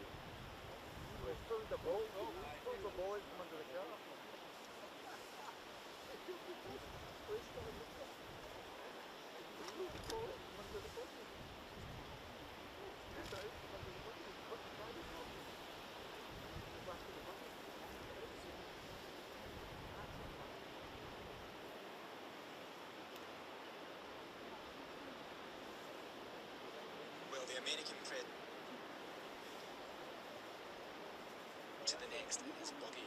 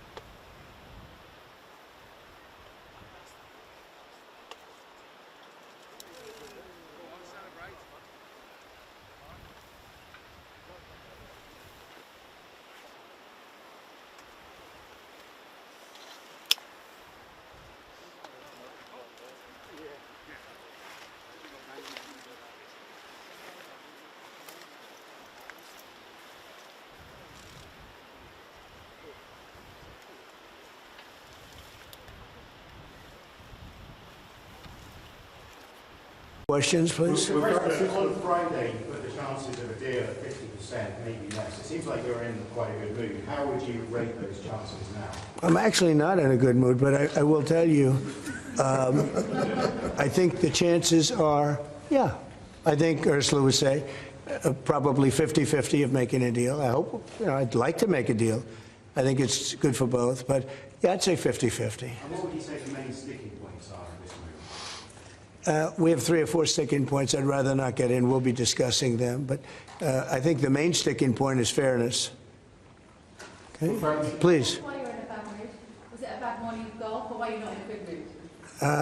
No, the golf was beautiful. Golf can never be bad, even if you play badly. It's still good. If you had a bad day on the golf course, it's okay. It's better than other days. But no, I think I look forward to this meeting. We've had a hard time with trade with Europe, very hard time, and I'd like to see it resolved. But if it isn't, we'll, have tariffs, and they'll do what they have to do. But we have a good chance of getting it resolved. We'll probably know in about an hour. Shouldn't take that long. It's complicated, but not really complicated when you get right down to it, right? No. The August 1st is there for everyone. The deals all start on August 1st. Most of the deals, other than steel and aluminum, which we've been getting 50% tariffs from, I guess, just about everybody, and those have come in, and we've taken in, hundreds of billions of dollars just on steel and aluminum. You've seen the numbers. We had a tremendous amount of money come in over the last month, and it's coming in, very rapidly, which is fair. We have a lot of steel mills and plants, aluminum mills and plants being built.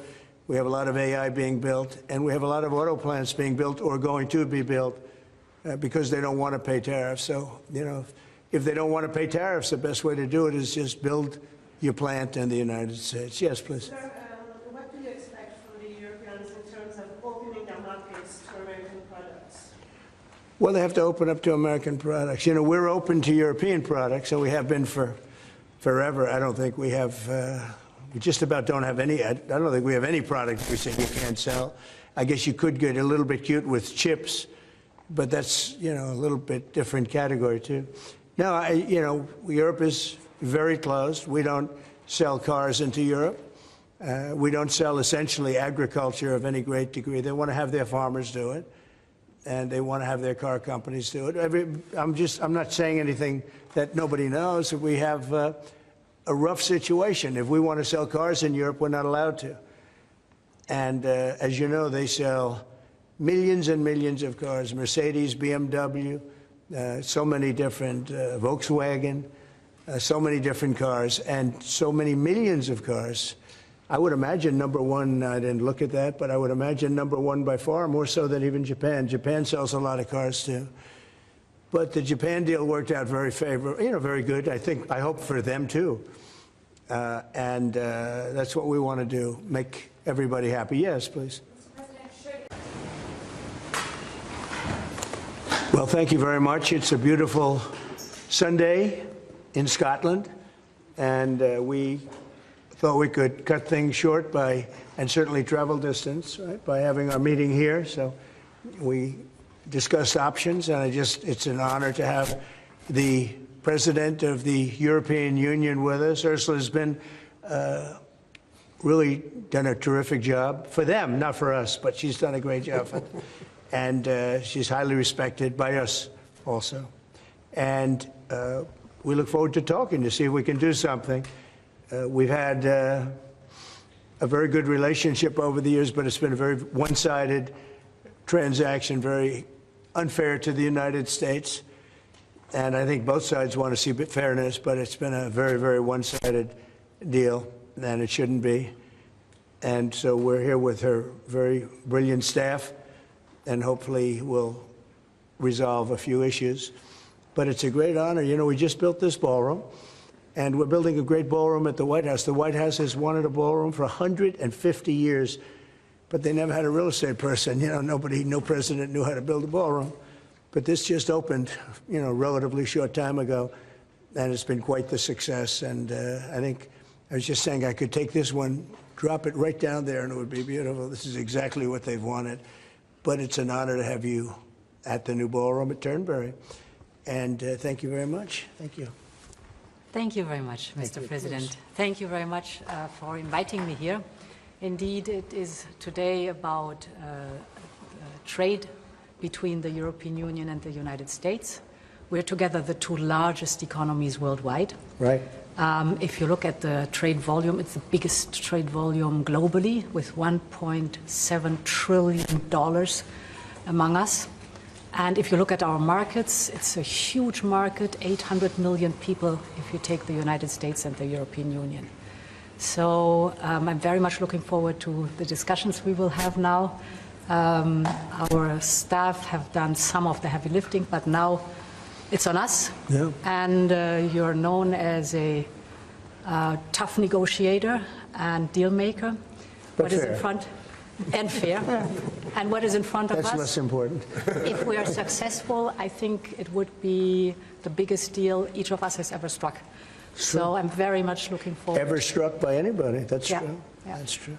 Right now we have that that honor goes to Japan. We just struck a deal with Japan, as you know, and we're very close to a deal with China. We really sort of made a deal with China, but we'll see how that goes.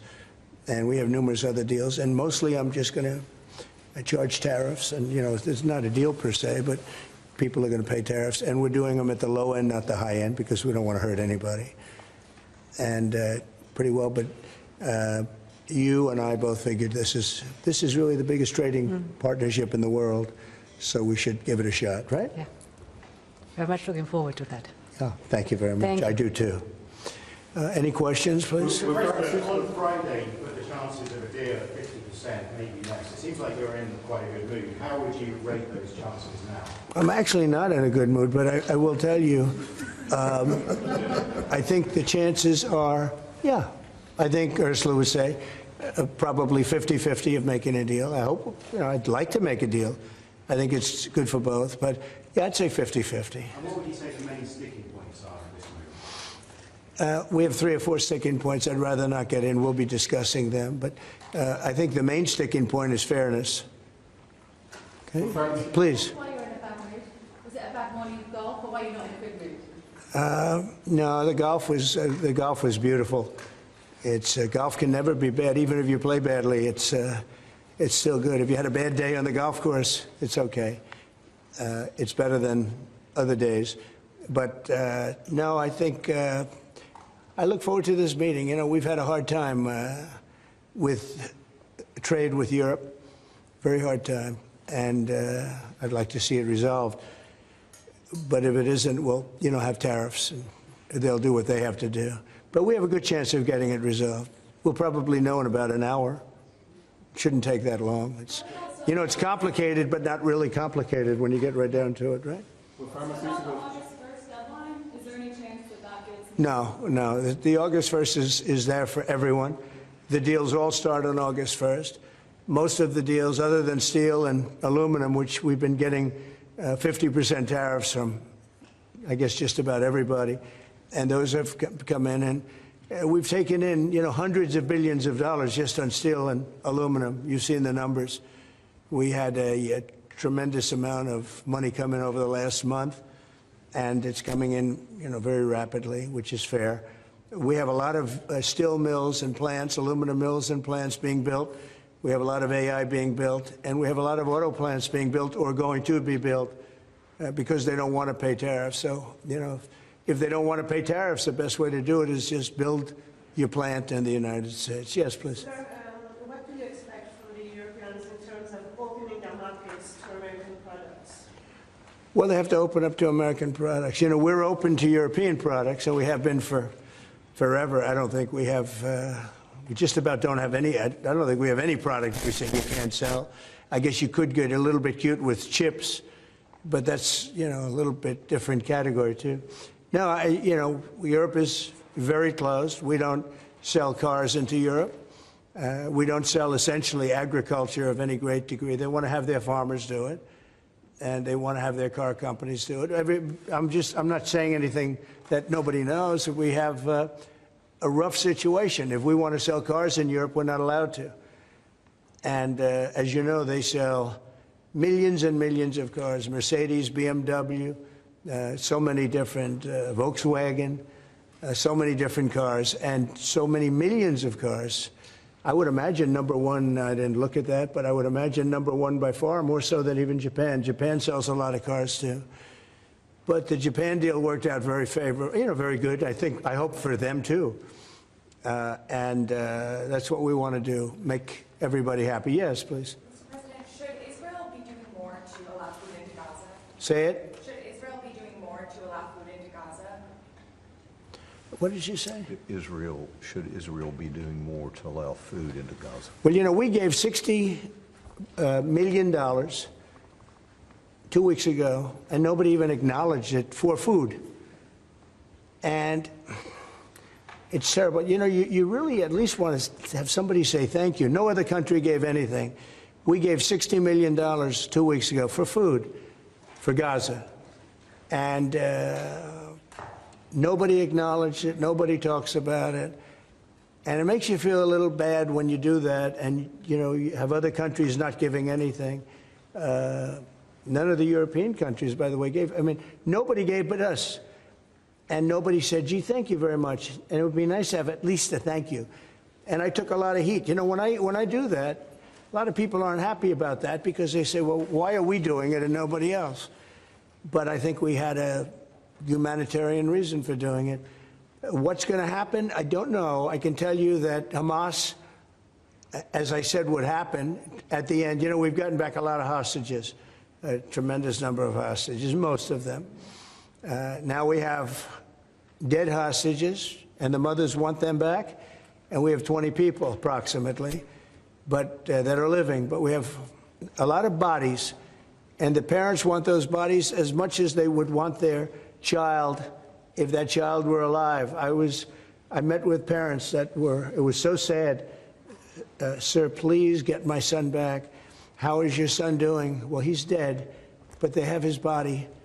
And it's so important. It's more important. It's almost like more, but it's as important as if the child were living. These people were, they're devastated. And I said, when you get it down to a certain number, you're not going to be able to make a deal with Hamas. Because once they give them up, then they feel that that's going to be the end of them. And what I said is exactly true. They had a routine discussion the other day, and all of a sudden they hardened up. They don't want to give them back. And so Israel's going to have to make a decision. I know what I do, but I don't think it's appropriate that I say, but Israel's going to have to make a decision. Mr. President, when you were in the Middle East, you talked about the images coming out of Gaza and starving kids. Those images are still going. Many of them are much worse. Thinner children, starving. What do you see or feel when you look at those images today? Well, it's terrible. When I see the children, and when I see, especially over the last couple of weeks, and people are stealing the food, they're stealing the money, they're stealing the money for the food, they're stealing weapons, they're stealing everything. It's a mess. That whole place is a mess. The Gaza Strip, was given many years ago so that they could have peace. That didn't work out too well. When Israel gave that up, whoever was the prime minister at the time, who I know who it was, but it was not exactly a very clever thing to do, because that was given so that they finally have peace, and it's actually made the situation worse. But we'll see what happens. I think Iran is acting up. I think that we have a lot of people acting. We have Venezuela acting up in a different way. They continue to send people that we rebuff to our border. They continue to send drugs into our country. Venezuela, they've been very nasty, and we can't let that happen. But we have other countries too. We do have, and this is just getting a little off subject, but we have now the safest border we've ever had. And I think in many respects we probably have the most successful. And I say it all the time. Every leader, when I went to NATO the other day, every leader said, you have the hottest country in the world. We have the hottest country in the world now. We're taking in hundreds of billions of dollars. We have the highest stock market we've ever had. We have the best numbers we've ever had. but we have hundreds of billions of dollars pouring into our country. And I think it's the hottest. And by the way, 1 year ago, our country was dead. We had a dead country because of an incompetent president and incompetent Democrats. All they know how to do is talk and think about conspiracy theories and nonsense. If they'd waste their time talking about America being great again, it would be so much nicer, so much easier, be very successful. But we were a dead country, and now we have the hottest country anywhere in the world. Yeah. Any other question? President Trump, on this particular deal, if you manage to do a deal today, will that be the end of the matter, or could there be more tariffs coming, particularly on fires? No, if we do a deal today with the European Union, that will be the end of it. Yeah, we'll go, I guess, a number of years at least before we have to even discuss it again. No, that would be the end of it. And this is the biggest deal. People don't realize this is bigger than any other deal. We have great countries, I'm familiar with many of them. So are you. And this is really the biggest deal. This is I guess we're the biggest out there, and they're the second. And when we come together, this will be the biggest deal. If that happens, and it could happen, should happen. Okay? Thank you. Will pharmaceuticals be part of today's? No, it won't. Pharmaceuticals will be, I mean, could be, we'll do something, but basically pharmaceuticals won't be part of it because we have to have them made in the United States, and we want them made in the United States. And I think it's easy to say, and I think it's important to say pharmaceuticals are very special. We can't be in a position where we're relying on other countries. Now, Europe is going to make pharmaceuticals, drugs, and everything else for us too, a lot, but we're going to have also our own. A question for President Underwood. Yes. Can you give your assessment of what you feel the chances are a deal of? The President just talked about a 50-50 chance, and the biggest obstacle being fairness. What would you say are those things for you? I think the President is right. We have a 50 to 50% chance to strike a deal. And indeed, it is about rebalancing. So you can call it fairness, you can call it rebalancing.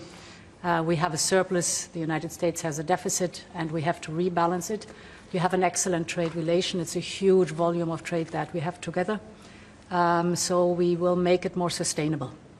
Mr. Trump, can you do better than a 15% tariff rate for the EU? Better meaning lower? Yeah. No. Mr. President, to return to Gaza, you're going to meet the British Prime Minister tomorrow. He's going to ask you to consider again peace talks between Israel and Hamas. Are you now saying there is no point in trying to resolve? Well, we're meeting about a lot of things. We have our trade deal, and it's been a great deal. It's good for them and good for us, I think. You know, the UK is very happy. They've been trying for 12 years to get it, and they got it. And it's a great trade deal for both. It works out very well. But we'll be discussing that. I think we're going to be discussing a lot about Israel. They're very much involved in terms of wanting something to happen. He's doing a very good job, by the way. Also on Gaza, sir, did you speak with Prime Minister Netanyahu this weekend about getting more aid in Gaza? I talked to him, yeah, I did. I talked to him about a lot of things. I talked to him about Iran. I think Iran's been very nasty with their words, with their mouth. I think they've been very nasty. They got the hell knocked out of them, and I don't think they know it. You know, I actually don't think they know it. They really do. The whole thing's a con job. We have a lot of con jobs going on. But Iran was beaten up very badly, for good reason. We cannot have them have a nuclear weapon, but they still talk about enrichment. I mean, who would do that? You just come out of something that's so bad, and they talk about, we want to continue enrichment. Who would say that? How stupid can you be to say that? So we're not going to allow that to happen. We're not allowing that to happen. Did you talk about more aid into Gaza? Will I do more aid? Yeah. The U.S. is going to do more aid for Gaza. But we'd like to have other countries participate. We're going to mention that to the European Union today. You know, that's an international problem. It's not a U.S. problem. It's an international problem. And we're giving a lot of money and a lot of food and a lot of everything. If we weren't there, I think people would have starved, frankly. They would have starved. And it's not like they're eating well. But a lot of that food is getting stolen by Hamas. You know, they're stealing the food. They're stealing A lot of things, you ship it in and they steal it. Then they sell it. On Friday you said that Europe is being crushed by mass migration, and I wonder whether your friends on this side of the room agree with you on that. Well, I'd let you respond to that if you'd like. So, we have been working intensively on the topic of irregular migration. And we have, from the very beginning, said that migration is a European challenge that needs a European answer. As Europeans, we will fulfill our international obligations, as we've done in the past, also in the future. But we, as Europeans, are the ones who decide who comes to the European Union and under what circumstances, and not the smugglers and traffickers. That's the principle in which we are working. I will say this, you know, they did ask me when I got off the plane, immigration, Europe has a tremendous problem, and we do too, but we've sealed our borders. We have nobody coming in, and we have hundreds of thousands of people being taken out, and the bad ones first, and I think we're doing a very good job of that. But we had, I mean, it literally registered 0 people last month. You probably saw that, nobody. And Europe has a very similar problem. I think they're going to end up in the same place. You might as well go there quicker.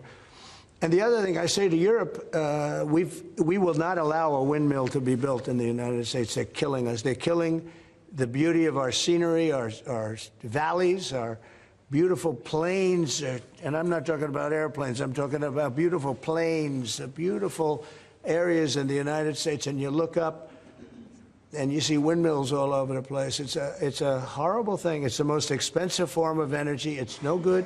They're made in China, almost all of them. When they start to rust and rot in 8 years, you can't really turn them off. You can't bury them. They won't let you bury the propellers, you know, the props, because there's a certain type of fiber that doesn't go well with the land. That's what they say. The environmentalists say you can't bury them because the fiber doesn't go well with the land. In other words, if you bury it, it will harm our soil. The whole thing is a con job. It's very expensive. And in all fairness, Germany tried it, and wind doesn't work. You need subsidy for wind, and energy should not need subsidy. With energy, you make money. You don't lose money. But more important than that is it ruins the landscape. It kills the birds. They're noisy.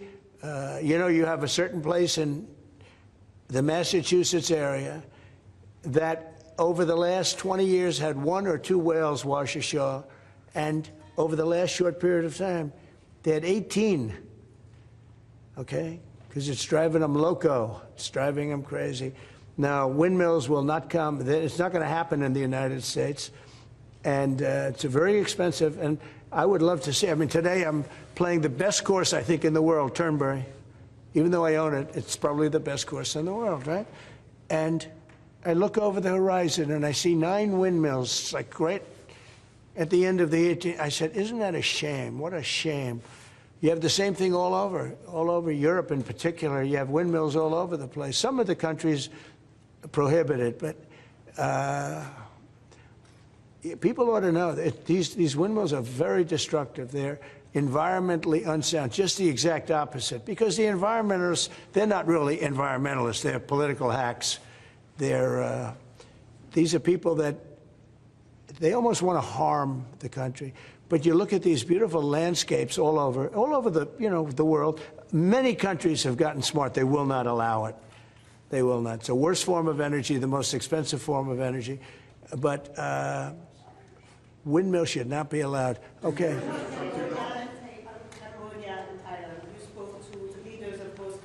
I did. Are they doing enough to stop this? I hope so. You're talking about Cambodia and Thailand? So I had an interesting time. We're dealing with Thailand, and we do a lot of trade with Thailand and with Cambodia. And yet, I'm reading that they're killing each other, you know, they're fighting, they're in a war. And I say, this should be an easy one for me, because I've settled with India and Pakistan, and Serbia and Kosovo was going at it, you know, but they have for a long time, in all fairness, right? You know about that. And others, the Congo, and you know what's gone on there. That's been a horrible thing with Rwanda. That's been a horrible thing. 31 years, 7 million, 8 million people killed. Machetes all over the place. It's a terrible thing. We got that one solved. We did 5 of them. And I was saying, you know, we have a trade deal. We were working on another. We finalized another trade deal yesterday. And I asked my people, I said, how are we doing with Cambodia and how are we doing with Thailand? And they say they're going to be coming in at some point to talk. I said, well, let's call them right now. So I called the prime ministers of each. And I said, we're not going to make a trade deal unless you settle the war. A lot of people are killed, you know that, in a short period of time. The border, they're fighting pretty like wild. And I spoke to both of the prime ministers, and I think by the time I got off, I think they want to settle now. I know they're meeting today or tomorrow, and we're going to work with them. Marco Rubio's working with them also, his people, and him. I think we're going to get that. That would be a great thing, but that would have turned out to be a bad one. And I will tell you, India and Pakistan, they were really getting ready to go at it. So getting those things settled, if I can do it, and if I can use trade to do that, it's, you know, it's my honor. But I had great talks with 2 very good people that they both really would like to make a deal. So we'll see what happens. Okay, how about 1 more, 2 more? Europe's now spending a lot more on defense, thanks to you. Does that They are. Should they get a fairer deal on trade and exchange? Well, they're spending a lot on defense, but we're spending a lot more, and, you know, and we've been very generous to NATO for many, many years. And no, but we had a terrific meeting with NATO. I'd love to do as well. We had a meeting where they put up 5% instead of 2%, and they're going to pay it instead of not paying, because, as you know, many people didn't pay the 2% or anywhere near it, and the 2% was too low. And we're going to be sending now military equipment and other equipment to NATO, and they'll be doing what they want, but I guess for the most part working with Ukraine.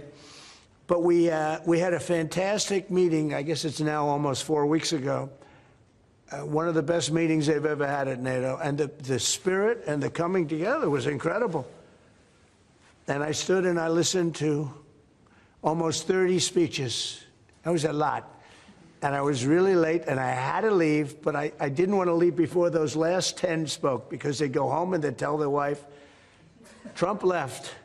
And they were so nice to the United States. They were all mentioning the United States, and me, but they were mentioning the United States to be here. It's such an honor, you know, et cetera. And I thought it would have been inappropriate. But I did stay. It was very hard, because I was extremely late for something else that was, you know, pretty important. And we had a tremendous NATO meeting. I'm sure you heard that too. Yep. It was great. There's some great people that you deal with on 2 fronts, right? But you deal with on primarily the trade front. But I will tell you, they came together, and the relationship is really good. That was it's an interesting question, because you probably have reported it that way. It really, we came together, and they went from 2% to 5%, which nobody would have thought that was even, who would even think that?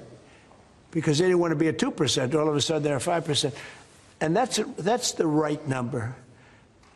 And so it was a great honor. I got to know the heads of those countries really very well at that meeting almost a month ago. Okay? Thank you very much, everybody. We'll let you know what's happening. I will. I love Doonbeg. I'll go. It's not in the Strip, but I'll go soon. Okay? Thank you very much. Thank you. Thank you. Really good. Mr. President, where we came from.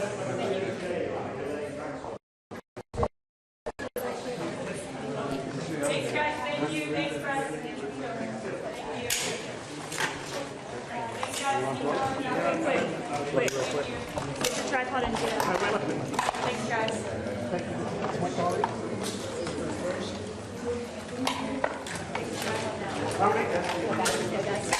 Our own.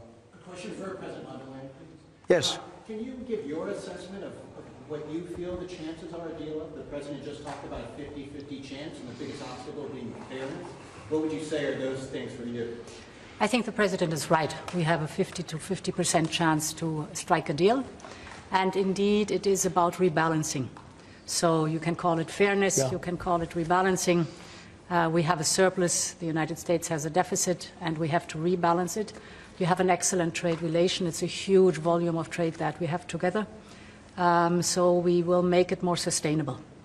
Mr. Trump, can you do better than a 15% tariff rate for the EU? Better meaning lower? Question for the EU, Mr. President. What are the U.S. concessions? What is the U.S. giving up in the deal, if anything? So the starting point was an imbalance, a surplus on our side and a deficit on the US side. And we wanted to rebalance the trade relation. And we wanted to do it in a way that trade goes on between the two of us across the Atlantic, because the two biggest economies should have a good trade flow between us. And I think we hit exactly the point we wanted to find. Rebalance, but enable trade on both sides, which means good jobs on both sides of the Atlantic, means prosperity on both sides of the Atlantic, and that was important for us. And again, the energy is a very important component because we have more energy than anybody else in that sense. And I think it was very wise that they buy a lot of energy, and it's great stuff, and it solves a lot of problems. So that was a great decision, I think. On Friday you said that Europe is being crushed by mass migration, and I wondered whether your friends on this side of the room agree with you on that. Well, I'd let you respond to that if you'd like. So we have been working intensively on the topic of irregular migration. And we have, from the very beginning, said that migration is a European challenge that needs a European answer. As Europeans, we will fulfill our international obligations, as we've done in the past, also in the future. But we, as Europeans, are the ones who decide who comes to the European Union and under what circumstances, and not the smugglers and traffickers. That's the principle in which we are working. I will say this, you know, they did ask me when I got off the plane, immigration, Europe has a tremendous problem, and we do too, but we've sealed our borders. We have nobody coming in, and we have hundreds of thousands of people being taken out, and the bad ones first, and I think we're doing a very good job of that. But we had, I mean, it literally registered 0 people last month. You probably saw that, nobody. And Europe has a very similar problem. I think they're going to end up in the same place. You might as well. Successful social media sites. There are new powers here to censor your site, states mandates. To censor my site? To censor your site. You mean Truth? Truth Social? I mean Truth. Is that Well, I don't think he's going to censor my site because I say only good things. Will you please uncensor my site? Yeah, we're not censoring anyone. We've got some measures which are there to protect children, in particular from sites like suicide sites. We've had too many cases in the United Kingdom of young children taking their own lives, and when you look through their social media, they've been accessing sites which talk about suicide and encouraging, if you like, children down that road, and that is what we want to stop. There's nothing about censoring free speech. But this country is a proud free speech in this country has been for a very long time. We're very, very proud of it. We will protect it forever. But at the same time, I personally feel very strongly that we should protect our young teenagers, and that's what it usually is, from things like suicide sites. I don't see that as a free speech issue. I see that as a child protection issue. We actually passed a bill in Congress, headed up by my wife, actually, which was to pull bad stuff out having to do with children, because it is a problem. But I cannot imagine him censoring Truth Social. That's more of a very political, and you know, it's been a very big success. Not going to happen. And I only say good things about him and his country, so they say to me, you're making a mistake. I'm going to give my ambassador the job, make sure it's not censored. I had not heard that. All of the things that we all want. Mr. President, you have said that you have not been briefed on the Epstein files, or your name has not appeared in the Epstein files. But doesn't the AG have to tell you if your name is... Well, I haven't been overly interested in it. You know, it's a hoax that's been built up way beyond proportion. I can say this, those files were run by the worst scum on earth. They were run by Comey, they were run by Garland, they were run by Biden and all of the people that actually ran the government, including the Autopen. Those files were run for 4 years by those people. If they had anything, I assume they would have released it. The whole thing is a hoax. They ran the files. I was running against somebody that ran the files. If they had something, they would have released. Now, they can easily put something in the files that's a phony. Like, as an example, Christopher Steele, a person you know well, happens to be from your country. But Christopher Steele, as an example, wrote a book, a dossier. We call it the fake news dossier. And the whole thing was a fake. The whole thing was a fake. They can put things in the file that are fake. But those files were run by bad, sick people. If they had anything, why didn't they use it when I was killing Joe and then he gave out because he was 25 points down? And then I got somebody new. Nobody even knew anything about it. She was a horrible vice president. She was a border czar, but she never went to the border. She never once called a border patrol agent to find out how we're doing. But she was the border czar. Her name was Kamala. Nobody knows her last name. It was Harris. But nobody knew her last name. So I ended up, how would you like to end up in a race where you're killing somebody, you're beating him, and then they say, all right, we'll take him out. He's not working. Let's put somebody else. And then she had a 6-week honeymoon. It was amazing. They predicted she will have a 6-week honeymoon, and she did. And then she got slaughtered. But think of it. Those files were run by these people. They were run by my enemy. If there was anything in there, they would have used them for the election. Yeah. Do you think that drawing, I think I heard you say something the other day, that the drawing that was the subject of the Wall Street Journal report. I don't do drawings. I'm not a drawing person. Do you think it was fraudulent? I don't do drawings. Sometimes people say, would you draw a building? And I'll draw 4 lines and a little roof, you know, for charity stuff. But I'm not a drawing person. I don't do drawings of women, that I can tell you. They say there's a drawing of a woman, and I don't do drawings of women. And also, you know, Epstein was always a very controversial guy. I was at a very high position, you know, pretty much all my life. In all fairness, I've been doing this for a long time. I had the top show on television. I had the #1 bestsellers. I had everything, right? And I was a very successful business guy. He was a very controversial. Who would do a controversial drawing? Now, with that being said, they say there were many letters done by many people, and in many big people, you know, big successful people. But I just don't. When you talk about files, I just keep going back, and other people too. Even the enemy says this thing is not correct, because if we had it, we would have used it on the guy. It's a bad issue. They say it's a good issue for Trump. Do you know that my poll numbers are up 4.5 points since this ridiculous Epstein stuff? My poll numbers have gone up 4.5 points because people don't buy it. Okay, people don't buy it.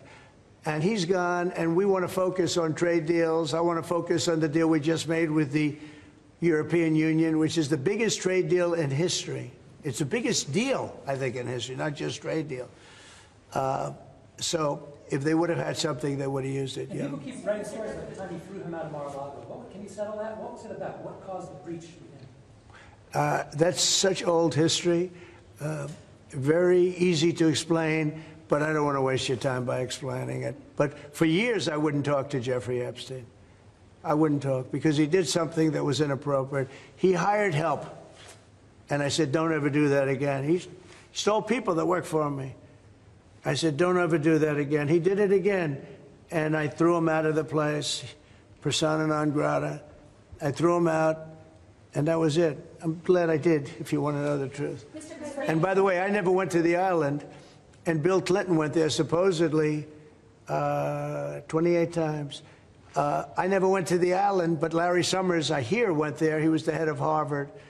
And many other people that are very big people. Nobody ever talks about them. I never had the privilege of going to his island. And I did turn it down, but a lot of people in Palm Beach were invited to his island. In one of my very good moments, I turned it down. I didn't want to go to his island. Yeah.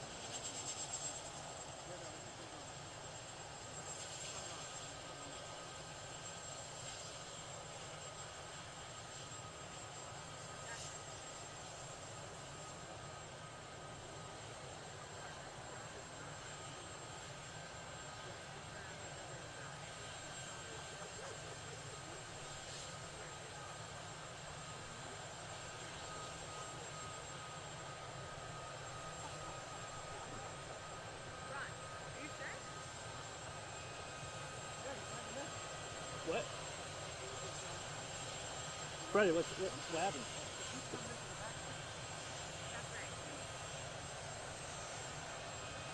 Freddie, come here, please. That's not the... That's not Marine One, I don't think. Okay, so he's coming next, or what? Coming next, yeah. Oh, shit. So Dan, that is a support thing.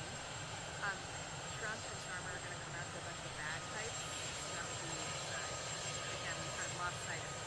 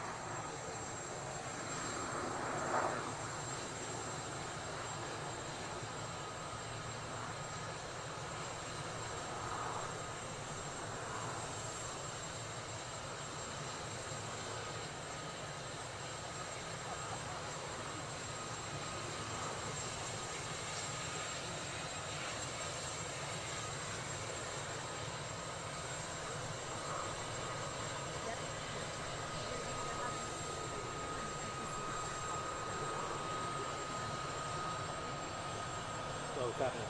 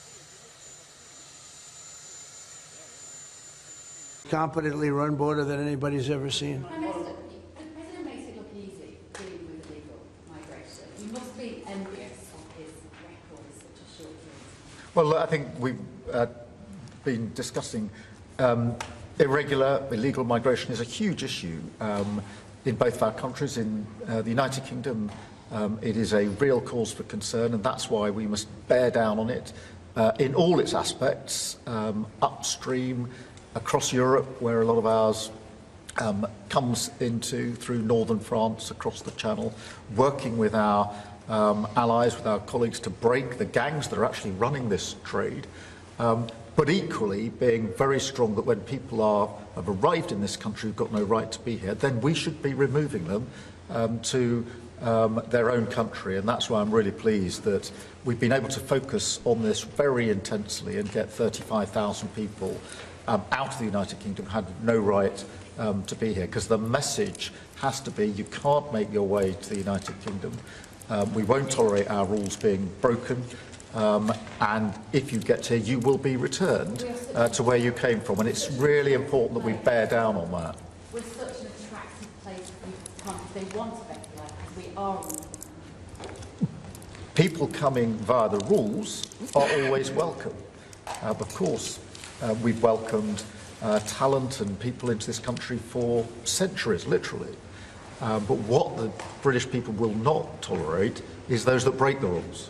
Those that come through irregular routes, and that's the really important distinction here, and that's what we're bearing down on. And I'm really pleased that we're through pretty well all of the international engagement I've done, all the meetings I've had, the country we've done deals with countries in the last 12 months that many people thought it was not possible to deal with when it came to immigration, irregular immigration, and we've returned thousands of people who've got no right to be here. And that, I think, is, for the British people, we're a reasonable, tolerant country where people are coming lawfully to contribute to our communities, to our country. Then, of course, they're welcome and have made a great contribution. But what people will not tolerate is those that are breaking the rules. And that is an issue of today, but it's a very British thing. We are people who respect rules.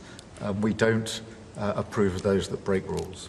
I can say, though, that I had one of the greatest victories, they say the most consequential in 129 years, so I don't know about that, but it was pretty close. And we won all of the swing states, which never happens. We won the popular vote by millions of votes. We won, tremendous electoral college sweep. And I believe I did it more than anything else because of my strong stand on immigration. And I don't think this country is any different in that sense. I think it's a big factor. And it is with a lot of the European countries. Some of the countries have lost their way, and they have tremendous crime because of it. I mean, you had countries with no crime that now have tremendous crime. And you know the countries, and I know the countries. And so I think it's a huge factor in any election, not just this election, but in any election. I think the one that's toughest and most competent on immigration is going to win the election. But then you add low taxes and you add the economy. He did a great thing with the economy because a lot of money is going to come in because of the deal that was made. But I think that immigration is now bigger than ever before. Mr. President, your Treasury Secretary is meeting. Very hard to do, actually. Yes. Mr. President, you say you love Scotland. You're the most Scottish president ever in the White House. Is there a better deal to be done for Scotland, for Scottish industry, in the deal that you've done with the Prime Minister? Whisky, for example. Well, I have great love for Scotland. My mother loved Scotland, and she loved the Queen. I don't know, I might hurt myself by saying that the monarchists are going to like it, some other people, but she loved the Queen. Whenever the Queen was on television, she wanted to watch. And she would come back religiously. She'd come back to Scotland once a year with my sister Marion, primarily, and sometimes my sister Elizabeth also. But they loved this part of the world. And, we're talking about the Isle of Lewis. We're talking about serious Scotland. That's serious Scotland. There was no doubt about it. So yeah, it gives me a feeling, you know, it's different. You go to another country, you have no relationship to it. You get to like maybe the head of the country or something. But it's different when your mother was born here, Stornoway, right in Stornoway, a beautiful little place. Is there a better deal to be done for Scotland, for whisky, for example? Because of your love of Scotland, is there a better trade deal to be done for Scottish businesses like whisky? Well, I assume when we do our trade deal overall, a lot of it comes to Scotland, I hope. Maybe all of it should go to Scotland. It's a very good deal for the whole United Kingdom, we're already achieved great things under the deal, and we'll achieve even more as we work together. A lot of it is Scotland. I mean, I do know that, but I mean, we're dealing with the UK, but a lot of it comes to Scotland. And you know, I was very particular. This is a part of the world I want to see thrive. It's going to thrive. Mr. President, back to Gaza. Scotland's First Minister has today set out his plans for a second referendum on Scottish independence. Can I get your reaction to that as someone with deep ties to Scotland? Sorry, Prime Minister, can I also get your thoughts on that? If the SNP do win a majority in next year's election, then they have the right to hold a referendum, you know. Well, I don't want to get involved in your politics. We got enough politics of our own. I will say that I predicted what was going to happen the last time. You remember, I was opening the first course over at Aberdeen, and I was over here, and at the same time, and they asked me that question. I made a prediction. It was the day before the vote, and I made it correct. I like to be correct, but I made a correct prediction. I don't know. I do say that when they made that deal, somebody said that it was, and I remember this very distinctly. I said, could they do this all the time? There was a little bit of a restriction, like 50 or 75 years before you could take another vote, because, you know, a country can't go through that too much. I don't know the First Minister, but I've heard great things about him. I've spoken to him. I hear very good things about him, and I'm meeting him today, so maybe I'll have a better opinion then. And let me answer that straightforwardly, because I believe in a stronger Scotland, in a better United Kingdom, and I think that at a time like this, when it's quite clear that there's uncertainty and volatility around the world, the strength of the United Kingdom together is very important for all four nations, very important for Scotland, and that should be our priority, that should be our focus, not on the politics, which feels like the politics of yesteryear now, at a time like this. And I think that you know, the First Minister should probably focus more on his delivery in Scotland than on his constitutional issues, and we might have a better health service in Scotland. But at a time like this, I think the United Kingdom is always stronger as four nations. I think that's better for all four nations. I think that's how Scotland is stronger. Look at the deal that we've been able to do with the United States, a really important deal that we made just months ago. That is what the United Kingdom can do when we act as a powerful set of four nations together, and there are very many other examples. I don't know. We'll see what happens. We've just had a sense of your differences in political persuasion when Nigel Farage and Sadiq Khan came up in conversation. I wonder if you have any advice, either of you, for a very divided, polarised world on how you make your relationship. Not differences, yeah. Not differences. I happen to like both men. I like this man a lot, and I like Nigel. And, you know, I don't know the politics over here. I don't know where they stand. I would say one is slightly liberal, not that liberal, slightly, and the other one is slightly conservative. But they're both good men. Mr. President, well, look, I mean, we like each other, we respect each other, we get on, and we've both got a great love of our countries, of our families, and therefore there's a huge amount that we have already achieved actually together and will achieve as we go forward, leading our respective countries, and of course the relationship between our countries. Donald, we were talking about this morning, that whether it's defence, security, intelligence sharing, it's a close historic relationship. We have fought together in the past, we've always stood together, and I, for one, am very pleased that we've got such a good personal relationship between us. And I think it just shows that even if you come from different political perspectives, different backgrounds, actually there's a huge amount of common ground when it comes to what is in the best interests of our two great countries, and they are two great countries. And I think that because we focus on what's best for our countries, we get along very well, and I'm very pleased that that's the case. Mr. President. Well, I do know he wants to cut taxes as much as he can, and you know, politics is pretty simple. It's I assume there's a thing going on between you and Nigel, and it's okay. You know, it's two parties, but generally speaking, the one who cuts taxes the most, the one who gives you the lowest energy prices and the best kind of energy, the one that keeps you out of wars. He's kept you out of wars, but the one that keeps you out of wars. You know, you have a few basics, and you can go back 1,000 years, 1,000,000 years, whoever does these things, but low taxes, keep us safe, keep us out of wars, no crime, stop the crime, and in your case, a big immigration component, you know, because I know that your attitude has become strong on immigration, strong on the toughness of immigration. But I think whoever's going to be, I think I won because we had a lousy president, to be honest with you. We had an incompetent president. But I won because I was very strong on immigration. Now, we had inflation. We had sort of a bad economy with this guy. We had a lot of problems. But I focused on immigration more than I did anything else. And I think I won because of immigration. I think I won because of the border. I had a bad border where millions of people were coming in to our country illegally. And as you know, in last month, 0 people came into our country illegally, 0. So we went from a bad, incompetently run border to the most competently run border that anybody's ever seen. We think pretty soon.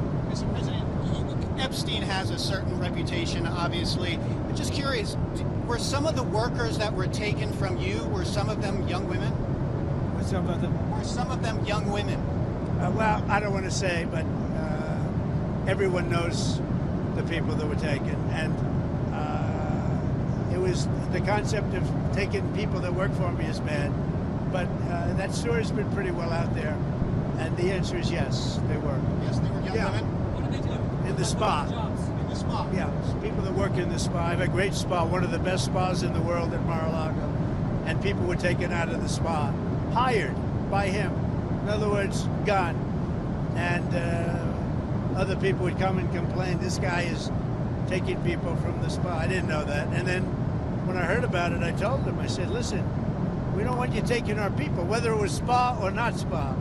I don't want him taking people. And he was fine, and then not too long after that, he did it again, and I said, out of here. Mr. President, did one of those stolen, persons, does that include Virginia Jeffrey? I don't know. I think she worked at the spa. I think so. I think that was one of the people. Yeah. He stole her. And by the way, she had no complaints about us, as you know. None whatsoever. He's my...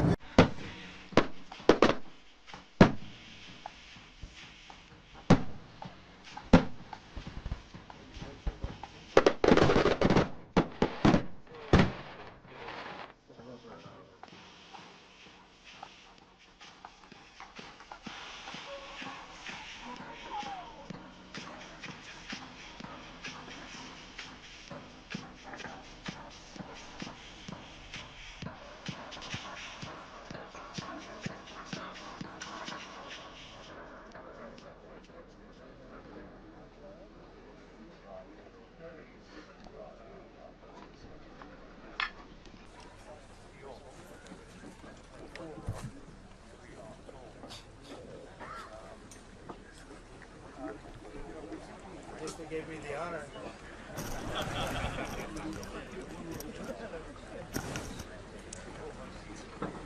Please welcome onto the tee the 45th and 47th President of the United States of America, Donald J. Trump.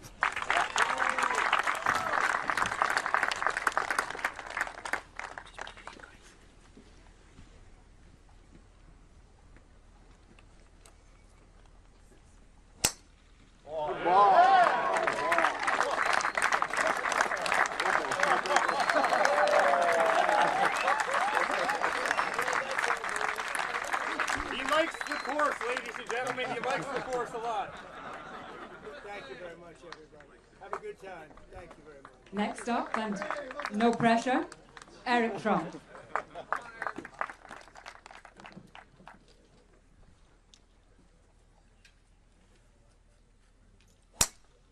Ball, eh? Ball.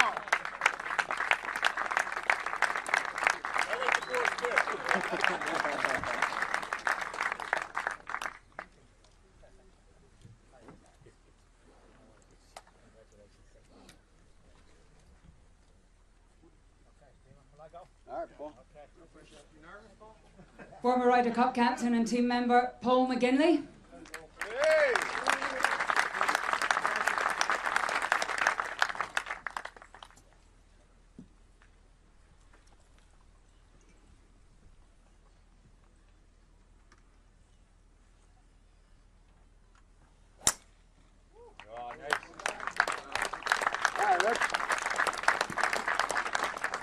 And US PGA champion Rich Beam.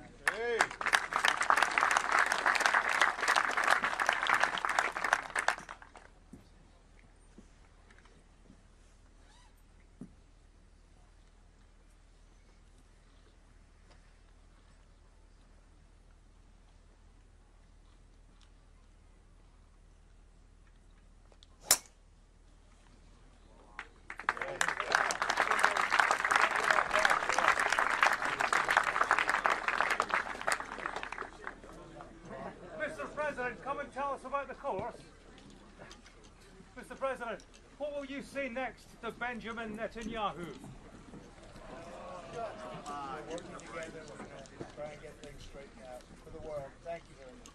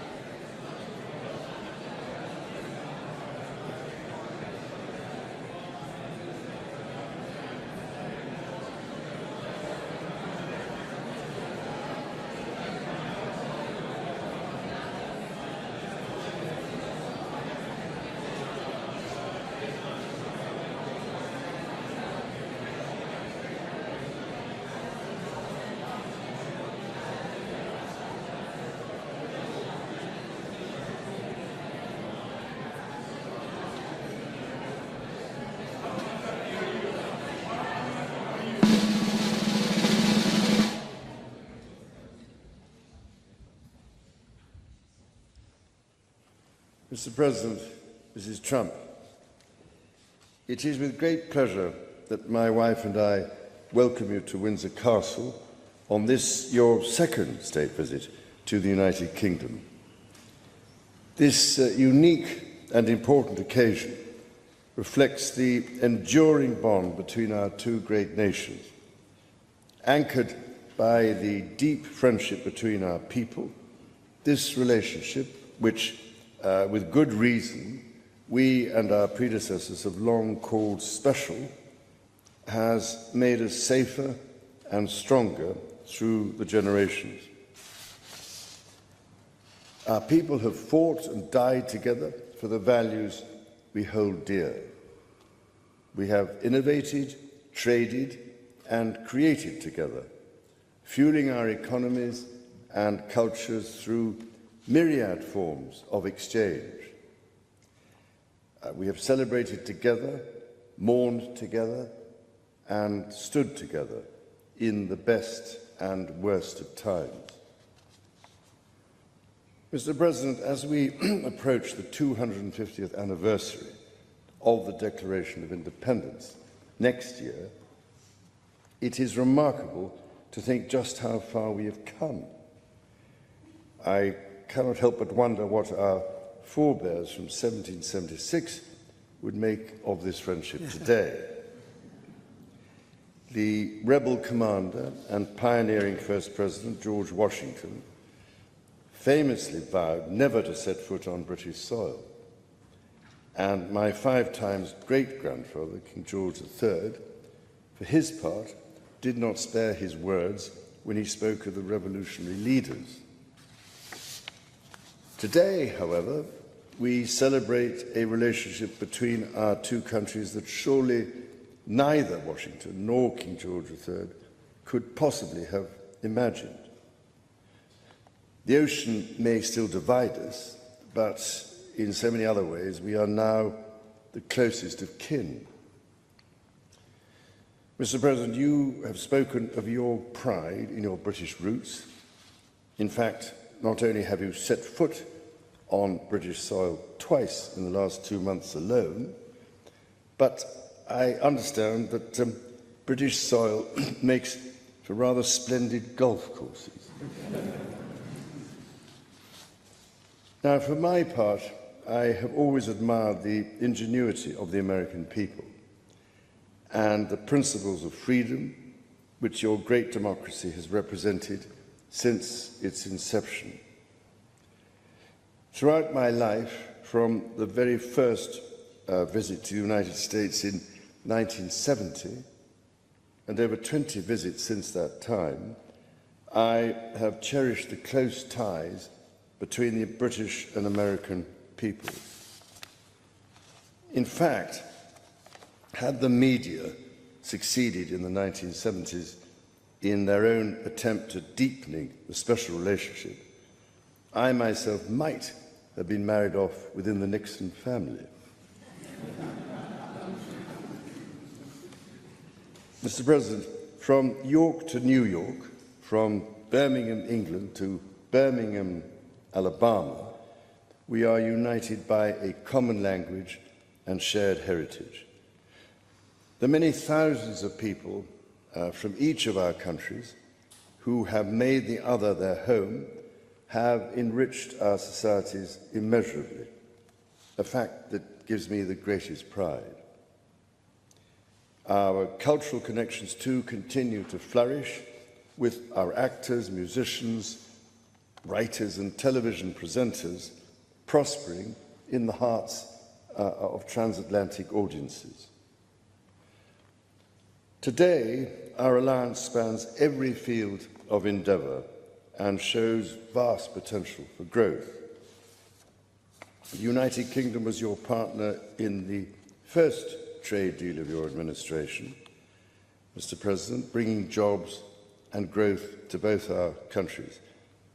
And no doubt we can go even further as we build this new era of our partnership.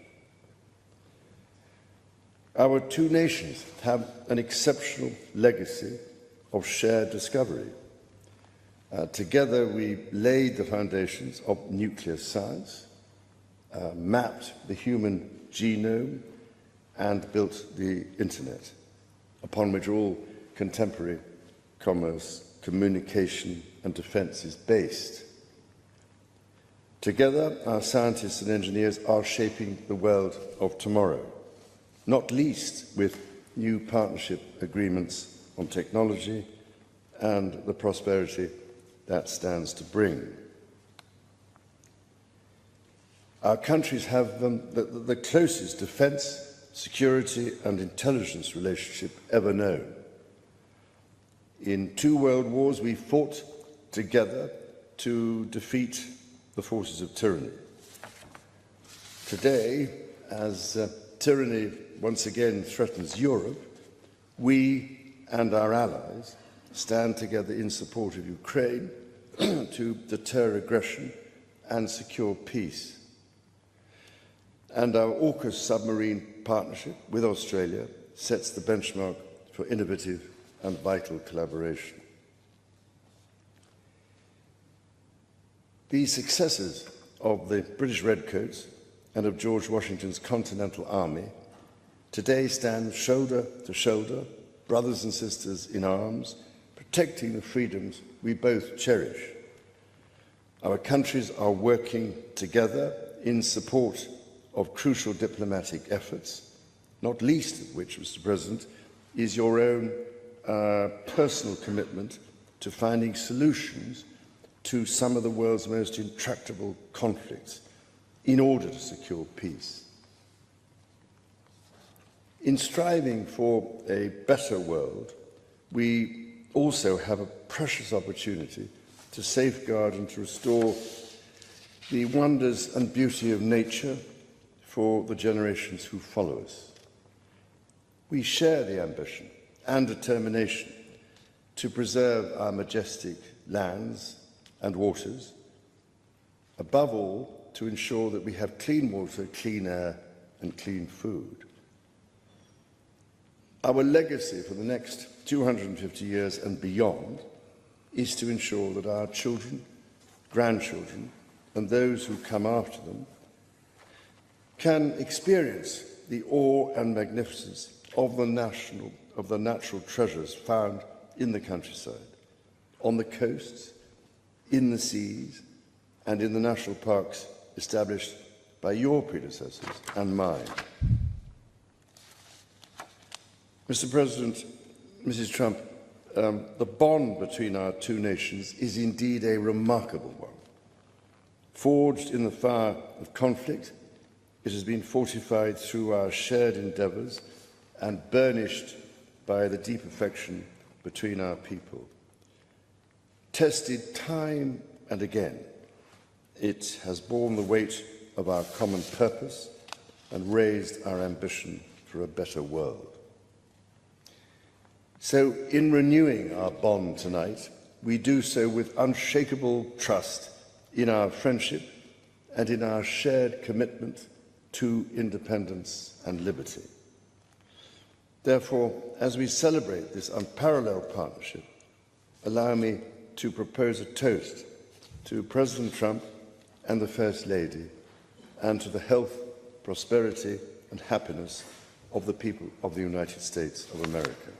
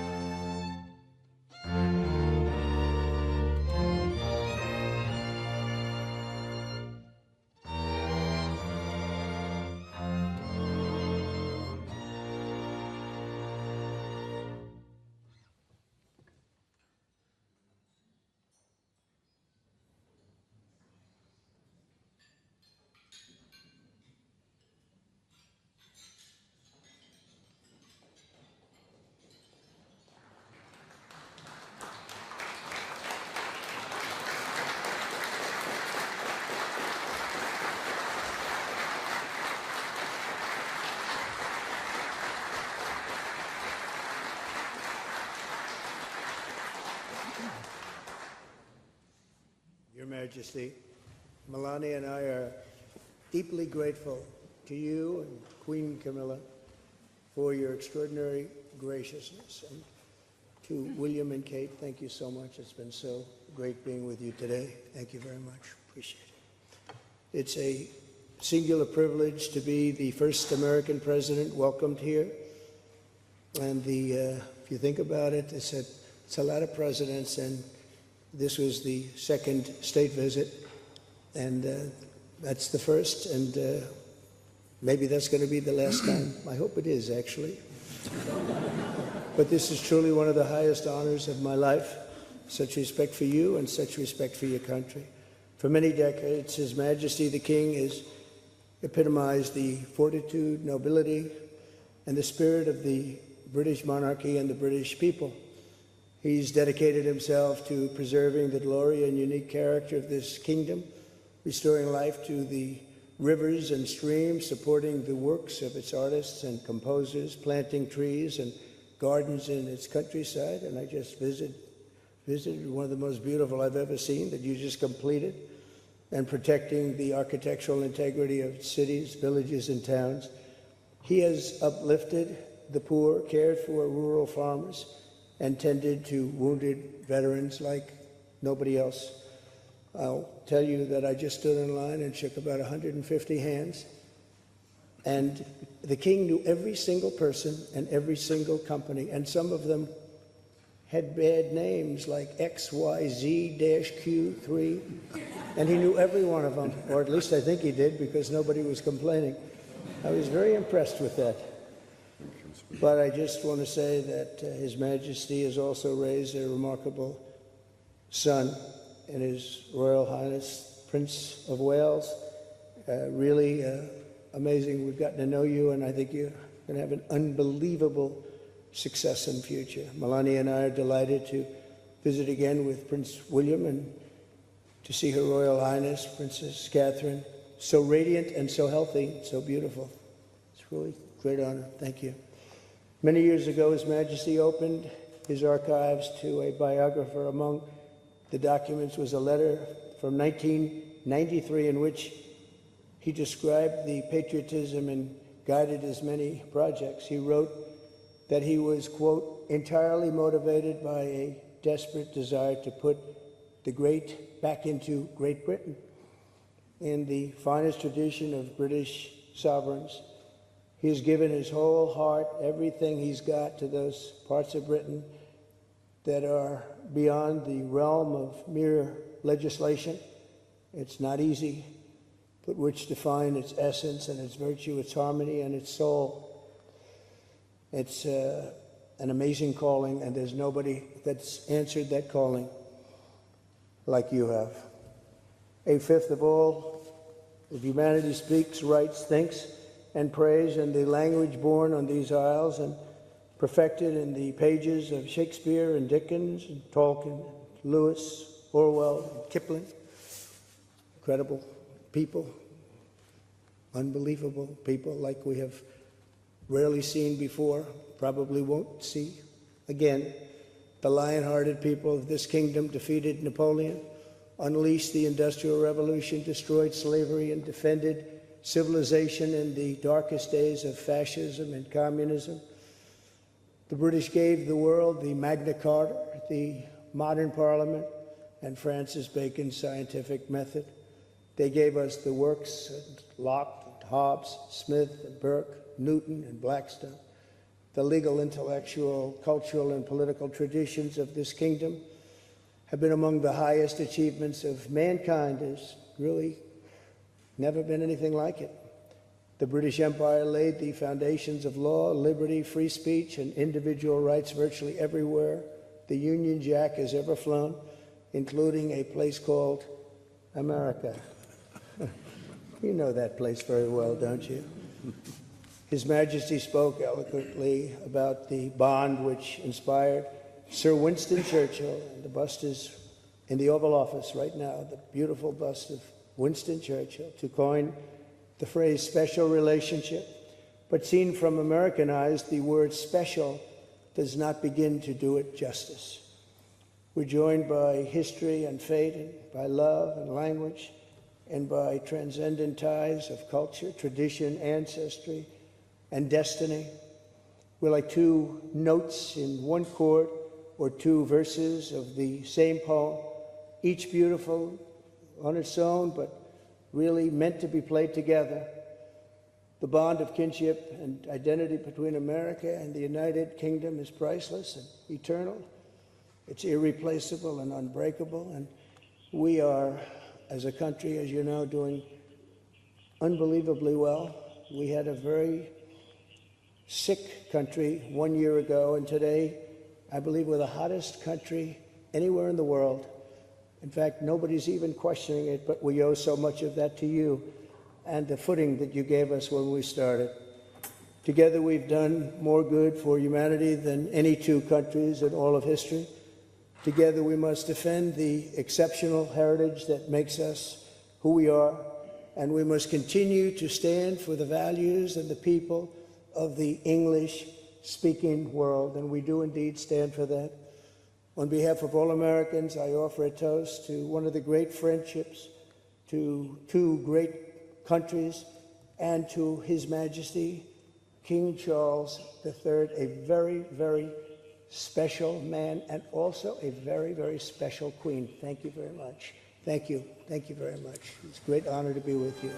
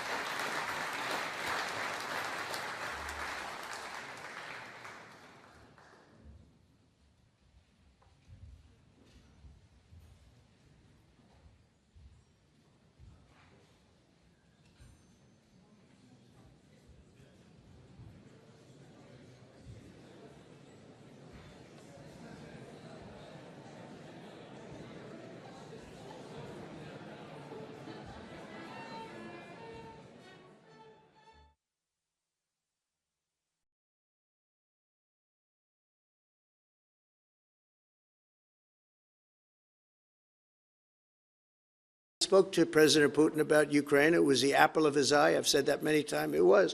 But he would have never done what he did, except that he didn't respect the leadership of the United States. They just went through the Afghanistan total disaster for no reason whatsoever.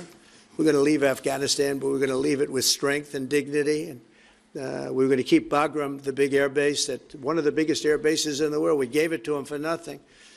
We're trying to get it back, by the way. Okay, that could be a little breaking news. We're trying to get it back because they need things from us. We want that base back. But one of the reasons we want the base is, as you know, it's an hour away from where China makes its nuclear weapons. So a lot of things are happening, but I am very disappointed in the fact that that one's not settled. To think.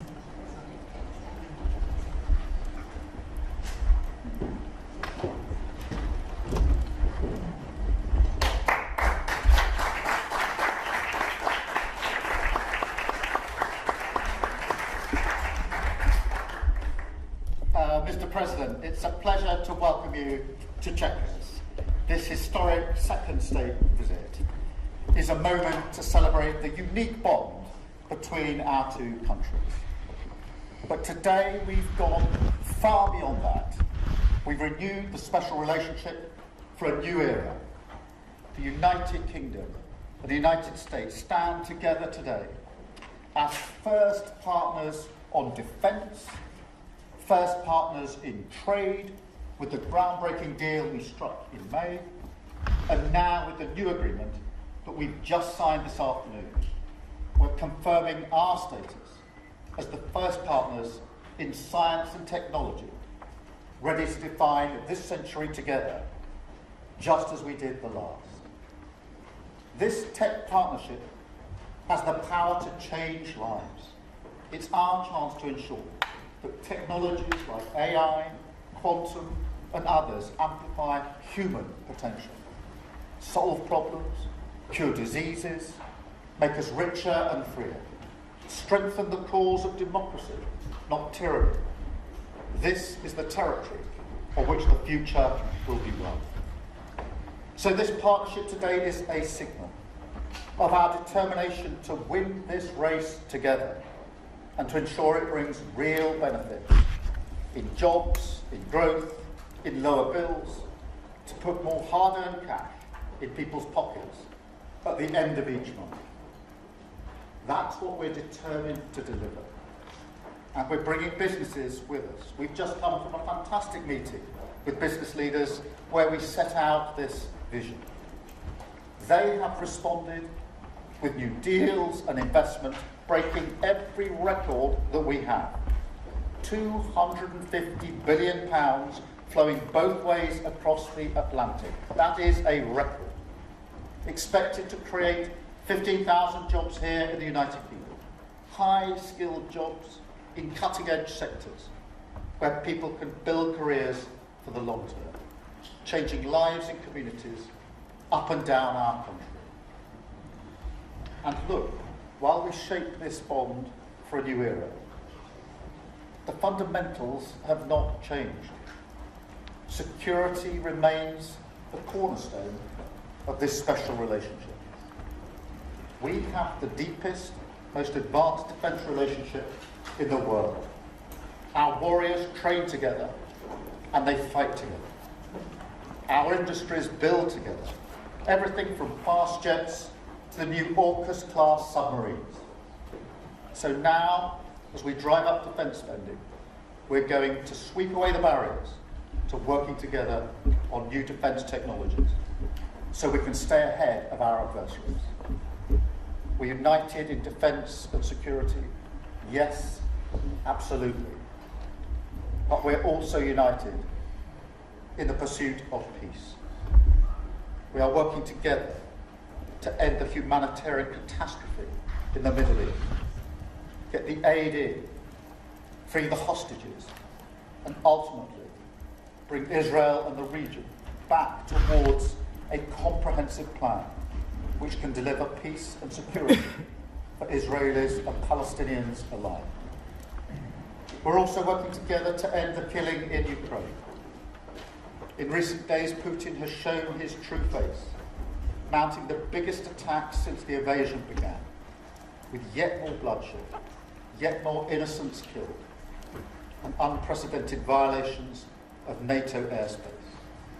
These are not the actions of someone who wants peace. So we've discussed today how we can build our defences further, support Ukraine, and decisively increase the pressure on Putin to get him to agree a peace deal that will last. And President Trump, you have led the way, and we will continue to stand and work together for security and for peace. Mr. President, next year we'll celebrate the 250th anniversary of the United States. We've come on a long journey together since 1776. But it's no exaggeration to say that the partnership our two nations have built has shaped the world from the beaches of Normandy to the founding of NATO, to the creation of technologies that have revolutionised our lives. Time and time again, it is British and American men and women side by side, changing the path of history and turning it towards our values, towards freedom, democracy, and the rule of law. In Britain, we take huge pride in that. And let's be clear, This relationship is not just about history, it's about the future. It's about the benefits it delivers now and for decades to come, to make our people safer and better off. We've shown today that we're delivering those benefits, improving people's lives. So we will go into that anniversary year more optimistic than ever and more confident than ever about our two great nations and what they can achieve side by side. Thank you. And it is now my pleasure to give the floor to Mr. President. Thank you. Thank you very much. Prime Minister Starmer, Melania and I are tremendously thankful for the wonderful hospitality that you and Lady Starmer have extended today at Chequers. Quite the place, I must say, quite the place. And we're grateful beyond words for the spectacular honor of the state visit yesterday at Windsor Castle, hosted by His Majesty King Charles III and Her Majesty Queen Camilla.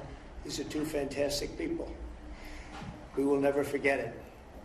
As I said last night, the bond between our countries is like no other anywhere in the world.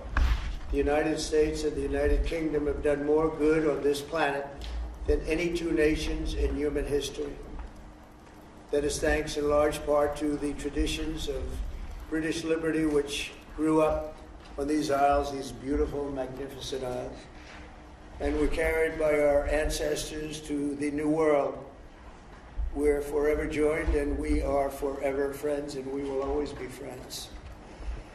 This enduring connection is why I was thrilled that the United Kingdom was the very first country with which we made a historic trade deal, and a very good trade deal. He's a tough negotiator. I think it was a better deal for you than us, but he's It's a very good deal for both. He is a great negotiator who will extend our unparalleled security alliance into the realm of economic security for the first time, and I look forward to finalizing it very soon. We'll have it done very quickly. We have also just signed a historic technology prosperity deal, one of a kind, to ensure our countries lead the next great technological revolution side by side. In fact, we just left the business leaders, the biggest in the world. Some are in this room right now.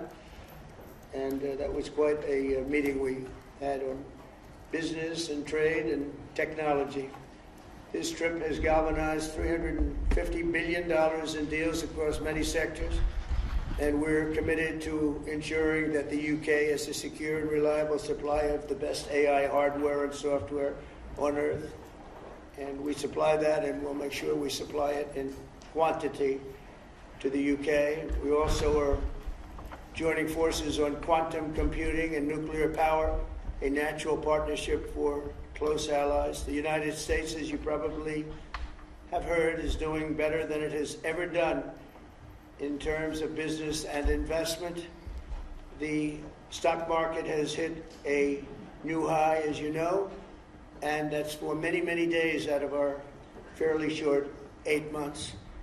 And we seem to be hitting new highs, and I think we're going to do much better even as time goes by. Jobs are at a record, and most importantly, we have more than $17 trillion, $17 trillion, and this is during an 8-month period being invested in the country, which is not only a record, but if you compare $17 trillion to the last year of the Biden administration, they did $250 billion.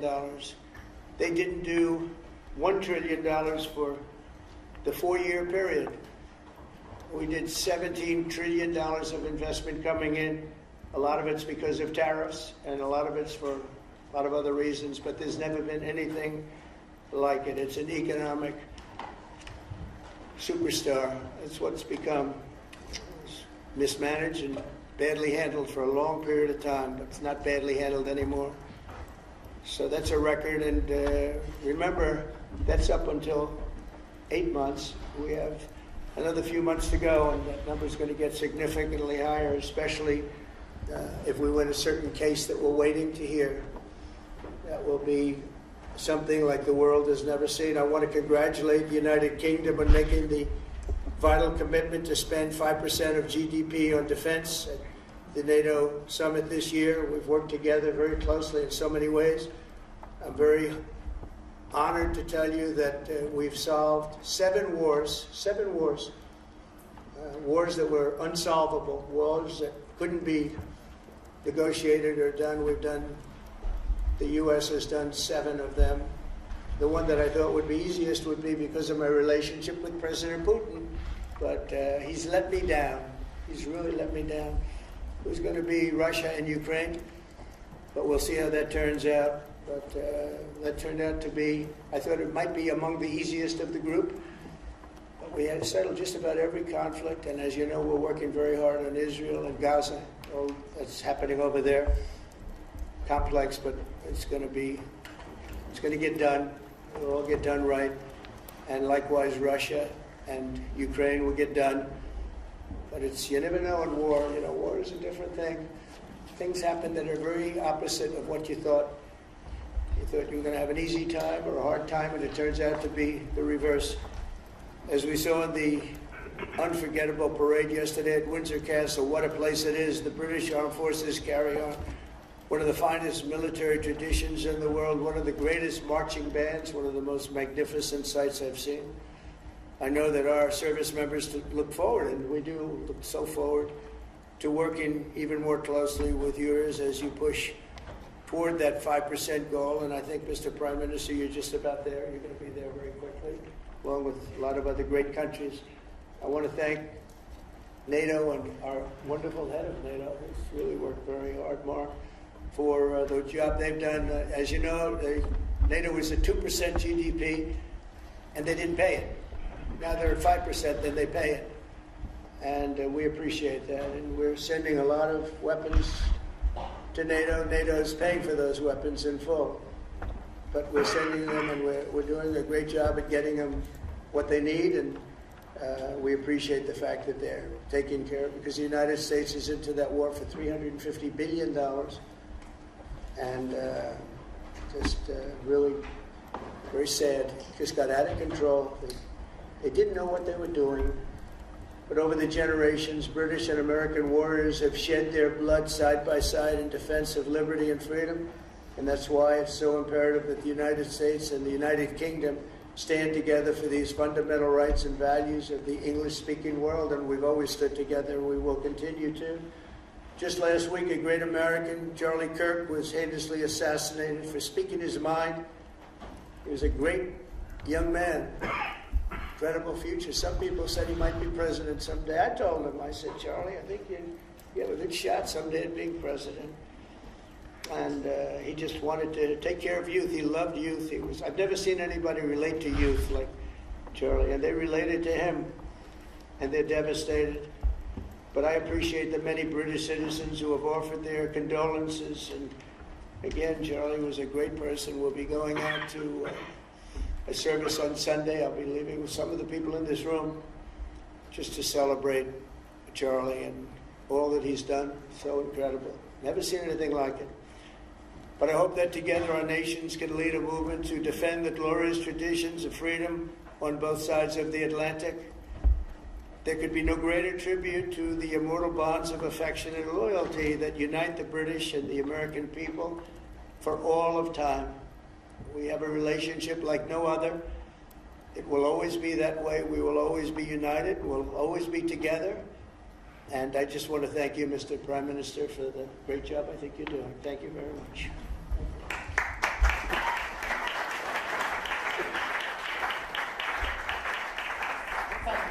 Mr. President.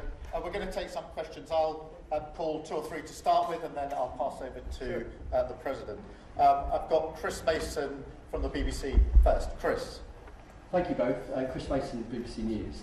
Mr. President, the UK is expected to recognise a Palestinian state in the coming days as the killing in Gaza continues. It often seems that you're the only person that Israel will listen to. What more can you say to them to tell them to stop? And why is the UK's position on a Palestinian state, in your view, wrong? And Prime Minister, what will the recognition of a Palestinian state actually achieve? Is it not just gesture politics to appease people in your own party?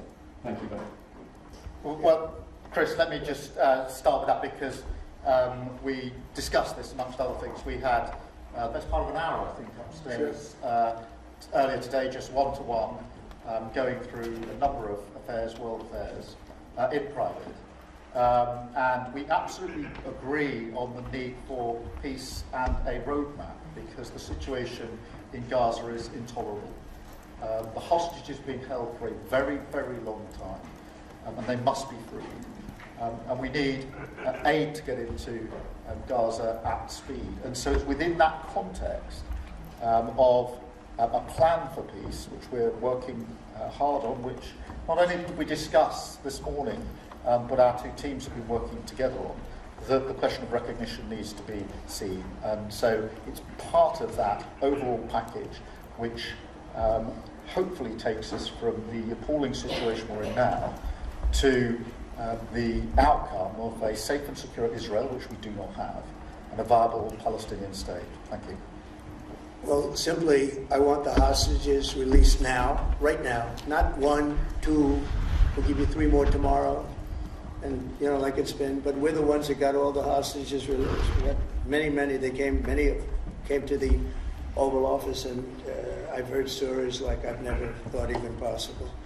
There was no humanity, no anything. I said to them, I said, was there any warmth shown during this stay? Like, they offered you a little extra meal, they gave you a little smile, and they said, don't worry, you'll be okay. And every one of them said, not even a little bit. Amazing, you know, to think that during this stay, long stay in some cases. We had a man the other day, 451 days he was there.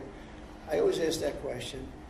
And was there any warmth shown? Just a little word of, you know, encouragement.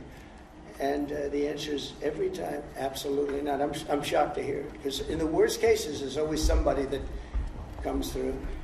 We have to remember October 7th, one of the worst, most violent days in the history of the world, not just there, the history of the world. And I got to see the tapes, and I wish I didn't see them, actually, but I got to see them. And I want an end. I want the hostages released, and I think it's going to be okay, but it has been a brutal period of time. But this has been going on for a long time. This is not something that's over the last year, 2 years. This has been for decades and decades. But we want it to end. We have to have the hostages back immediately. That's what the people of Israel want. They want them back, and we want the fighting to stop, and it's going to stop. But a lot of bad things. You know, Hamas said that they're going to put the hostages up as bait. They're going to put the hostages in front of any attack. And that's pretty brutal. We haven't heard that one in a long time. So we have to remember that. So I have a disagreement with the Prime Minister on that score. One of our few disagreements, actually. Can I take Jack from the Sun? Jack. Thank you both. Jack Elson from the Sun.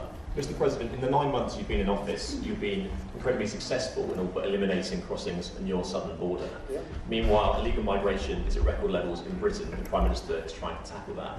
What advice would you give to the man standing next to you on trying to stop illegal migration in Britain? And Prime Minister, if I can just ask, the President is all about drill baby drill in terms of trying to secure American energy and cut bills for Americans. Meanwhile, you are turning Britain's back on oil and gas in favour of renewable energies, such as wind turbines. Why do you think that you are right and he is wrong?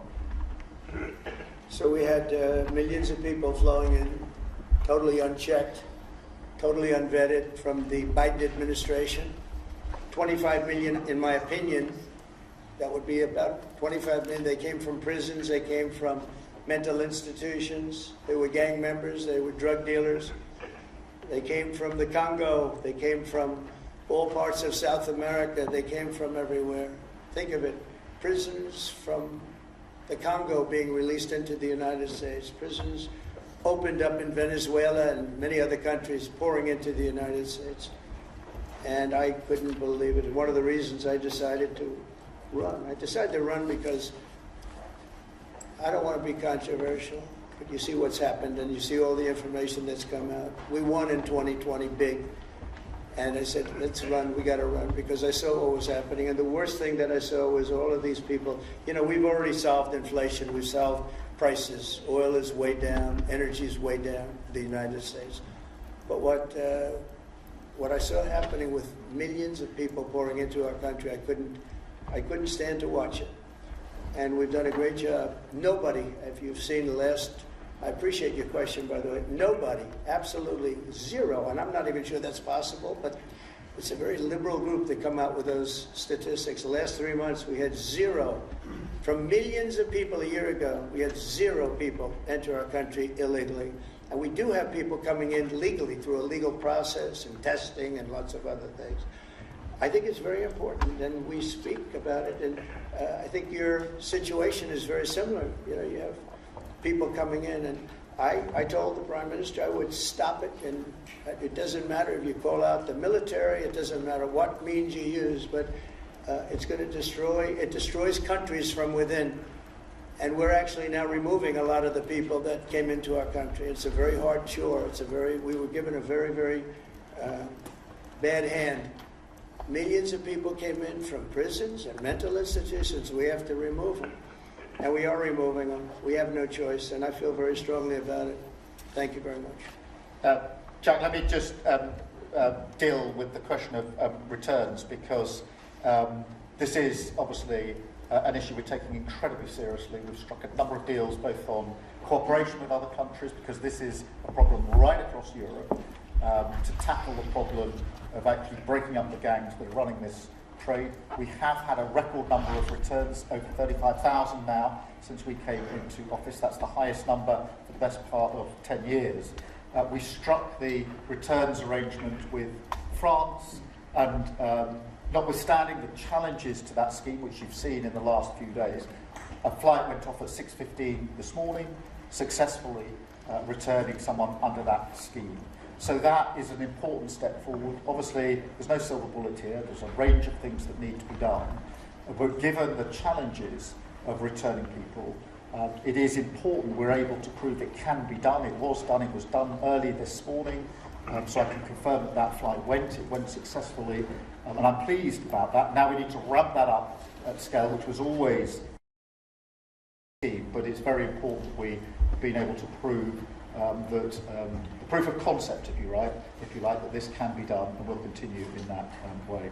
On the question of energy, firstly, let me be really clear that I am absolutely determined to ensure that the price and cost of energy comes down, so that bills come down, both for individuals, for families, with their household bills, but also for business, because this is so important.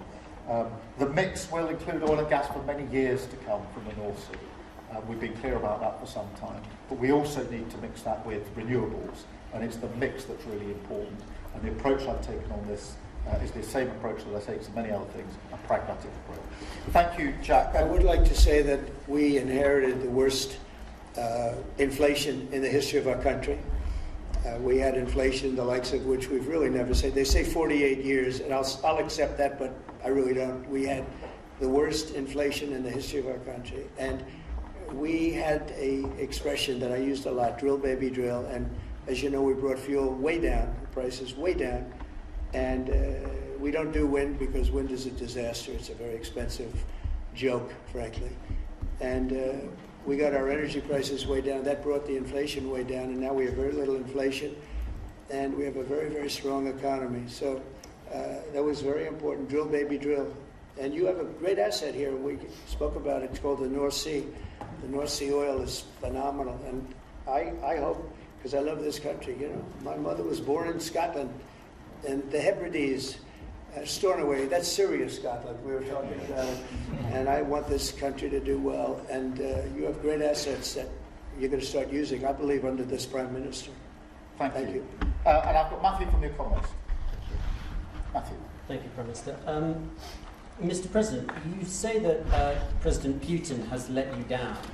Have negotiations run out of road, and what are your next steps to compel an end to this war? Well, he has let me down. I mean, he's killing many people, and he's losing more people than he's killing. I mean, frankly, the Russian soldiers are being killed at a higher rate than the Ukrainian soldiers.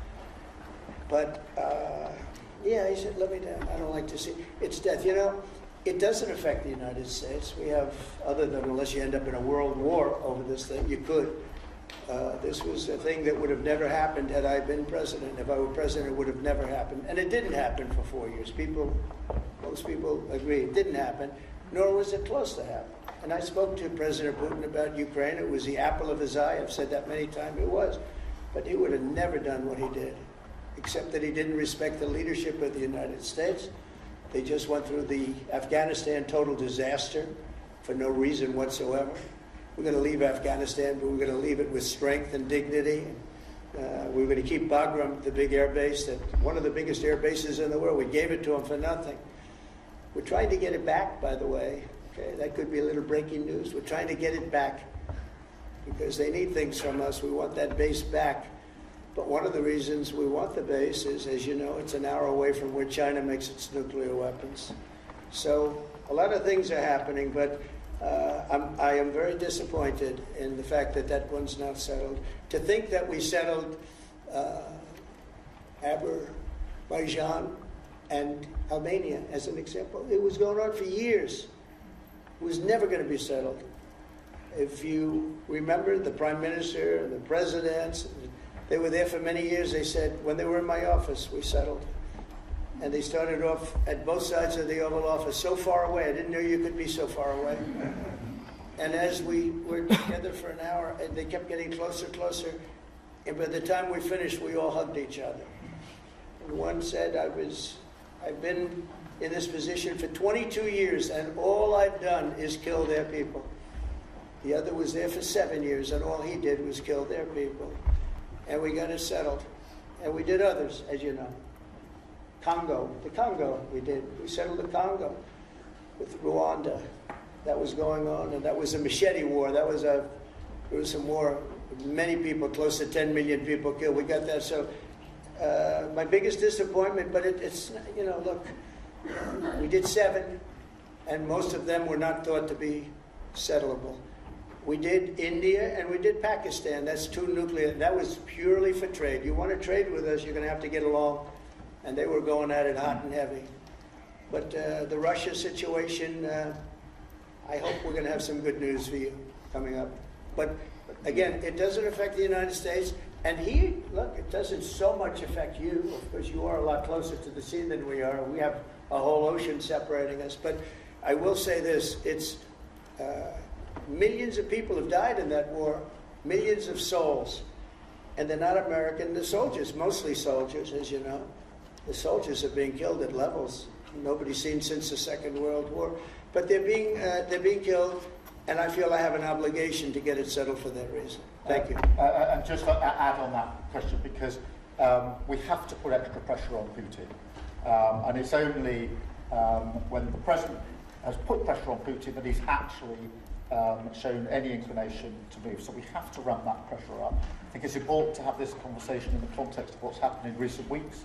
We saw damage and bombing to the British Council in Kyiv. These are targets that it was thought until recently were not targets that would be hit. The British Council, the European Union Embassy, the Council of Ministers, where President Zelensky's ministers work was hit. Again, these were thought to be places that wouldn't be hit. And then the incursion into Poland last week. And if you put that together, what you can see is either an emboldenment or at least an increased recklessness on Putin's part. And that's why I said earlier that they're not the actions of someone who wants peace. So we have to ramp up. And we discussed earlier today, we have built the coalition of the willing with British leadership and French leadership, stepping up with military planning in the seas, in the sky, on the ground, and ramping up what we do with the Ukrainians themselves. And of course, that, taken with an American guarantee, is now an example, I think, of the challenge of Europe stepping up to the plate, which it has done in the last few months, to show, through what we and the French have done, that we're prepared to take the lead in this and take the necessary measures. But that's a war that could have been a Third World War, and I don't think we're going to be there now. But that was heading to a Third World War, and what a shame it is. What a shame it is. Mr. President, do you want to call some of the... I would love to call a few of them. Bev, do you want to have a question?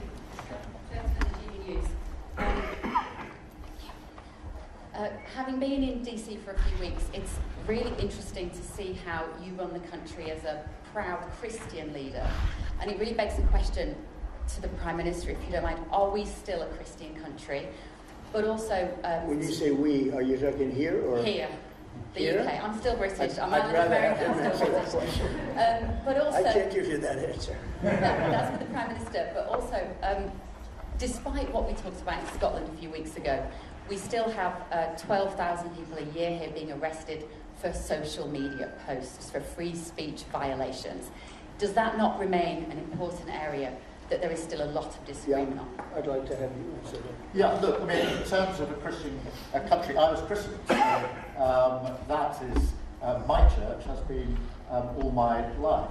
And we are, that is wired into our informal constitution. Of course, we celebrate many other faiths as well, and I'm really proud that we're able to do so as a country.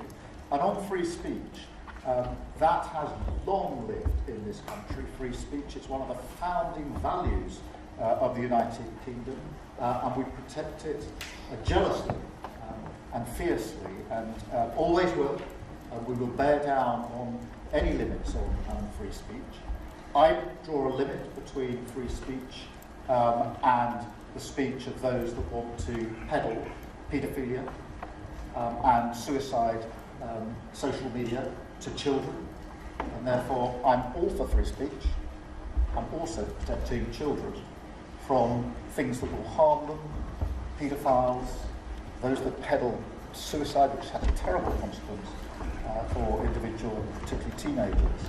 And so that's the balance we strike. But we have had freedom of speech in this country for a very long time, and we will always protect it. Thank you. Thank you very much. Brian, please. Thank you. Prime Minister, it's good to see you again. You have a beautiful country. Thanks for having us. Thank you. 2 questions. One, just recently, President Trump labeled Antifa domestic terrorists. Would you consider doing something like that in your country? Well, we obviously will take decisions for ourselves. I don't want to comment on the decisions of the President, but we take our decisions ourselves. And my question to you, President Trump, is there any update on the auto pen? Yeah, it's just gotten worse from their standpoint. The people that used it, and in particular one person, was never told by Biden to do it. Only spoke to Biden twice, and that was just talking about the weather, not talking about any order. And he was taking orders from people other than Joe Biden. Joe Biden wasn't giving those orders. Joe Biden didn't believe in open borders. He didn't. I've known him for a long time. He was never the brightest bulb in the ceiling, as we know. You can go back 40 years ago and you'll see that. Go back and take a look at the hearings on Justice Thomas, and you'll see that very much. But he didn't believe in open borders and all of this nonsense that they're peddling now, which is why they're not in office any longer. It's a shame. The auto pen was illegal. It was illegally used. He never gave the orders. He never told them what to do. And I guess the only one he signed, or one of the few he signed, was the pardon for his son. But you had the congressman who, when they got the information, they found out they were guilty, and they deleted and destroyed all information, everything. You couldn't get any out of it. They found out that Nancy Pelosi actually was offered the 10,000 soldiers, and she turned them down. They found out many things that were very bad. So they deleted and destroyed all information. You talk about freedom of the press and freedom of speech. How about that one? And there's not a thing. This is after a year and a half of hearings. They destroyed everything. And somebody's got to be held responsible. So Biden, what he did is they knew, I don't think he knew, but somebody knew. I don't think Biden had a clue about anything, if you want to know the truth. But they gave a pardon to those Congress people. They gave a pardon. Those people are so guilty. They gave a pardon. But Biden didn't know about it. The people, whether it's Lisa or any of those people in there that really ran it, I know them all. And they're sick people. They're smart people. They're very smart. They're probably brilliant, but they're sick in ideology. And they were running the auto pen. And it was totally illegal what he did. And I hope it's going to be so adjudged. Okay? Let's see. Peter, go ahead. Thank you, President Trump. In the deal that you're working on for the Chinese to sell TikTok to an American buyer, are the Americans going to have to come up with their own algorithm, or are they going to continue to use the successful but addictive Chinese algorithm? So what we're doing, and we're speaking to President Xi on Friday to see if we can finalize something on TikTok, because there is tremendous value, and I hate to give away value, but I like TikTok. It helped get me elected. In fact, Charlie said, "Sir, you ought to get on TikTok. You'd be great." I said, "Really? Tell me about TikTok." And we, as you know, we did unbelievably well with youth, like at a level that no Republican has ever even dreamt of. And in what, look, I think we won it for a lot of reasons, but that was a reason we won the election by such a big number. TikTok has tremendous value. The United States has that value in its hand because we're the ones that have to approve it. I specifically get the right to approve it. The people that are investing in it are among the greatest investors in the world, the biggest, the richest, and they'll do a great job. And we're doing it in conjunction with China. But we are getting, the United States is getting a tremendous fee plus, I call it a fee plus, for just making the deal. And I don't want to throw that out the window.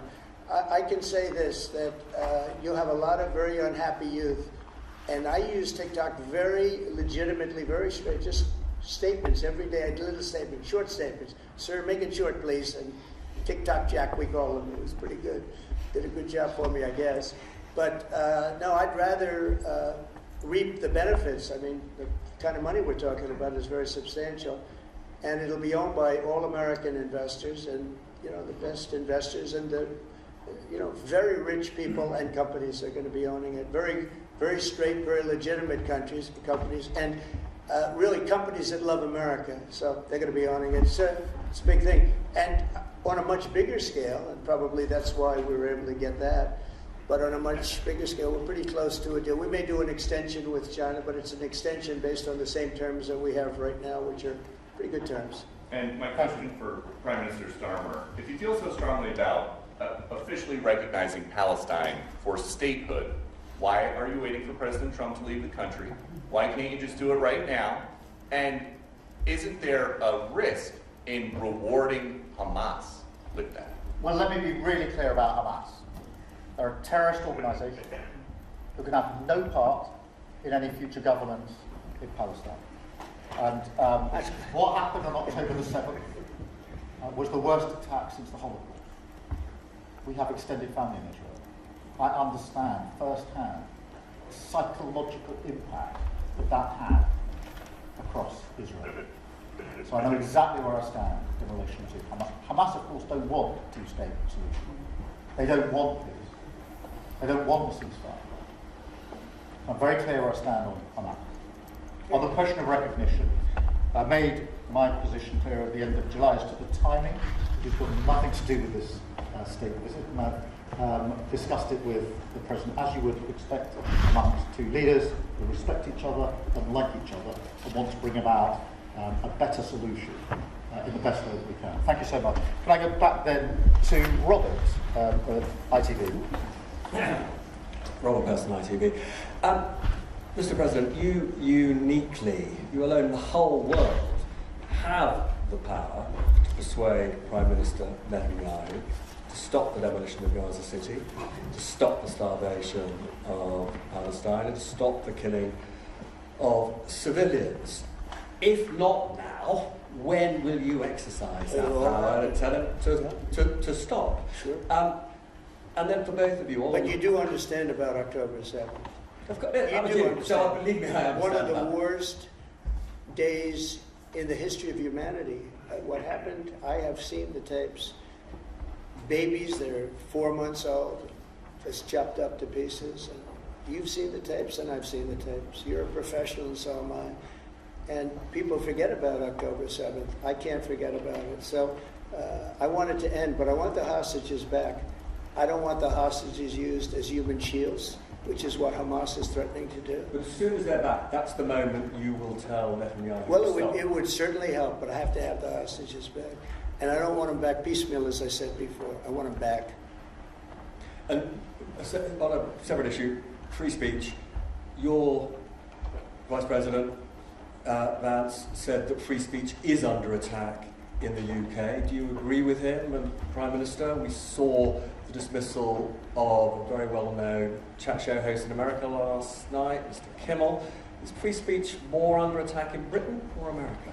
Well, Jimmy Kimmel was fired because he had bad ratings more than anything else, and he said a horrible thing about a great gentleman known as Charlie Kirk. And Jimmy Kimmel is not a talented person. He had very bad ratings, and they should have fired him a long time ago. So, you can call that free speech or not. He was fired for lack of talent. Please go. Yeah, I mean, firstly, on the question of Charlie Kirk, can I just express how shocking that is, I think, to everybody who believes in free speech and in democracy. It sent shockwaves through the world, and I know that he was a friend of the president, and I reached out straight away to the president because I understood how impact would be on him and his family. And we all need to be absolutely clear about that. Whatever our political views, it is shocking and is to be condemned. On free speech, not much to add to the answer I gave earlier. This country's had free speech for a very, very long time. It is part of who we are as a country, and it is the values that we fought for. We fought for it during the Second World War alongside each other. So we need no reminding of the importance of free speech in this country. Thank you, Robert. And I go to Beth for the final question, please. Beth. Thank you so much. Sky. Thank you, Beth Rigby, Sky News. Thank you, Prime Minister. If I could start with you. Prime Minister, President Trump has said he's ready to impose major sanctions on Russia if NATO countries stop purchasing Russian oil. He's got a point, hasn't he? Is that what you now believe is needed to bring Putin properly to the table? And what's your message to the President on US sanctions? And Mr. President, if I may, the King praised your personal commitment last night to finding solutions to the world's most intractable conflicts. You have invested much of your time and effort in Ukraine, but even as you seek to broker a deal, President Putin is escalating the war, he's firing drones into NATO airspace. You say he has let you down. Was it a mistake to invite him to Alaska? Do you regret it? No. And is it time to squeeze him, sir, and scare him and impose sanctions? And finally, if I may, the elephant in the room, Lord Mandelson, he is no longer the ambassador. Do you have some sympathy with him that he lost his job over historic links to Jeffrey Epstein? Thank you very much. I don't know him, actually. I had heard that, and I think maybe the Prime Minister would be better speaking of that. That was a choice that he made, and I don't know. What is your answer to that? Well, I mean, it's very straightforward. Some information came to light last week which wasn't available when he was appointed, and I made a decision about it, and that's very clear. On the question of the pressure on Putin and on Russia, which is obviously really important. Look, I think it is a challenge to Europe. There are a number of European countries which are too reliant on energy from Russia. The UK actually, obviously, has almost got nothing at all, but we do need to bear down and work with our European counterparts here. There are one or two countries, I think, that do need to look again at the question of energy. There's no one silver bullet here. We do have to have a wider suite of sanctions, which we've put in place a number of times, working across Europe and with the United States. And of course, we must, and we are, making sure that Ukraine is in the strongest position now, because one of my long concerns here has been that whilst we talk about a ceasefire, and we all want a ceasefire, and we talk about what might happen after a ceasefire, we mustn't forget that Ukraine needs our support now. We've said we stand with Ukraine from the start to finish, and that means we must continue to supply them with what they need in order to fight this war, which of course resulted from and is a result of Russian aggression. We have particularly done the sort of leadership role in the coalition of the willing, so that if there is a ceasefire and if there is a deal, and I do hope there is, that is then lasting and not then broken, because given previous history, I don't trust Putin. Thank you. Very simply, if the price of oil comes down, Putin's going to drop out. He's going to have no choice. He's going to drop out of that war. And when I found out that the European nations were buying oil from Russia, And as you know, I'm very close to India. I'm very close to the Prime Minister of India. I spoke to him the other day, wished him a happy birthday. We have a very good relationship. He put out a beautiful statement too. We have, but I said, you know, I sanctioned them. China's paying a very large tariff right now to the United States. But I'm willing to do other things, but not when the people that I'm fighting for are buying oil from Russia. If the oil price comes down, very simply, Russia will settle. And the oil price is way down. You know, we got it way down. We're drilling and we produce more oil than anybody else in the world. We're doing a lot. But I was disappointed to see that. And the Prime Minister was disappointed to see that. And it wasn't him, it was other countries. And you can't do that. You can't do that. You can't. That's not playing fair with the United States. And we can't have that. Thank you. Thank you very much indeed. Thank you.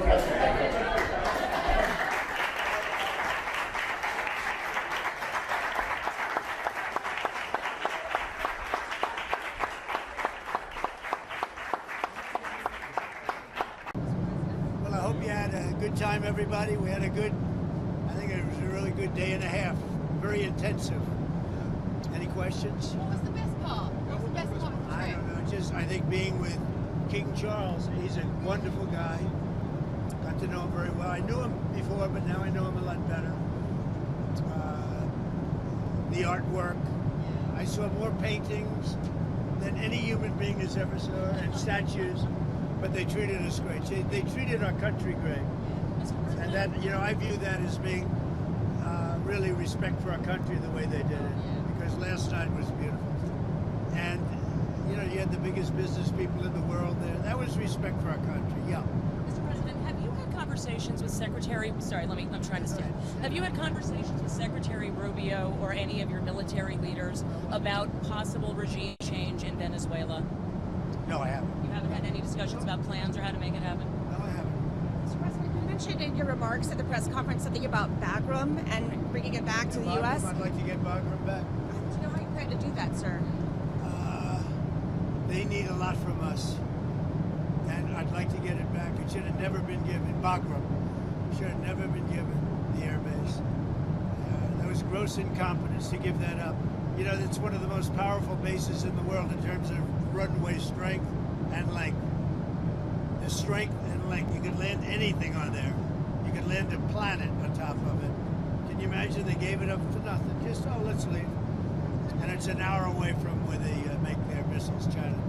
Mr. President, it's been a month since you're meeting with Putin. Is it time to call for a ceasefire? It's been a month since you're meeting with President Putin. Is it time for a ceasefire to call? Doesn't feel like it. But at the right time, if I have to do it, it'll be harsh. Mr. President, can I ask you a question about something you said earlier this week? You said, Mr. President, regarding Antifa, what you posted. Who you with? NPR, sir. They were gone. Regarding Are they still here? We are? Are they still there? Oh, good. Congratulations. Yeah. Regarding designating them a terrorist organization, when they don't have defined leadership or membership, how do you target them? Who doesn't? Antifa. We're going to find out, right? We're going to see. People have been talking about it for a long time. We're going to see. Did they have anything to do with your network? No. Okay. But we're going to find out. Yeah, go ahead. Mr. President, you said earlier this week that the women who yelled at you, who were protesting when you were at Joe Stone Crab, should be in jail. Do you actually think that that is an offense that deserves jail time? I don't know how they got in there, but certainly I thought it was very inappropriate. And they said things that were very, and it was a question of when you take a look at the way they acted, the way they behaved, yeah, I think they were a threat. You think that deserves jail? You agree with me?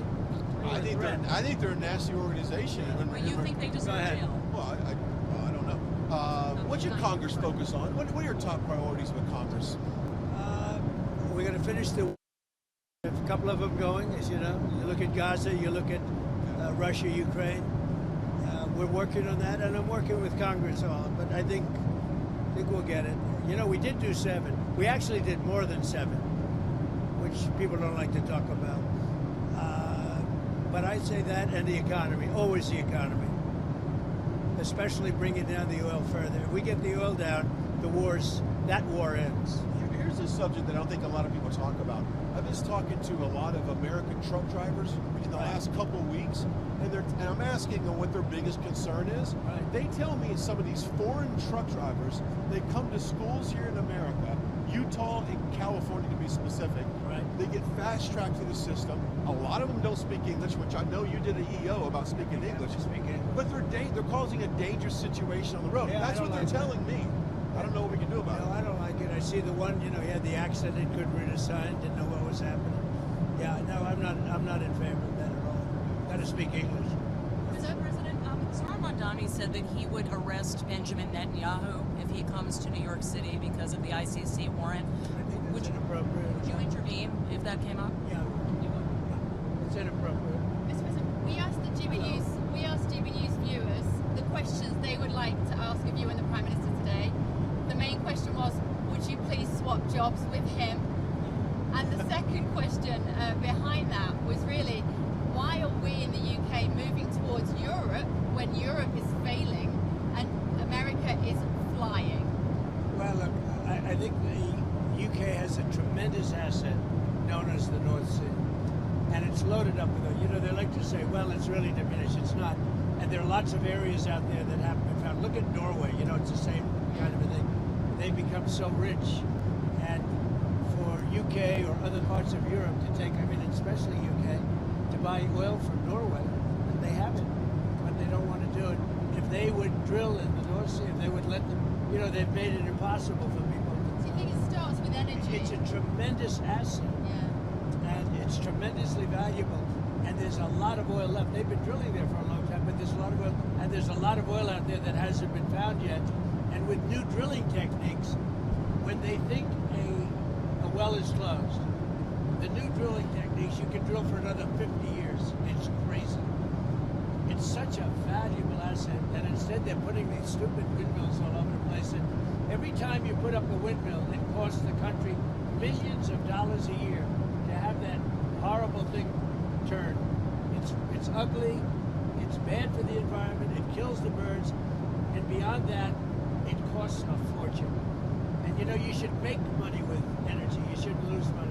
With windmills you lose, including those massive solar fields, that take up all the farmland. And they are black plastic from China. You ever see what happens to a bird when the birds land? They get fried, because it's hot. So you don't need a saucer. You don't need a stove. A bird lands on it, it's over. And then they say it's great for the environment. The lunatics. Go ahead. I was going to ask, last week in the Oval Office, I asked you about if Ilhan Omar should be censored. Congress censored her. I just want to get your reaction to that. They did censor her. Good. When did this happen? Was it yesterday? Yeah, good. I think she's terrible. I think she should be impeached. I think she's terrible. Was she originally from Somalia? So how are they doing it? How's their government? Do they have a president? Do they have a council? Do they have anything? Do they have police? I love these people that come from a place with nothing, no anything, and then they tell us how to run our country. Now I think if she got censured, that's great. If she got impeached, that's even better. They impeached me twice for nothing. And they impeached me knowing the Republicans are on my side, so they knew it was just, but they impeached me twice. She should be impeached, and it should happen fast. And what she says is out of line. Yeah, go ahead. Anybody else? Mr. President, who would you like to see? Mr. President, are you going to ask Brendan Carr to weigh in on other late-night hosts that you have said should be off the air? Late-night host is on network television. There is a licensing. I'll give you an example. I read someplace that the networks were 97% against me. I got 97% negative, and yet I won it easily. I won all 7 swing states, popular, I won everything. And if they're 97% against, they give me only bad publicity or press. I mean, they're getting a license. I would think maybe their license should be taken away. It will be up to Brendan Carr. I think Brendan Carr is outstanding. He's a patriot. He loves our country, and he's a tough guy. So we'll have to see. Why is that not a free speech issue? When you think 97% of the stories are opposed to me, and yet I win easily the election. It's pretty amazing when you think of it. That shows they have no credibility. Go ahead. I was just going to agree with. I mean, could you use that same logic with news? If someone, in the old days, I remember in the old days that every 4 or 5 years, a network would reapply for its license, and the license is free. You know, they get this valuable thing for free, and they'd reapply for a license. And if they did something wrong, well, I beat George Stephanopoulos, Slopadopoulos, I call him, George Slopadopoulos. They had to pay me $15 million for what he said. I beat CBS for much more money than that, including advertising and other things, much more money, because they totally changed the answer that Kamala gave on a question. I mean, they didn't change it. They took it out and put a different answer in. And they didn't want to go to court with that. That's a tough one to go to court with. So, no, I think that if you remember, years ago, I remember as a kid, they would file, it was a big deal every 4 or 5 years, and I don't know, you don't hold me exact, but it was like 4 or 5 years they'd have to file for a license extension. I don't hear about that. The only one that I've heard even bring it up is Brendan Carr. I think Brendan Carr is doing a great job, and I think he's a great patriot. Do you agree with Ryan about news? What do you think about the fact that you attend an event in England, a state visit, it's spectacular, right, and yet the Mayor of London can't be there? I didn't want him there. I asked that he not be there. I don't want. I think the Mayor of London, Khan, is among the worst mayors in the world, and we have some bad ones. If you look at Chicago, if you look at, but I think he's the equivalent of the mayor of Chicago. I think he's done a terrible job. Crime in London is through the roof. The Mayor of London, Khan, Mayor Khan, has done a terrible job, and on immigration, he's a disaster. No, I asked that he not be there. He wanted to be there, as I understand. I didn't want him. I've not liked him for a long time. I just think, you know, I have a certain pride in London and UK. My mother was born in Scotland, as you know. And when I see Mayor Khan do a bad job, the stabbings and the dirt and the filth, it's not the same. No, I didn't want him there. And the Prime Minister said to you, when I asked about, are we a Christian country, his answer was that he was christened. But he's quoted in newspapers. Who was right? The Prime Minister said, I was christened, he said today, this afternoon, as though that explained whether we were a Christian country. But he's actually being quoted as saying, 2 years ago, saying he was an atheist, he's a committed atheist. Is he the kind of guy that says something when you're there? I think he's a very nice man, I really do, and his wife is nice. And, you know, I'm with him for a day and a half. And, you know, the thing I most disagree, I guess I disagree with him in two things. Immigration, which is very rough for the UK, very rough. And energy. As I said, you know, the North Sea, if I had that, I'd make a fortune with it. Look at Norway's accounts. Look at the cash Norway has. And they have the same thing we're talking about. I don't even know if they have as much. But that's a tremendous asset. So those two things. But well, you got the feeling. I mean, I get along with him great. I think he's a really fine person. You got the feeling today that business is keen to invest in the UK? Because it doesn't feel like that when you live there. Well, we made a deal with the UK, and some of those companies have made a deal with the UK, but there's always strings to the US. You know, I help them. I mean, I help them. I want to help them. I want them to be strong as a country. I think it's important that the UK be strong. And we're so strong financially that we can get people to do other things. Talk to you about Ukraine. Did the Prime Minister talk to you about Ukraine? He indicated he did. What were his arguments for what you should do? He was really a little bit embarrassed, and he's rightfully, that I called Europe, you know, NATO countries, EU countries, you can call it either way because they're very similar, but that I caught them buying oil from Russia. And he said, that's not good. I mean, I appreciated that he said that. He said, that's not good. Now, how about that? We're supposed to do all this stuff, and they're buying oil from Russia. That's not good. Do you agree? That's about pretty much all we do. Did he say that he would be open to have me do something? But he also agrees they have to stop buying oil from Russia. Did he say that they would also be willing to do sanctions? That he would be willing to do sanctions? He would do sanctions, yes. And he's not one of the culprits in terms of the oil from Russia. Mr. President, Governor John Shapiro said that your administration is cherry-picking violence that is okay and violence that is not okay. What is your response to that? It's just violence, and it's violence that you don't have to have. Look, in D.C., we took one of the most dangerous cities in the world, and you can walk down, you can take your husband, your boyfriend, your girlfriend, whoever you want to take, you can take them out to dinner tonight in D.C., and you're going to be safe. It's really safe. We did a great job. We're going to do the same job in Memphis, and we're going to Chicago. And I told you, the head of the Union Pacific, who's a great gentleman, a great businessman, started as a low-level railroad. He calls himself a railroader. It's a cool story. 45 years later, he's the chairman of the Union Pacific. He said, sir, you have to save Chicago. It's a great city. You can't let it go. And when he said that, I said, I don't really have time to wait a couple of months. Last weekend, they lost 11 people were murdered and 28 people were shot. That's not shot at. That means actually hit. 100 were shot at and missed. That's what I call dangerous. And Pritzker's going out and saying, we've got crime under control. Now, it went down a little bit because for 4 months, 5 months ago, I put the FBI there. They've done a good job. But that's limited what they can do. What you really need is our big, strong soldiers to get them into shape.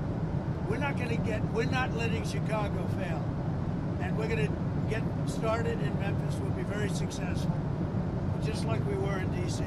And we're going to have to stay in D.C. for a while because, you know, you leave, people have a tendency to come back. Now remember, we took 1,500 people out of there, pretty permanently out of there. We took career criminals, really bad murderers and other things. We took them out of D.C. They're not coming back. You don't take them, if they come back, you're just wasting your time.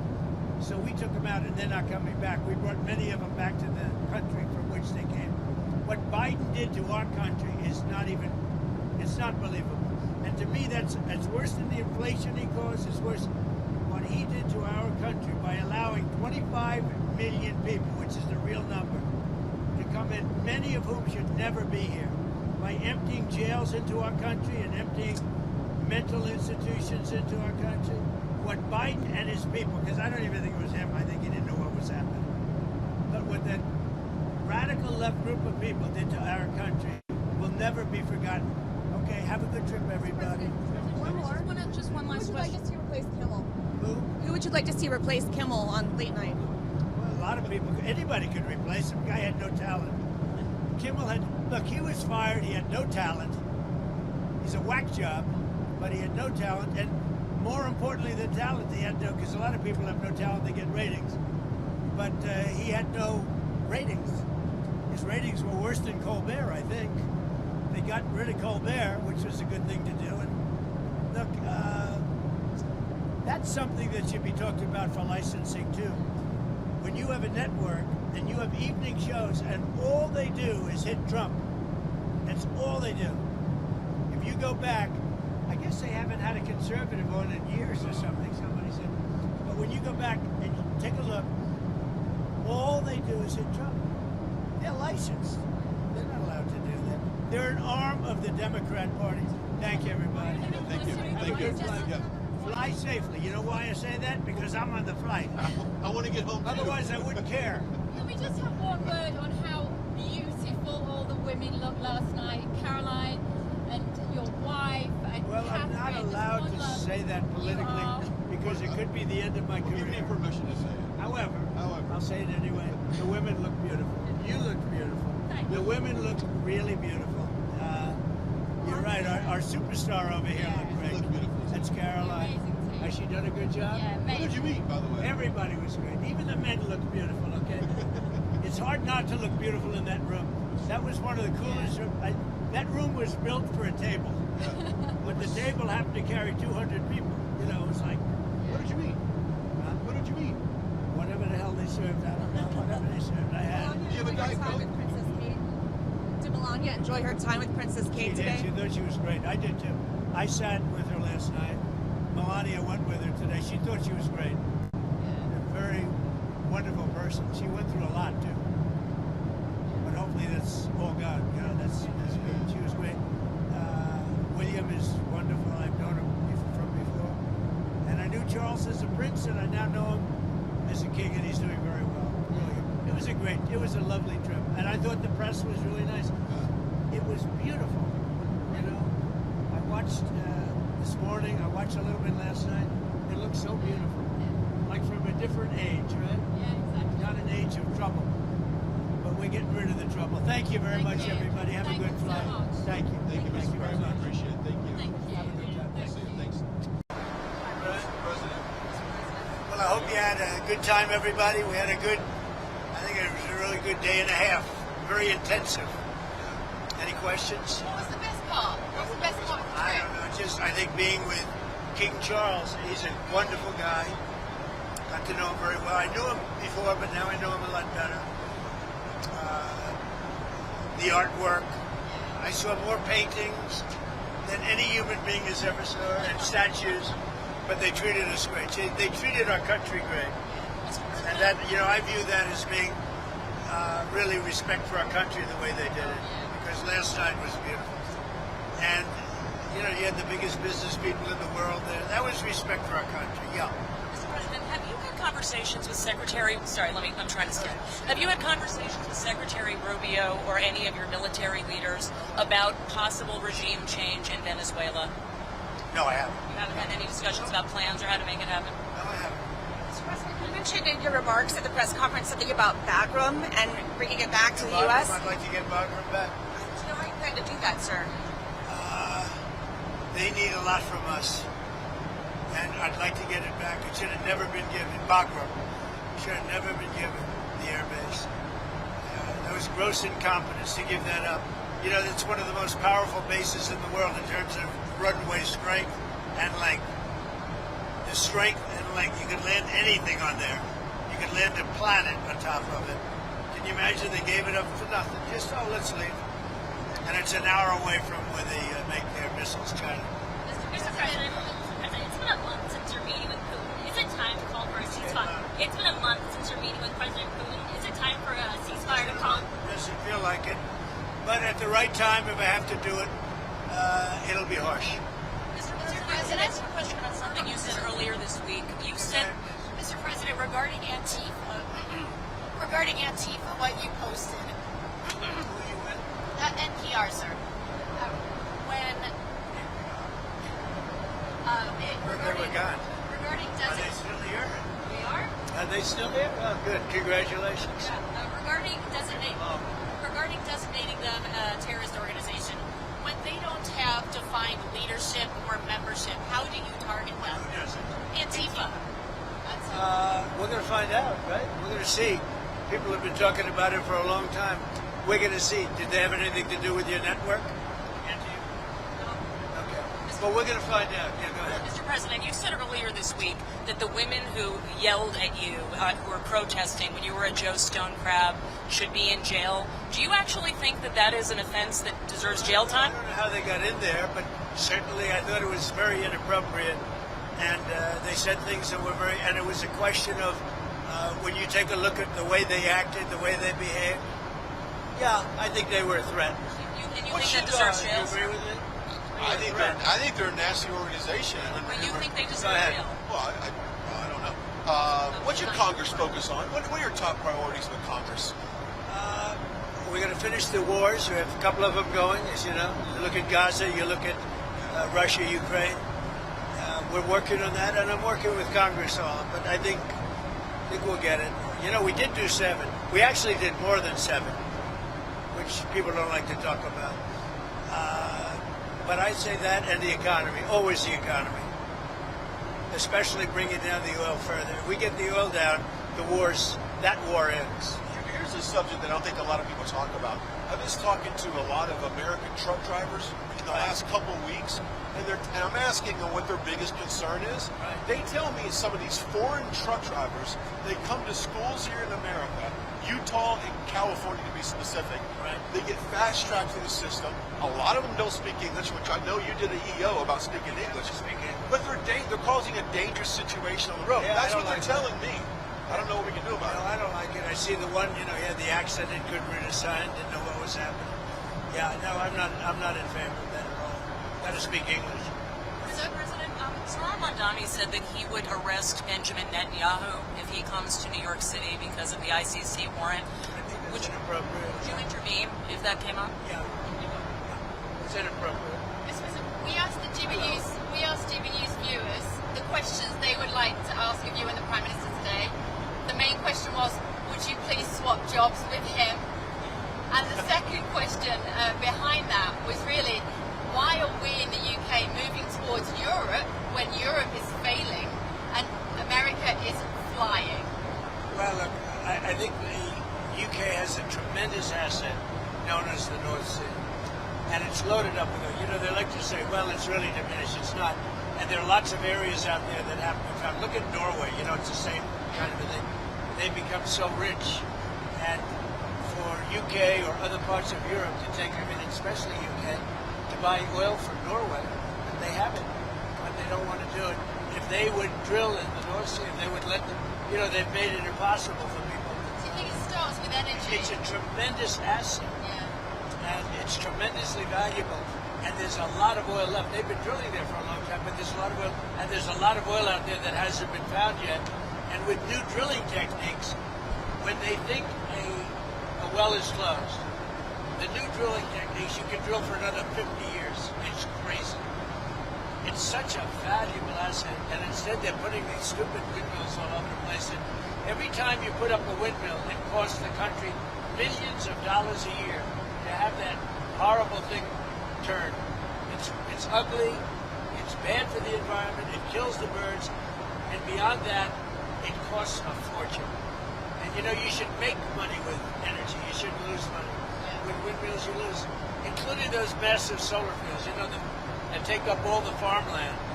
And they're black plastic from China. You ever see what happens to a bird when the birds land? They get fried, because it's hot. So you don't need a saucer. You don't need a stove. A bird lands on it, it's over. And then they say it's great for the environment. The lunatics. Go ahead. I was going to ask, last week in the Oval Office, I asked you about if Ilhan Omar should be censored. Congress censored her. I just want to get your reaction to that. They did censor her. Good. When did this happen? Yesterday. Yeah, good. I think she's terrible. I think she should be impeached. I think she's terrible. Is she originally from Somalia? Yes, sir. So how are they doing this? How's their government? Do they have a president? Do they have a council? Do they have anything? Do they have police? I love these people that come from a place with nothing. No anything. And then they tell us how to run our country. No, I think if she got censored, that's great. If she got impeached, that's even better. They impeached me twice for nothing. And they impeached me knowing the Republicans are on my side, so they knew it was just, but they impeached me twice. She should be impeached, and it should happen fast. What she says is out of line. Yeah, go ahead. Anybody else? Mr. President, who would you like to see? Mr. President, are you going to ask Brendan Carr to weigh in on other late-night hosts that you have said should be off the air? Late-night host is on network television. There is a licensing. I'll give you an example. I read someplace that the networks were 97% against me. I got 97% negative, and yet I won it easily. I won all 7 swing states, popular, I won everything. And if they're 97% against, they give me only bad publicity or press. I mean, they're getting a license. I would think maybe their license should be taken away. It will be up to Brendan Carr. I think Brendan Carr is outstanding. He's a patriot. He loves our country, and he's a tough guy. So we'll have to see. When you think about this, 97% of the stories are opposed to me, and yet I win easily the election. It's pretty amazing when you think of it. That shows they have no credibility. Go ahead. I was just going to agree with. I mean, good use that same logic with news? If someone's in the old days, I remember in the old days that every 4 or 5 years, a network would reapply for its license. And the license is free. You know, they get this valuable thing for free, and they'd reapply for a license. And if they did something wrong, well, I beat George Stephanopoulos, Slopadopoulos, I call him, George Slopadopoulos. They had to pay me $15 million for what he said. I beat CBS for much more money than that, including advertising and other things, much more money, because they totally changed the answer that Kamala gave on a question. I mean, they didn't change it. They took it out and put a different answer in. And they didn't want to go to court with that. That's a tough one to go to court with. So, no, I think that if you remember, years ago, I remember, as a kid, they would file, it was a big deal, every 4 or 5 years, and I don't know, you don't hold me exact, but it was like 4 or 5 years, they'd have to file for a license extension. I don't hear about that. The only one that I've heard even bring it up is Brendan Carr. I think Brendan Carr is doing a great job, and I think he's a great patriot. What do you think about the fact that you attend an event in England, a state visit, it's spectacular, right, and yet the Mayor of London can't be there? I didn't want him there. I asked that he not be there. I don't want them. I think the Mayor of London, Khan, is among the worst mayors in the world. And we have some bad ones. If you look at Chicago, but I think he's the equivalent of the Mayor of Chicago. I think he's done a terrible job. Crime in London is through the roof.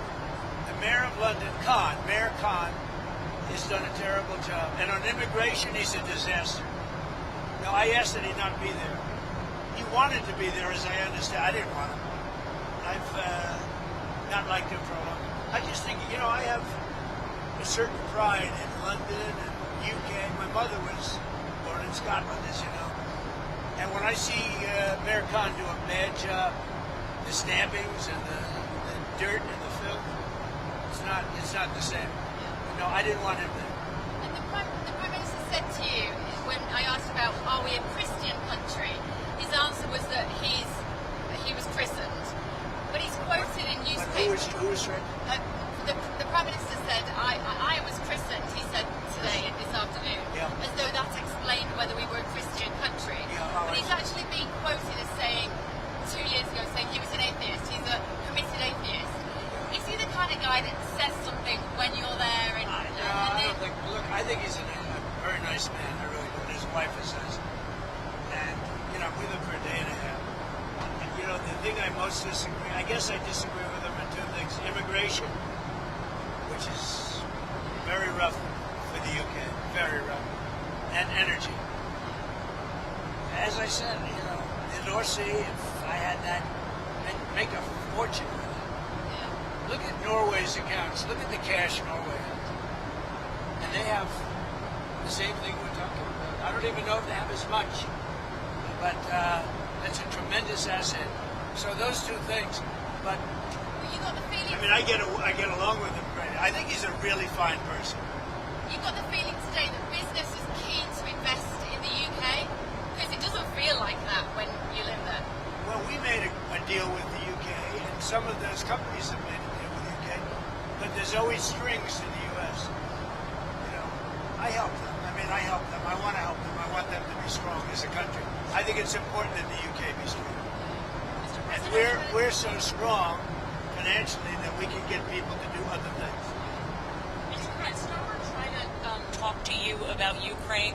Did the Prime Minister talk to you about Ukraine? He indicated he did. What were his arguments for what you should do? He was really a little bit embarrassed, and he's rightfully, that I called Europe, you know, NATO countries, EU countries, you can call it either way because they're very similar, but that I caught them buying oil from Russia. And he said, that's not good. I mean, I appreciated that he said that. He said, that's not good. Now, how about that? We're supposed to do all this stuff, and they're buying oil from Russia. That's not good. Do you agree? That's about pretty much all we do. Did he say that he would be open to have to do something? But he also agrees they have to stop buying oil from Russia. Did he say that they would also be willing to do sanctions? That he would be willing to do sanctions? He would do sanctions, yes. And he's not one of the culprits in terms of the oil from Russia. Mr. President,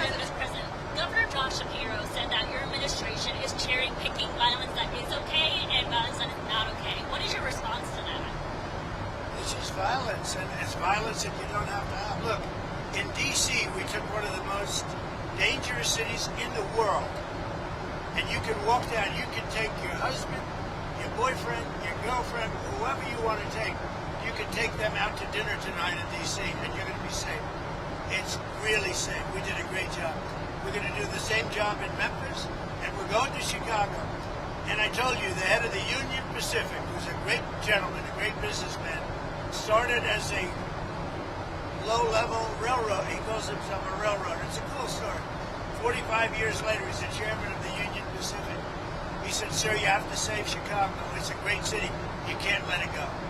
And when he said that, I said, I don't really have time to wait a couple of months.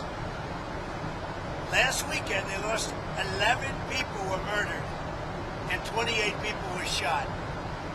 That's not shot at. That means actually hit. 100 were shot at and missed. That's what I call dangerous. And Pritzker's going out and saying, we've got crime under control. Now, it went down a little bit because for 4 months, 5 months ago, I put the FBI there. They've done a good job. But that's limited what they can do. What you really need is our big, strong soldiers to get them into shape. We're not letting Chicago fail. And we're going to get started in Memphis. We'll be very successful, just like we were in D.C. And we're going to have to stay in D.C. for a while because, you know, you leave, people have a tendency to come back. Now, remember, we took 1,500 people out of there, pretty permanently out of there. We took career criminals, really bad murderers and other things. We took them out of D.C. They're not coming back. You don't take them. If they come back, you're just wasting your time. So we took them out, and they're not coming back. We brought many of them back to the country from which they came. What Biden did to our country is it's not believable. And to me, that's worse than the inflation he caused. It's worse what he did to our country by allowing 25 million people, which is the real number, to come in, many of whom should never be here, by emptying jails into our country and emptying mental institutions into our country. What Biden and his people, because I don't even think it was him, I think he didn't know what was happening, but what that radical left group of people did to our country will never be forgotten. Okay, have a good trip, everybody. One more. Just one last question. Who would you like to see replace Kimmel? Who would you like to see replace Kimmel on late night? Well, a lot of people, anybody could replace him. The guy had no talent. Kimmel look, he was fired, he had no talent. He's a whack job, but he had no talent, and more importantly than talent, he had no, because a lot of people have no talent, they get ratings. But he had no ratings. His ratings were worse than Colbert, I think. They got rid of Colbert, which was a good thing to do. And look, that's something that should be talked about for licensing too. When you have a network and you have evening shows and all they do is hit Trump, that's all they do. If you go back, I guess they haven't had a conservative on in years or something, somebody said. But when you go back and you take a look, all they do is hit Trump. They're licensed. They're not allowed to do that. They're an arm of the Democrat Party. Thank you, everybody. Thank you. Thank you. Fly safely. You know why I say that? Because I'm on the flight. I want to get home. Otherwise, I wouldn't care. Can we just have one word on how beautiful all the women looked last night? Caroline and your wife and Well, I'm not Catherine, allowed just to one say that love. politically because it could be the end of my career. Give me permission to say it. However, I'll say it anyway. The women look beautiful. You look beautiful. The women look really beautiful. You're right. Our superstar over here looked great. That's Caroline.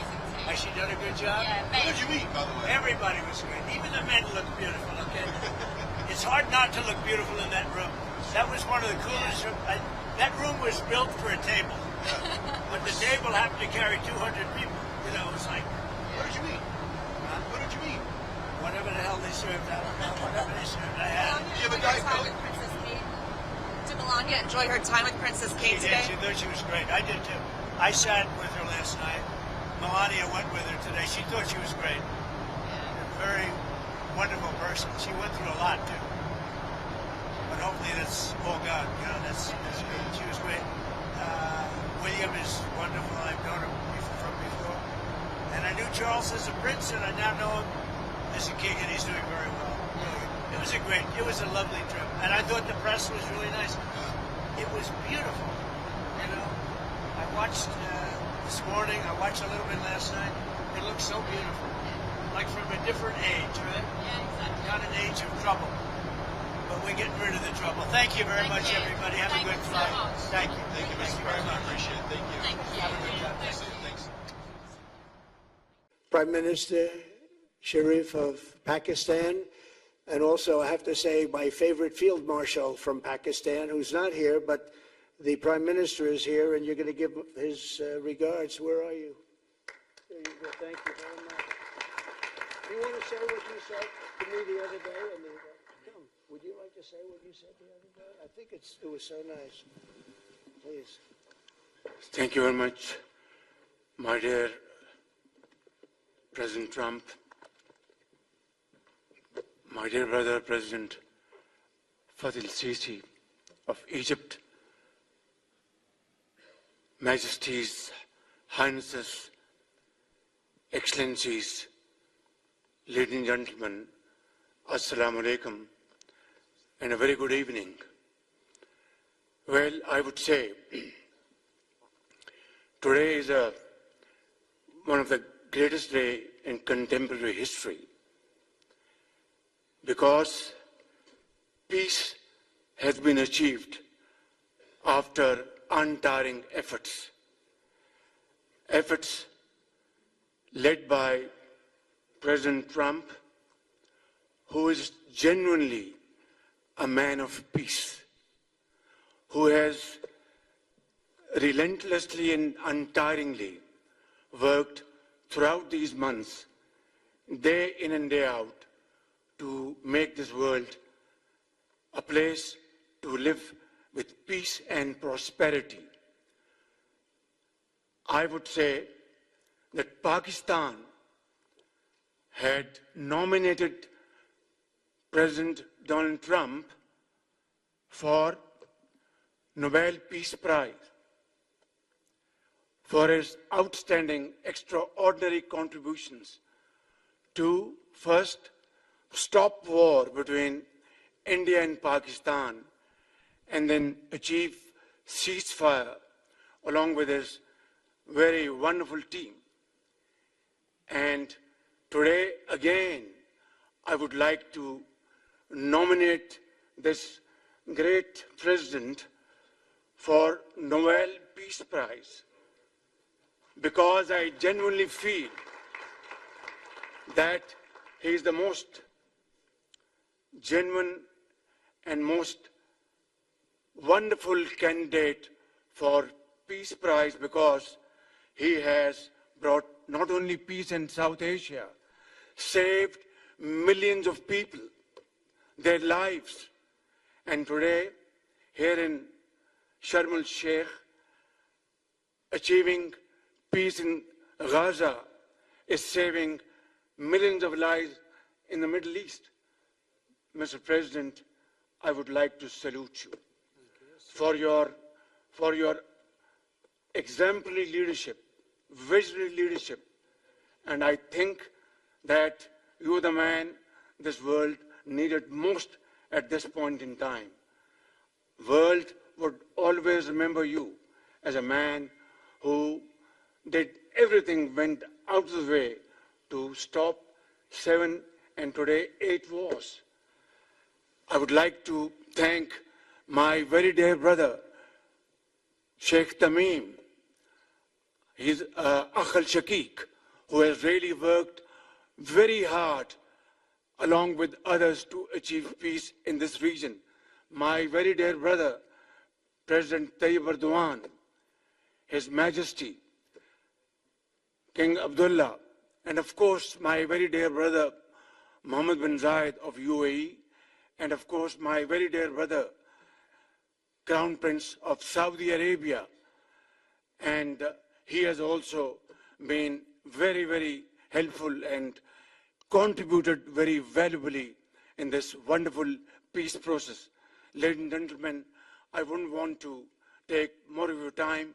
Suffice it to say, had it not been for this gentleman, not only, who knows, India and Pakistan are both nuclear powers. Had he not intervened along with his wonderful team, during those 4 days, the war could have escalated to a level, who would have lived to tell what happened? And similarly, here in this part of the world, in the Middle East, Mr. President, your valuable contribution along with President Sisi, I think history will remember in golden words. I wouldn't say more, except God bless you, God give you long life to serve like this for all time to come. Thank you very much. Italy, we have a woman, a young woman who's, I'm not allowed to say it because usually it's the end of your political career if you say it. She's a beautiful young woman. Now, if you use the word beautiful in the United States about a woman, that's the end of your political career, but I'll take my chances. Where is she? There she is. You don't mind being called beautiful, right? Because you are. Thank you very much for coming. We appreciate it. She wanted to be here, and she's incredible, and they really respect her in Italy. She's a very successful politician. We have Norway. Oh, Norway. Norway. What happened, Norway? What happened? Where's Norway? Where is he? We have Johnny. We're going to the World Cup. I can tell you that. Where's Norway? I don't think he wants to stand. Oh, he's back there. Well, we have Norway. Oman. Again, we have Paraguay. We have really fantastic representative from Saudi Arabia. Thank you very much.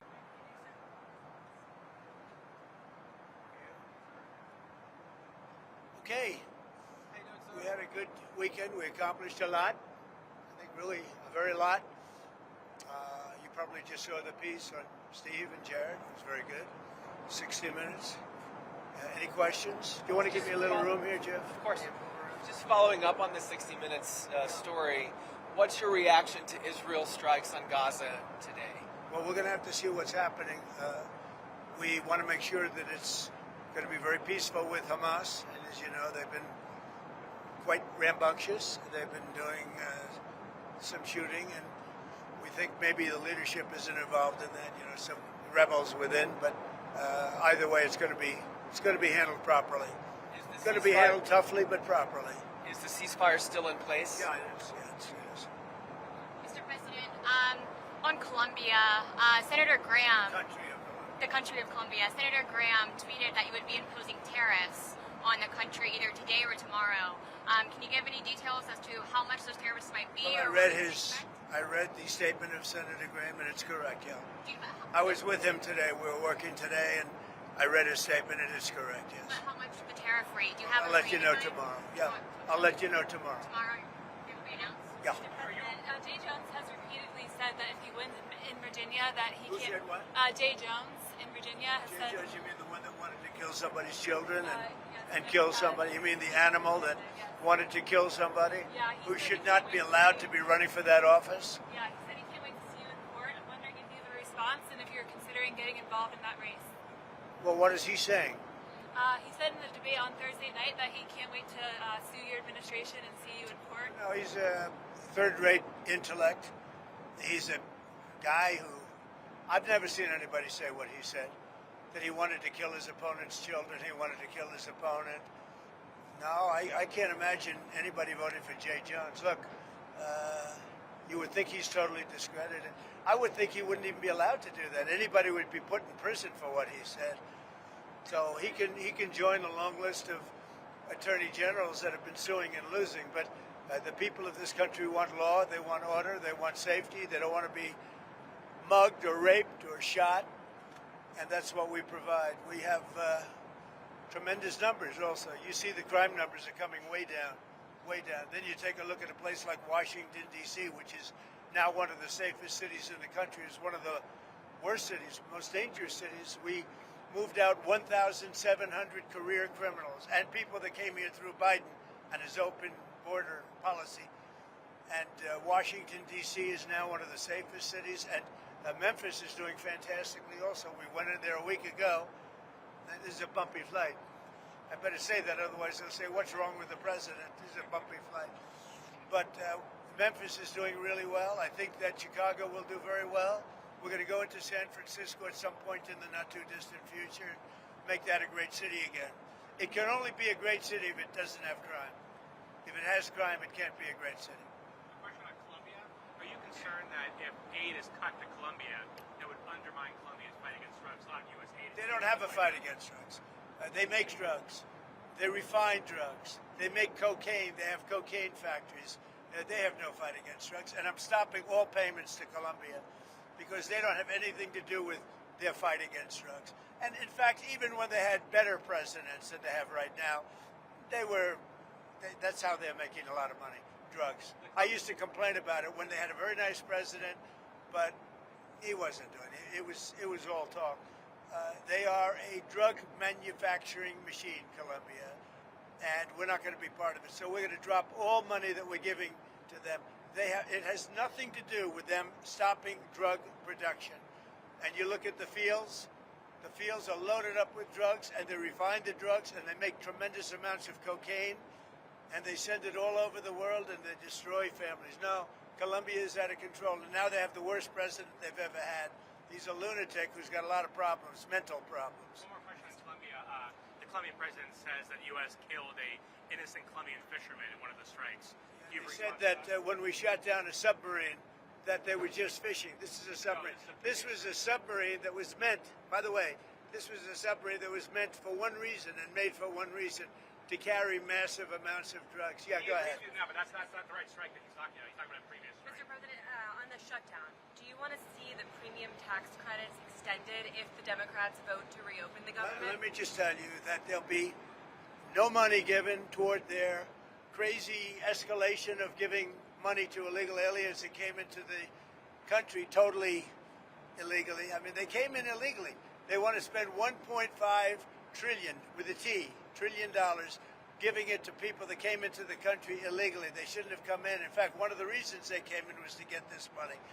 And California is a big culprit. I mean, California, they're out of control.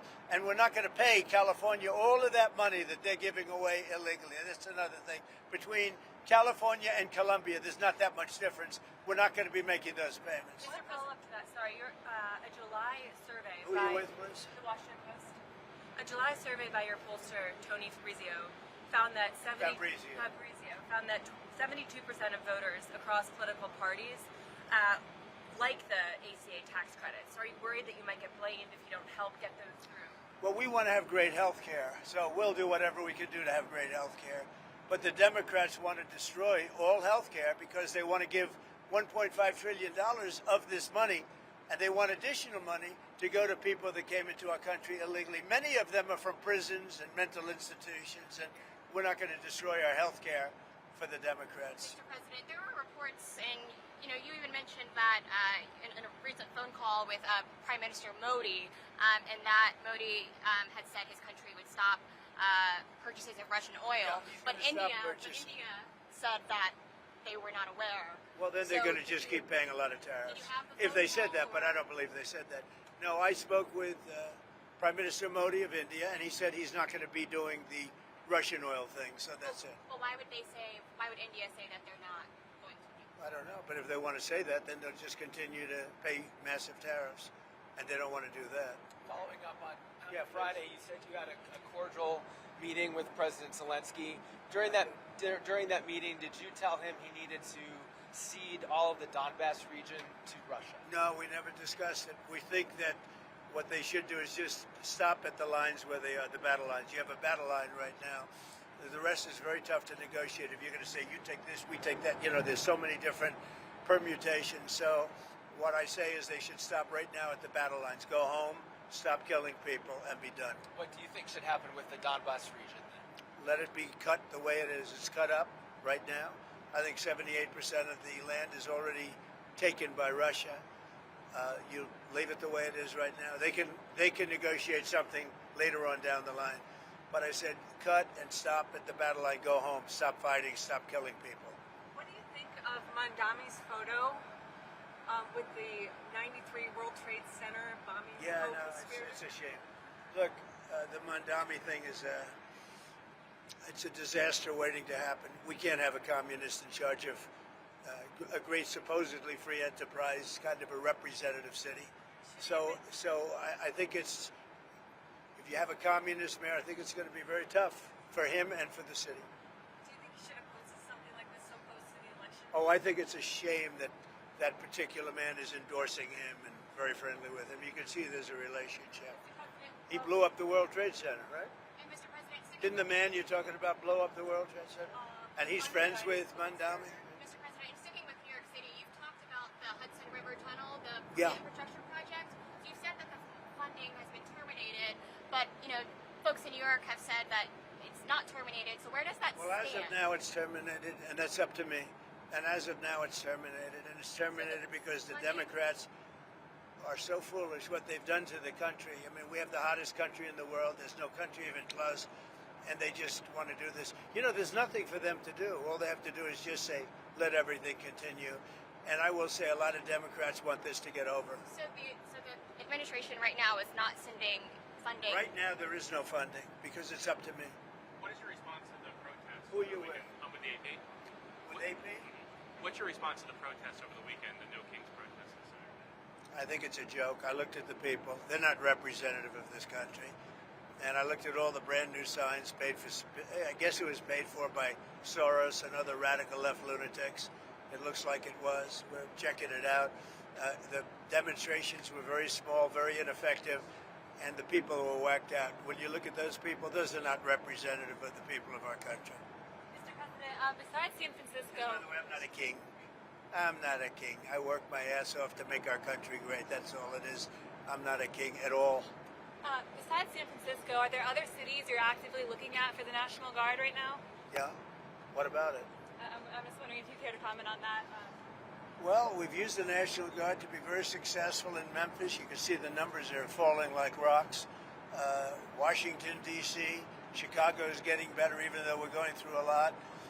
And, we're trying to do it in a very nice way. I'm allowed, as you know, as president, like 50% of the presidents have used the Insurrection Act. They can use that, and everybody agrees you're allowed to use that, and there's no more court cases, there's no more anything. We're trying to do it in a nicer manner, but we can always use the Insurrection Act if we want. I mean, you take a look in the past, one in particular president used it 28 times during the course of a presidency. So we're allowed to do that. We thought we could do it in a very nice way. All we want to do is have safe cities. We're not looking for anything that would be spectacular other than crime-free become spectacular. We want to have great crime-free cities. So I'd be allowed to use, if I wanted, the Insurrection Act, and then all of this nonsense would go away. You have the absolute right. It's the strongest power a president has, and you have the absolute right to do it. We wanted to go this route, but we get sued every time you look at somebody. You look at somebody the wrong way and you end up getting sued. We just want no crime. We want to have crime-free cities. That's not a big, it's pretty common sense, I think, but that's all I want is crime-free cities. I campaigned on it. It's become, I think, even more successful than we thought because of the tremendous success that we had literally in 12 days in Washington, D.C., and it continues. In Washington, D.C., we're so proud of it. People are eating in their restaurants. Restaurants are opening. All the stores and restaurants were closing. You couldn't walk down the street without being mugged or worse. And now it's a safe city. It's considered a very safe city. And it's safe because we took 1,700 people out of there and brought them back to where they came from. Yeah. You said you're going to South Korea and eventually meet with China. I am. That's right. Can you tell us more about your goals for your trip to Asia? Where else you may be going? I have a very good relationship with President Xi of China. We're having disputes on things. They're paying us a lot of money, tremendous amount of money in tariffs, and they'd probably like to have it be less, and we'll work on that, but they have to give us some things too. Right now, China's paying a tremendous amount of money in tariffs, like they've never paid before. They paid a lot during my first administration, my first term. Now they're paying an unbelievable amount of money to the United States. They probably can't pay that much. And I'm okay with that. We can lower that, but they have to do things for us, too. It's no longer a one-way street. Yeah. What would you lower it to, do you think? Depends. We'll have to see what they want. One of the penalties we have, and because they're sending in fentanyl, we have a 20%, as you know, a 20% tariff on that. But they'd be paying about 157% tariff, which is, record-setting type tariff I don't want them to do that. I want to help China. I'm looking to hurt China, but they have to give us things too. Sitting with China, Mr. President, on soybeans, are you confident that you'll be able to get it? I want them to buy soybeans. One of the things I want is China's going to buy soybeans. I want China to stop with the fentanyl. Very, normal things. I don't want them to play the rare earth game with us. But you want them to. But do you think they will make a deal on soybeans? I do believe, yeah, because otherwise I'm not going to make a deal. No, I want them to buy. Our farmers have been boycotted by China as a negotiating point. I don't want that. Our farmers are great, and in particular our soybean farmers, and I want them to start buying soybeans at least in the amount that they were buying before. And I believe they'll be able to do that. Sticking with soybeans and on Argentina, you're looking to do that deal with Argentina, the bail swap. So, beef? Are we expecting a beef deal? I assume you're talking about beef, yeah. No, to get beef prices down. The only price we have that's high is beef, and we'll get that down. And one of the things we're thinking about doing is beef from Argentina. But my question is, what do you have to say to U.S. farmers who feel that the deal is benefiting Argentina more than it is them, they are a Argentina's fighting for its life, young lady. You don't know anything about it. They're fighting for their life. Nothing's benefiting Argentina. They're fighting for their life. You understand what that means? They have no money. They have no anything. They're fighting so hard to survive. If I can help them survive in a free world, I happen to like the president of Argentina. I think he's trying to do the best he can, but don't make it sound like they're doing great. They are dying. All right? They're dying. What do you mean by a beef deal, sir? We would buy some beef from Argentina. If we do that, that will bring our beef prices down. Because our groceries are down, our energy prices are down. I think we're going to have $2 gasoline pretty soon. We're getting close. And everything's down. The one thing that's kept up is beef. And if we buy some beef, now I'm not talking about that much from Argentina, it would help Argentina, which we consider a very good country, a very good ally in a place. Although I must tell you, if you take a look now, South America is turning. Those South American countries are starting to turn very much toward us. They're getting away from socialism, and you can go right down the pack. But they are starting to turn. It's pretty amazing. May I ask you about Israel again? Do you feel that Israel was justified with striking when it did? Striking where? In Gaza, today and overnight. I'd have to get back to you on that. I'd have to get back. What is the next step? Because we're going to be determined. You know, all of that's is under consideration right now. It's under review. Mr. President, on Harvard, Who are you with? I'm with the Washington Post. That's what I thought. On Harvard, you said the other week that you had reached a deal, but we haven't heard anything. What's the holdup? Well, we reached a concept of a deal, but it's pretty complicated because under this deal would be $500 million. They're going to open up trade schools, and I love the idea of trade and trade schools by Harvard. So, they get into like a vocational type school. And the one problem with it, it's very complicated. When do they start? How do they start? Who do they use? There's 1,000 different things, and we may just charge them a fine, big fine, $500 million fine. Mr. President, And they won't do it again. And if they do, we'll have to just charge them another fine. You haven't weighed in on the Virginia gubernatorial race that's in a few weeks. Do you plan to endorse with the lieutenant governor? Well, I think the Republican candidate is very good, and I think she should win because the Democrat candidate's a disaster. So I haven't been too much involved in Virginia. I love the state. I did very well in the state.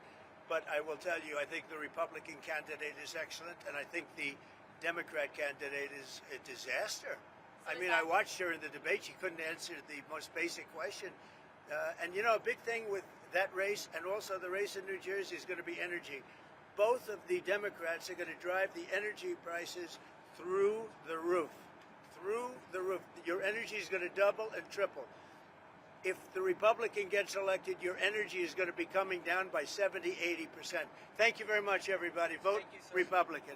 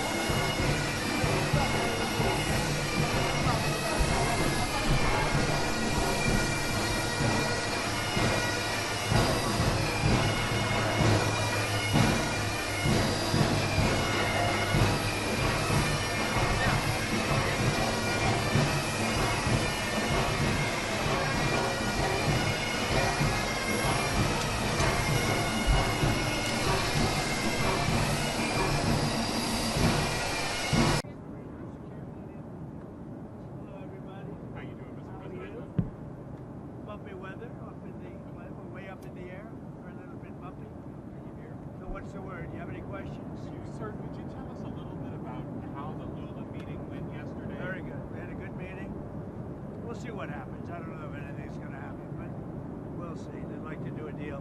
We'll see. Right now they're paying, I guess, 50% tariff. But we had a great meeting. It's happy birthday. I want to wish the president happy birthday. Okay? It's his birthday today. Did you know that? No. He's a very vigorous guy, actually, and I was very impressive. But today's his birthday. So happy birthday. All right? Would you let him know, please? Mr. President, a couple more questions on tariffs. Secretary Bessent and Jameson Greer. He's right here. Have both said. Where is he? He's right here, the handsome guy behind him. Hi, Mr. Secretary. You said you're near a framework. Stand right over here. Wait, let me just give him a little room. Hi, Mr. Secretary. He's doing a good job. No, get over here. We also have Marco here. You said can you give us a status on the preliminary talks with the Chinese and where that sets things up for Thursday's meeting? So we had a very good meeting, Jameson and myself, with our counterpart, the Vice Premier, and we have a framework for President Trump, President Xi to decide on, and we discussed a wide range of things from tariffs, trade, fentanyl, substantial purchase of U.S. agricultural products. And rare earths. And, right? rare earths. But nothing has been agreed to yet. How do you feel but about we feel good. I mean, we feel good. I feel better that this guy's got nice broad shoulders. If the plane makes a big turn or something, I'm grabbing his shoulder. Please do. You know what? I want you to stay over here. Marco, where are you? Come on over here. Come on over here. I think you have some more room for yourself. Come on over here. We've got a good team. This is the greatest team ever assembled. Do you know that if I weren't elected president, in my opinion, every automobile company in the United States would be either bankrupt or very close to it, and instead they're hitting record highs. Their stock is through the roof. You saw Ford and you saw General Motors yesterday go up big. It's all because of tariffs. If it weren't tariffs, it'd be just like it's been for the last 30 years, where we lost about 52% of our automobile manufacturing business. In my opinion, whether it be now or very shortly, if it weren't for what I've done as president, every automobile company in America would be bankrupt. Instead, they're doing phenomenal business. That's all because of tariffs. All right. On the flight yesterday, you sent out your Truth Social about the Canada tariffs. Can you walk through when you expect those to take effect? And can I ask why? No, we're gonna let them know. Ronald Reagan loved tariffs. He used them sparingly, which he probably would make a mistake. He made a mistake in that. And again, I was the biggest fan of Ronald Reagan, but on finance, on trade, it wasn't his strong suit. But he liked tariffs, and they totally changed that to say that he didn't, because they're catering to the Supreme Court, because Canada's been ripping us off for a long time, and they're not going to rip us off anymore. Canada has been ripping us off for a long time. One of the most difficult countries to deal with has been Canada. As much as I love Canada itself and the people of Canada, they've just had a lot of bad representatives. They did a fake ad yesterday. They were caught. The Ronald Reagan Foundation was the one that caught them, and it was totally the opposite of what they said. So I don't like that. That's dirty pool, and you can't do that. And let me just tell you, they shouldn't have done it. They've apologized, and they said, we're going to take the ad down. Well, they did it, but they did it very late. They let it play for another 2 nights, and now they took that ad down. So I don't know when it's going to kick in.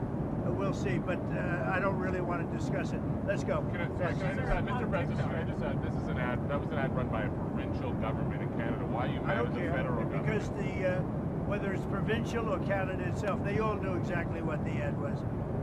The Prime Minister knew, everybody knew. The Prime Minister knew what the ad was before it went on. Will you see him in APEC? Do you want to meet with him? I don't want to meet with him. No, I'm not going to be meeting with him for a while. No.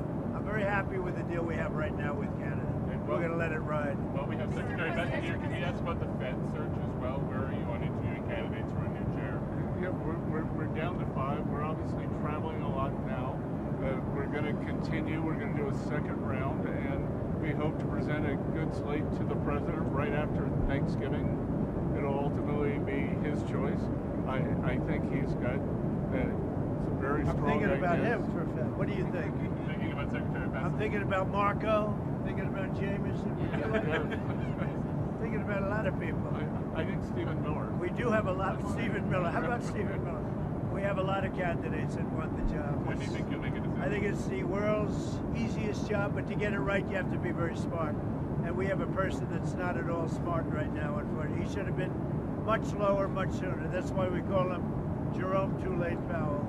Sir, Russia said this week that they tested a new missile that can go more than 8,000 miles. Is that saber rattling for you? What is that? They know we have a nuclear submarine, the greatest in the world, right off their shore. So, I mean, it doesn't have to go 8,000 miles. And they're not playing games with us. We're not playing games with them either. We test missiles all the time, but, you know, we do have a submarine, a nuclear submarine. We don't need to go 8,000 miles. And I don't think it's an appropriate thing for Putin to be saying either, by the way. He ought to get the war ended. A war that should have taken 1 week is now in its soon 4th year. That's what he ought to do instead of testing missiles.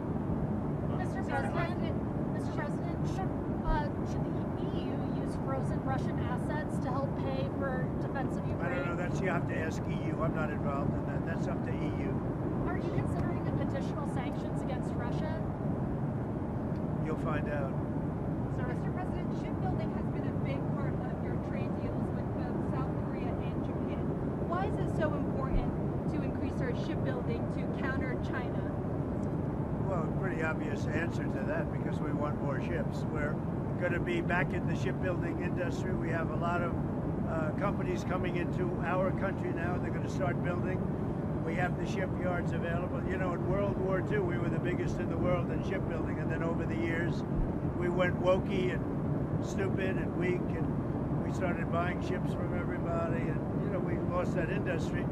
But we'll get that industry back. We were the best at it, and we'll soon be very good at it, if not the best. What are you going to announce in Japan? Can you give us any preview? We're going to just announce great friendship. I look forward to meeting the new Prime Minister.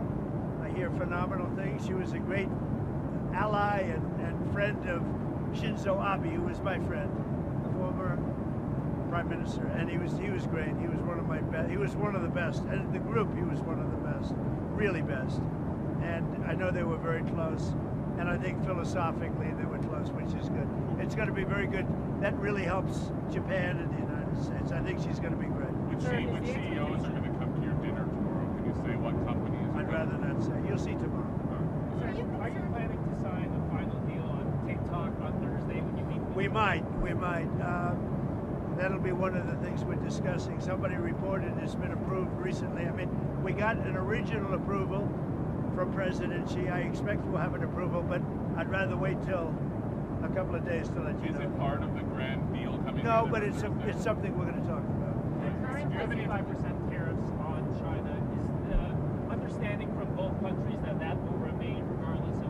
No, I don't want to tell you what the understanding is, because what we understood yesterday or 2 days ago or even today is not going to be necessarily what it's going to be in 2 days. I mean, we're going to have a great talk. I have a lot of respect for President Xi. I like him a lot. He likes me a lot, I believe, and respects me, and I think he respects our country a lot. And I think we're going to have a successful transaction for both countries. Have you been briefed on the incident on the Nimitz, both a fighter jet and a helicopter? I've heard about it, yeah. Do you know what happened there? They're going to let me know pretty soon. I think they should be able to find out. It could be bad fuel. I mean, it's possible it's bad fuel. Very unusual that would happen to me. You don't think there was foul play or anything? No, I don't think so. No, they think it might be bad fuel. We're going to find out. Nothing to hide. We'll find out. Sir, has there been a snag in terms of the South Korea trade talks? How is that? No, I don't think so, Scott. Has there? No, there are just a lot of details to work out. It's a very complicated deal, and I think we're very close. Do you expect to finalize that on Wednesday, or will it maybe not quite be done? I think not quite, but I think the overall framework is done. We're just getting crossing the T's, dotting the I's. That's what Ambassador Greer's team does, and nobody's better at it than they are. Mr. President, you want to say something? Sure. So with the Korea deal, there are a few parts to this. There's national security related issues, which are really not my wheelhouse. Then we have some pure trade issues where they've had some non-tariff barriers to us for a long time, and we've resolved a lot of those. So that's great. And then there's another piece which is really about investment going forward. The Koreans have a great invest in U.S. shipbuilding even more than they've already done it. And so they're talking right now, frankly, about how to implement Korean investment in the United States in the best way to make sure that we're... And especially towards shipbuilding. We're very much involved in getting the shipbuilding going again, which really we should have never lost. Years ago, they lost that. Many decades ago. But we were number one. We'll be either number one or right up around them. China's making a lot of ships. I take my hat off to them. Now, they wouldn't if we had that situation where we charged essentially a fee. But we're not looking to hurt their shipbuilding industry. Mr. President, are you concerned Have the Koreans asked for any visa guarantees after that immigration raid? No, but you know how I feel. I was very much opposed. Look, when they come in and they're making very complex machinery, equipment, things, they're going to have to bring some people in, at least at the initial phase. In that case, it was batteries. Batteries are very complex, and they're actually very dangerous to make. You can't just pick people off an unemployment line and say, we just, opened up a $2 billion battery factory. So we've got an understanding. And this is with the world. By the way, this is not just with South Korea. This is, when they come into our country, we have a lot of factories being built by foreign interests. When they come in, some of these factories make very, very complex, very highly sophisticated equipment. They've got to bring people in with them for a period of time. They'll teach our people how to do it, but even for a fairly long period of time, they're going to need expertise to be successful. And we're going to let people know, I'm letting them know right now, that when they come into our country, we can expect to see them bring in with them some very talented people that have been doing it for many years. They'll teach our people how to do it. Our people will be just as good as they are within a period of time, and it'll be a phase out. But we want them to bring in experts, and that's the way it is. Mr. President, what visa would they come under, and how long? We're going to have that set. We're doing a whole new plan for that. But what you can't expect, let's say they come in, for instance, we have massive number of chip companies, in particular one, the biggest by far, the biggest in the world, coming in. You can't expect them to make unbelievably complex chips and computers and other things and pick people off the unemployment line that haven't worked in 5 years. But we're going to, so I want them to come in with talented people, and they're going to, it'll be a phase out, a slow phase out. Did I hear you right that you said you were opposed to the way that raid in Georgia was handled? I was opposed to getting them out.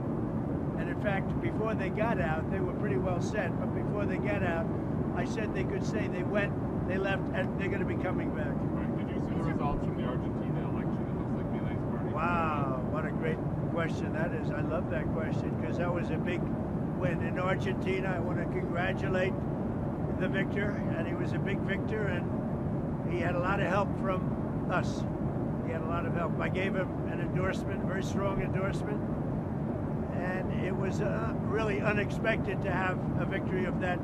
Some people thought it would be hard to win, and not only did he won by a lot. So Argentina, that was a great thing, and I give Scott and I give Jameson, everybody, Marco, a lot of credit for that because, we are sticking with a lot of the countries in South America. We're focused very much on South America, and we're getting a real strong handle on South America in a lot of ways, including the fact that we don't want their drugs. We don't want drugs coming into our country, and you're seeing that. You had suggested that you might not proceed maybe with the swaps plan or with the changes to beef purchases, depending on the result of that election. We'll see. We're going to take care of, we're going to take care of our ranchers one way. That we have two situations. The ranchers for 35 years have done very poorly. The cattle people, they've done very, very poorly. And now they're doing well, but the price is up. So what I can see happening is we're going to take some beef because I have to get the price down. I want to get, most prices are down. If you look at energy and all the, I have things down, but beef is high. And the cattle ranchers are doing good. They backed me from day one. What we're going to do is we're going to make sure that they don't get hurt, but we have to also make sure that I get the prices down. I want to get the prices down like I did with eggs, like I did with lots of others.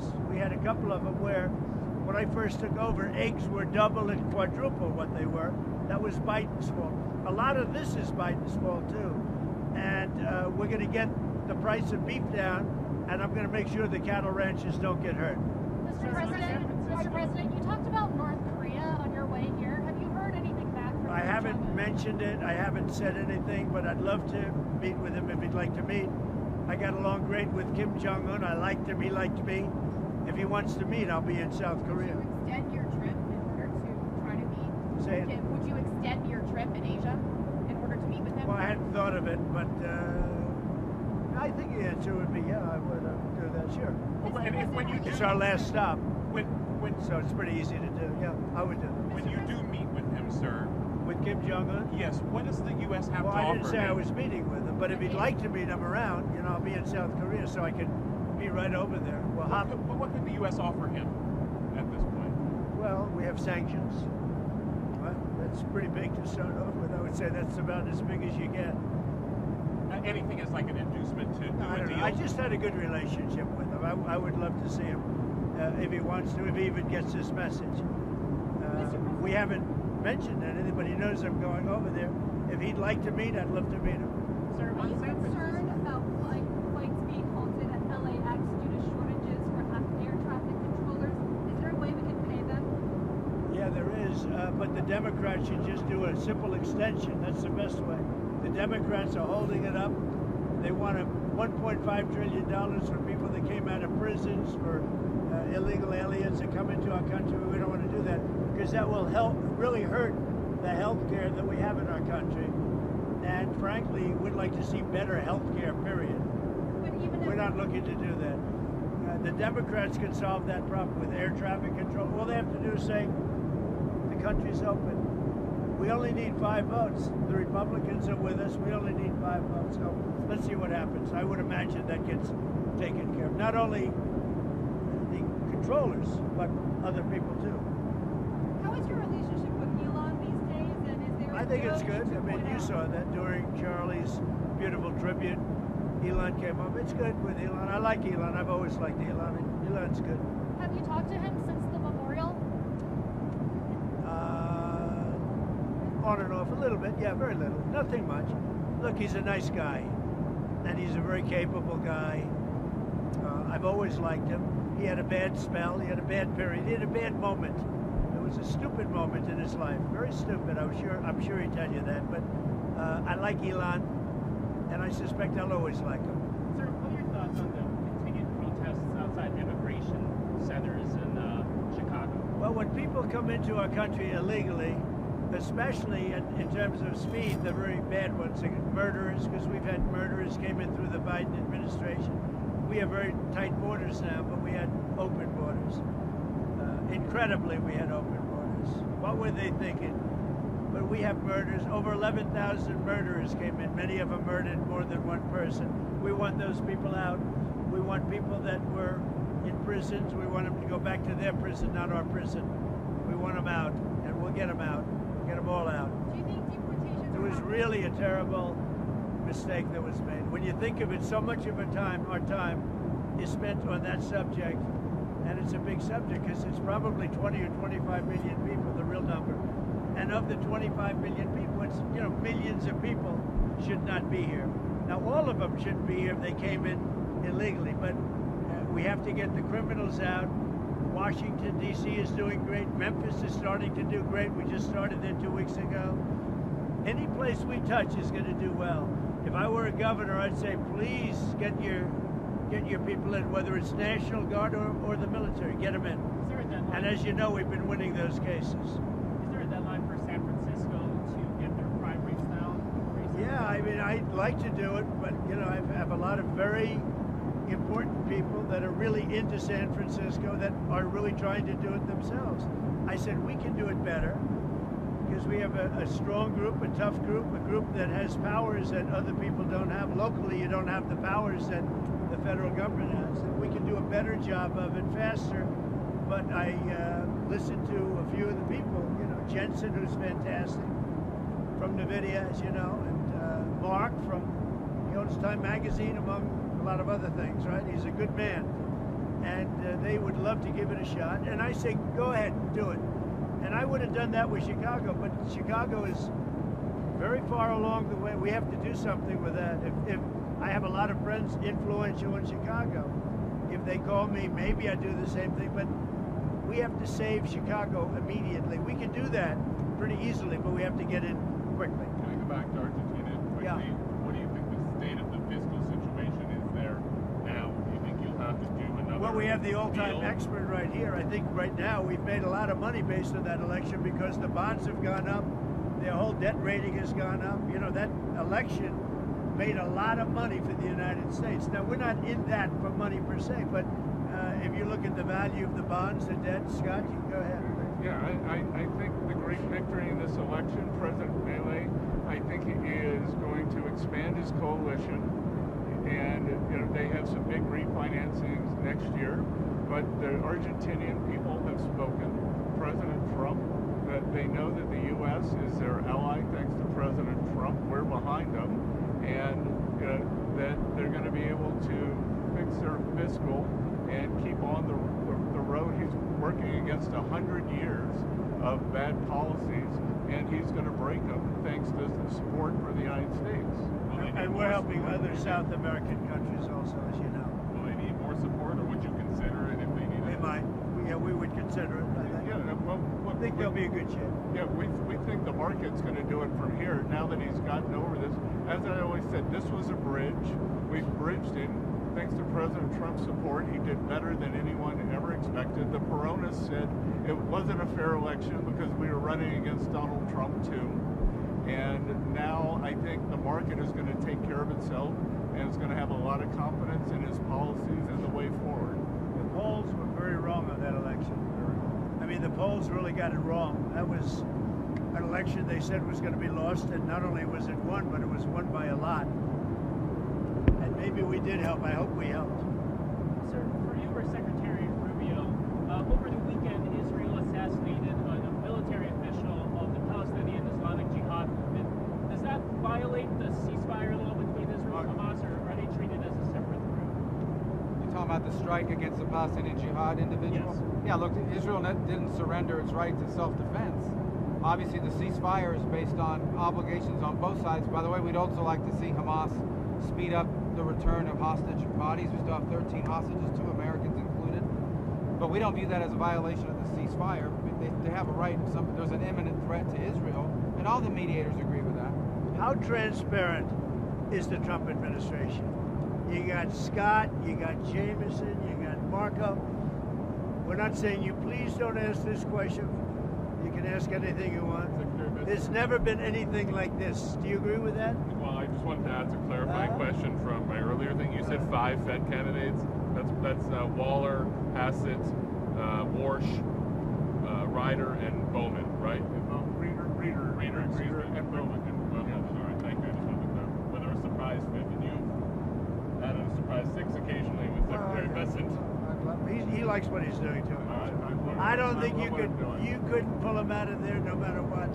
It's like Caroline. How's Caroline doing? Good? Would you say she's doing good or just okay?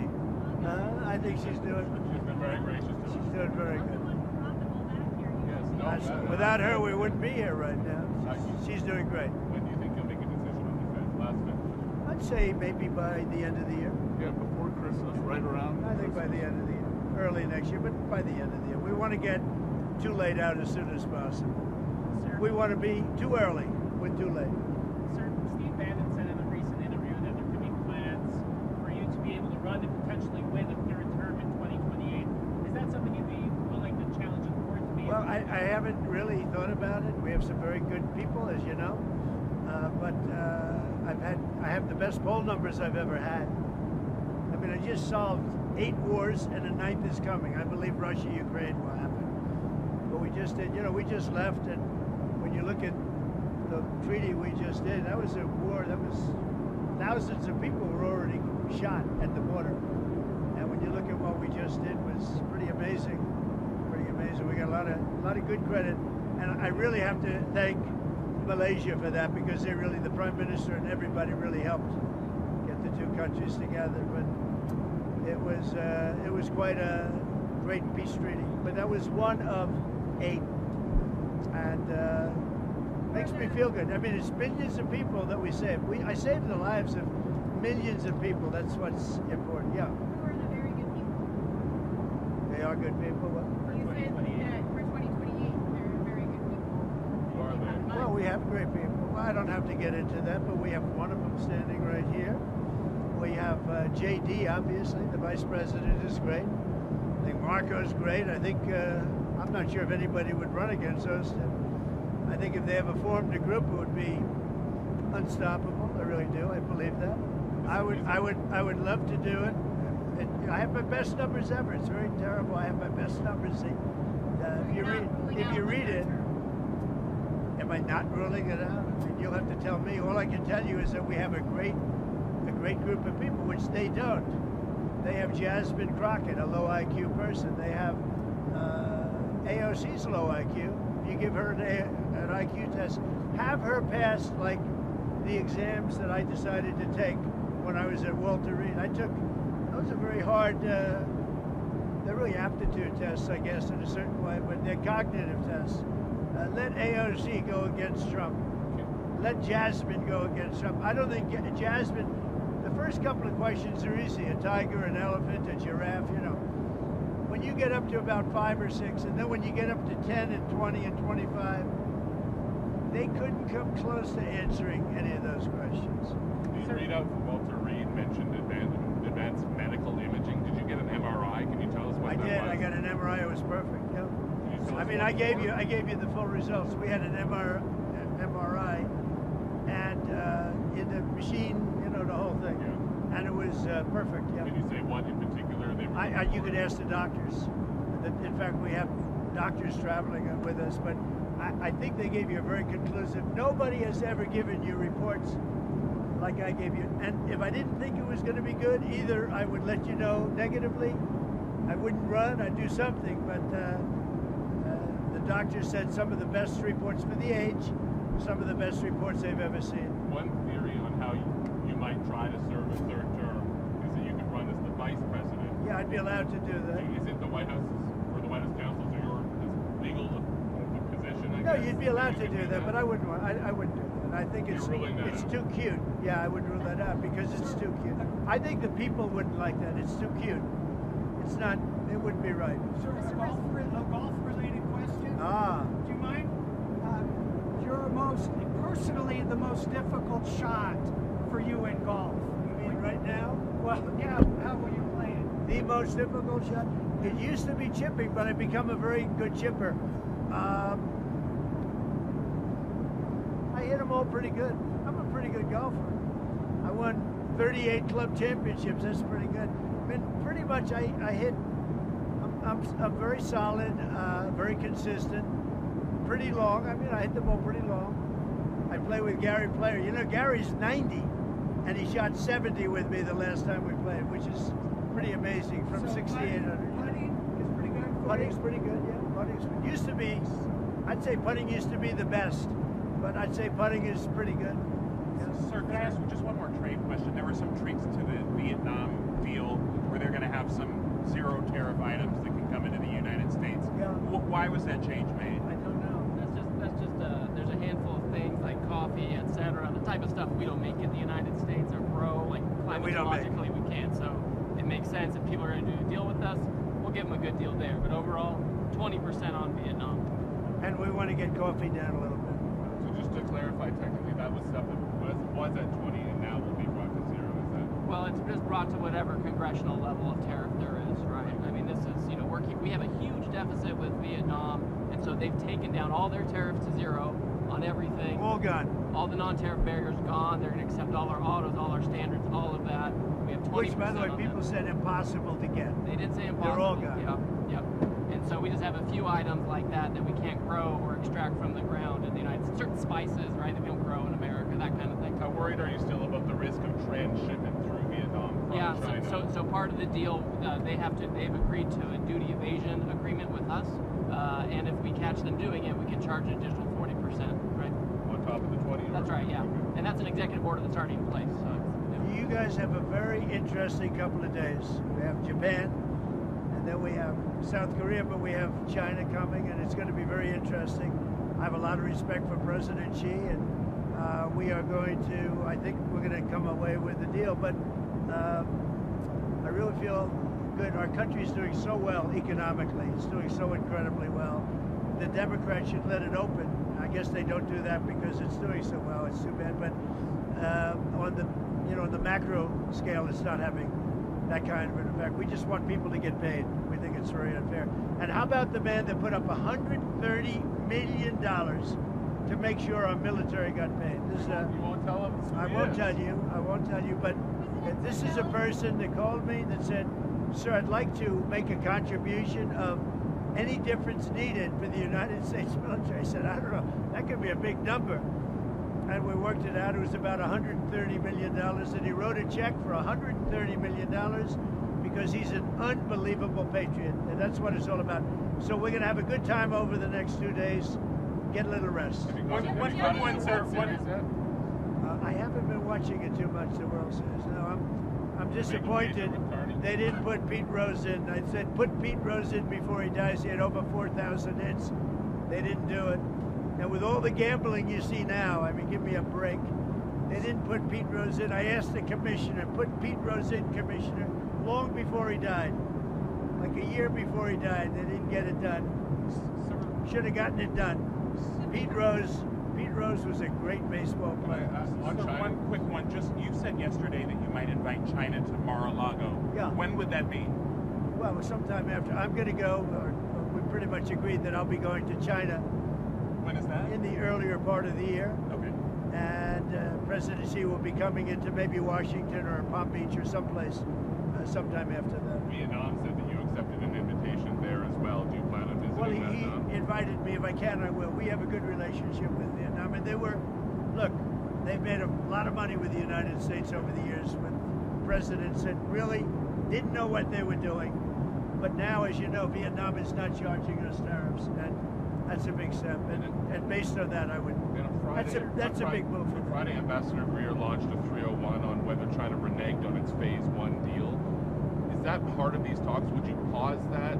How connected is that to the Thursday talks and the talks you It may be a part of the talk, but it may be a part of just the negotiation. And that was a separate deal from before, and there's a lot of view in the United States that they didn't keep aspects of that deal. So we're just looking into it. That's continuing, but we're really focused If all works out well, I'm sure they'll be able to talk us out of it. You agree? We'll see. I think so. It's up to you, sir. I have a feeling they'll talk us out of it. You all said that you have a great relationship with Xi Jinping. You really get along. Yeah. Could you just elaborate on that? What about your relationship is so great, and what about him? I just like him. We were obviously that was hurt pretty badly by COVID when COVID came in through Wuhan. Everybody knows that. I always said it. I said it right from the beginning. So that had an impact, but an impact for a lot of reasons. Number one, we didn't get to speak as much because we were all busy getting out of that nightmare. But no, I think I have a very good relationship, as good as anybody, and I would say that likewise with him. Thank you very much, everybody. Thank you, Mr. President. Can I ask about the FIFA president has been following you around, Mr. President? Thank you, Secretary. Wait a minute.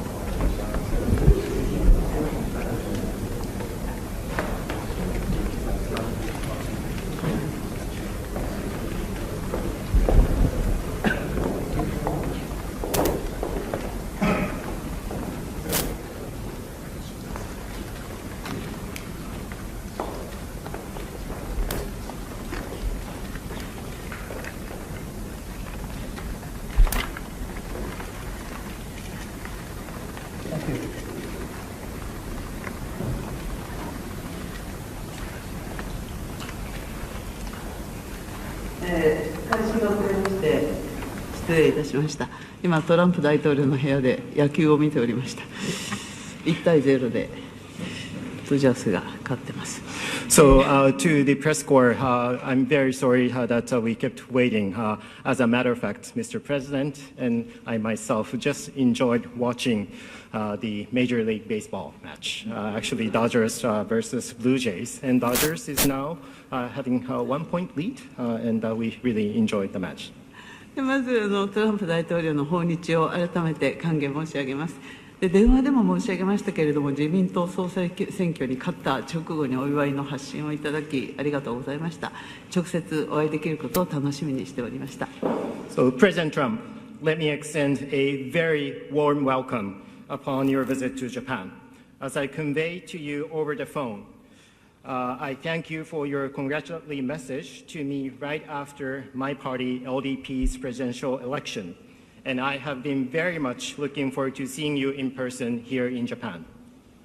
で安倍総理に対するもう長きにわたる友情に感謝をしております。また昨年末に安倍昭恵夫人を歓待いただいたことにも感謝を申し上げます。First of all, thank you for your enduring friendship with Prime Minister Abe over the years. In addition, thank you for extending gracious hospitality to Mrs. Akie Abe at the end of last year. 実は安倍総理からはよくトランプ大統領のダイナミックな外交について話を聞いていました。タイとカンボジアの停戦に成功し、トランプ大統領はまずアジアの平和に貢献をされました。それから先般の中東における合意の実現もですね、これはかつてない歴史的偉業です。As a matter of fact, Prime Minister Abe often told me about your dynamic diplomacy. Most recently, Mr. President succeeded in securing a ceasefire deal between Thailand and Cambodia and contributed to ensuring peace in Asia.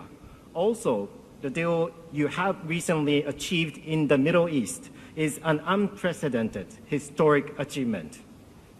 これだけの短期間に世界はより平和になりました。でこの世界の平和と安定のトランプ大統領の揺るぎないコミットを高く評価します。私自身も強い感銘を受けました。In such a short period of time, the world started to enjoy more peace on the ground. And in this context, I highly value your unwavering commitment towards peace and stability. I, myself, was so impressed and inspired by you, Mr. President. 今や、日米は世界で最も偉大な同盟になりました。で日本も共に、世界の平和と繁栄に貢献をしてまいります。Now both Japan and the United States have developed the greatest alliance in the world. And together with you, Japan is ready to contribute towards peace and stability. 私は日本の国益を守り抜くためにも強い日本外交を取り戻す決意です。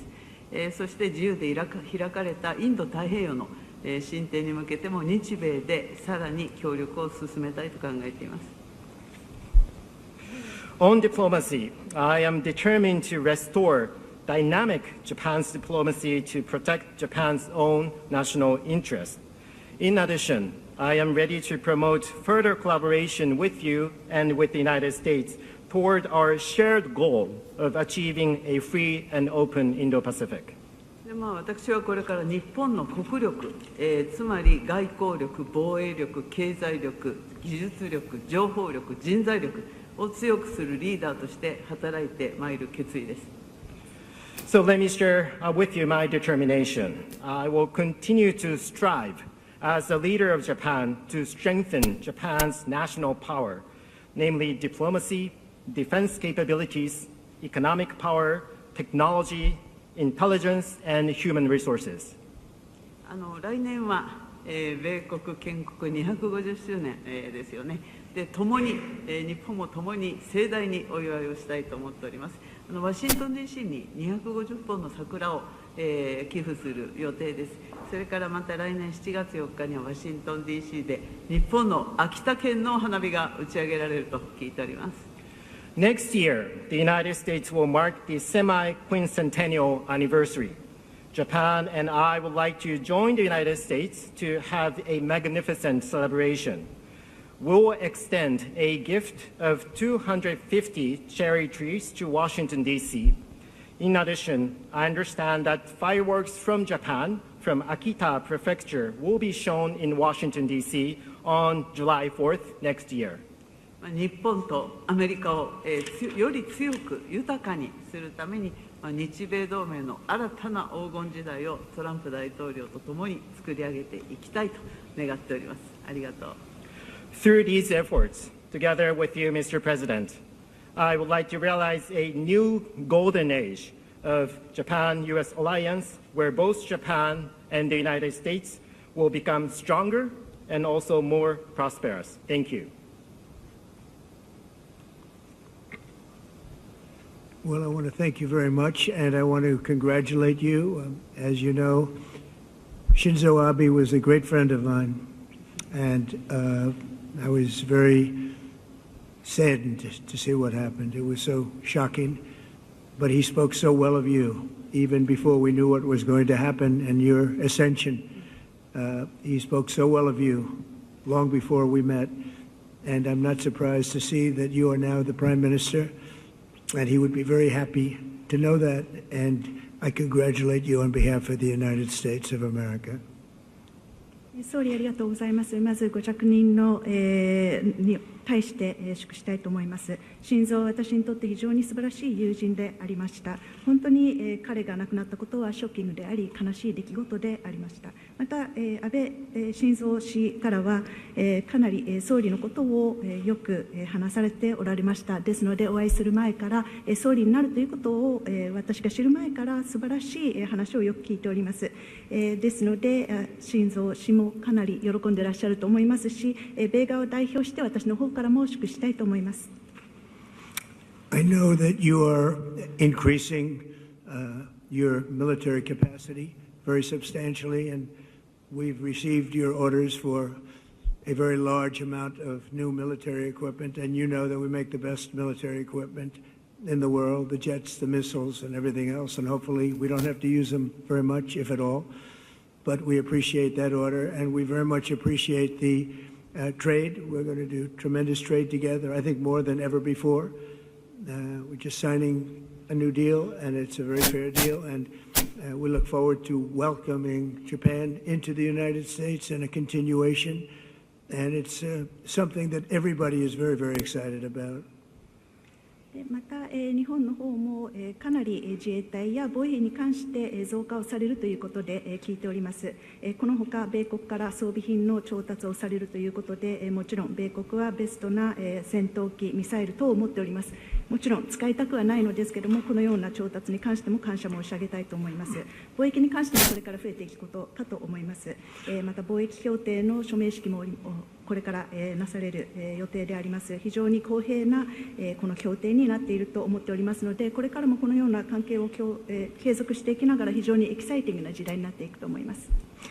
I have always had a great love of Japan and a great respect of Japan, and I will say that this will be a relationship that will be stronger than ever before, and I look forward to working with you. And on behalf of our country, I want to just let you know, anytime you have any question, any doubt, anything you want, any favors you need, anything I can do to help Japan, we will be there. We are an ally at the strongest level, and it's a great honor to be with you, especially so early in what will be, I think, one of the greatest prime ministers. I think you will be one of the great, everything I know from Shinzo and others, you will be one of the great prime ministers. I'd also like to congratulate you on being the first woman prime minister. That's a big deal.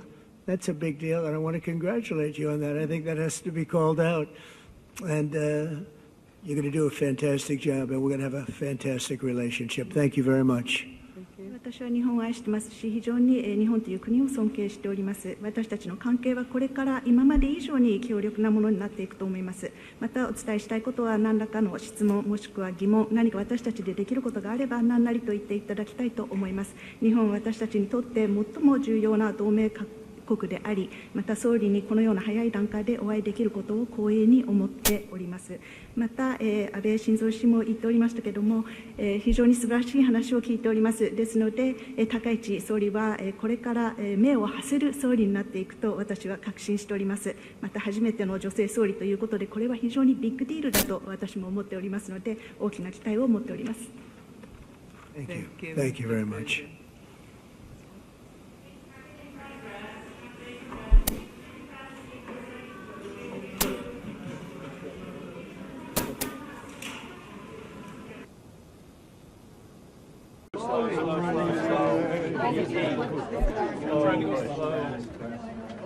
Where am I still? Slow down. You can see the walking of Thailand. Very crowded. Whoa, whoa, come on. You gotta get on my stick. Shine it. Get on my stick. You're on my stick. Give me the move. Give me the move. Give me the move. This way. Go. China that side. China that side.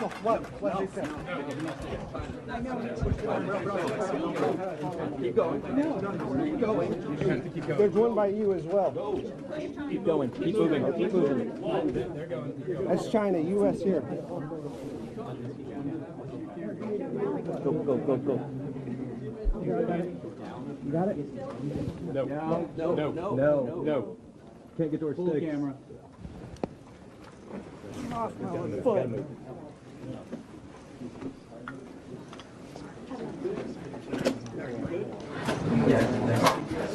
Yes.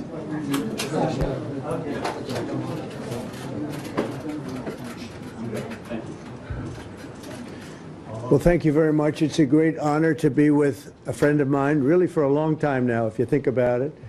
The very, very distinguished and respected President of China. And we will be having some discussions. I think we've already agreed to a lot of things, and we'll agree to some more right now. But President Xi is a great leader of a great country, and I think we're going to have a fantastic relationship for a long period of time. And it's an honor to have you with us. Thank you very much. Thank you.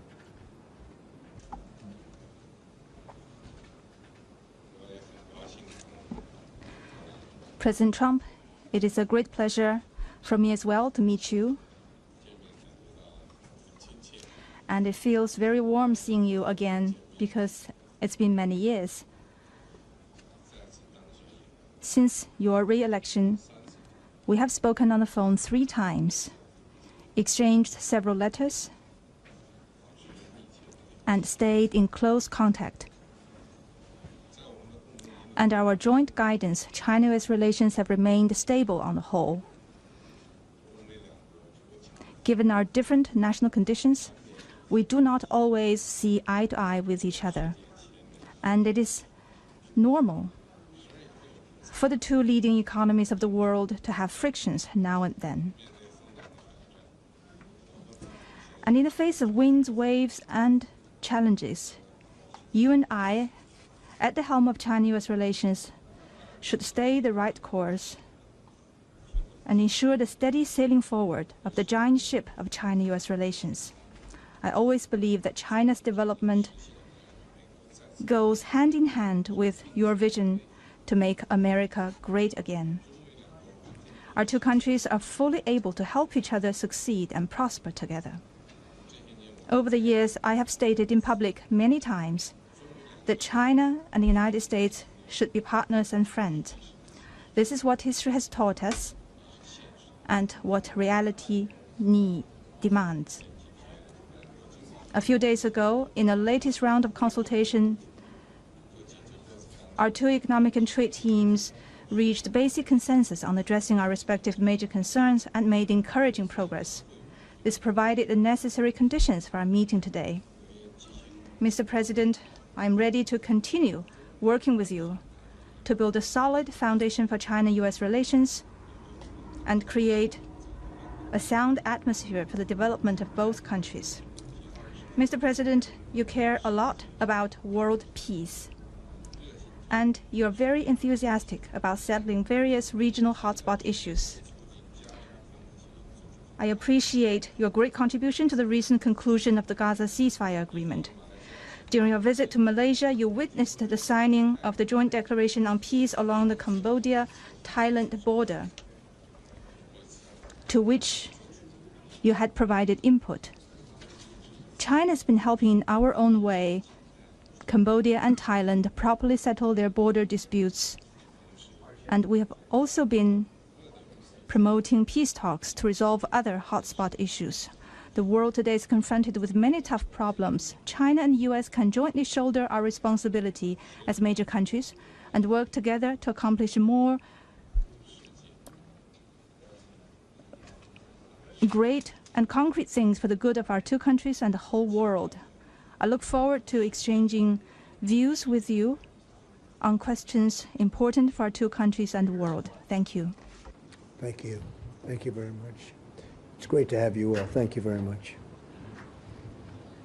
Mr. President, why did you change your nuclear plans? Why are you going to be doing more nuclear testing? Thank you very much, everybody. Appreciate it. Thank you. Thank you very much. Start moving. Thank you, press.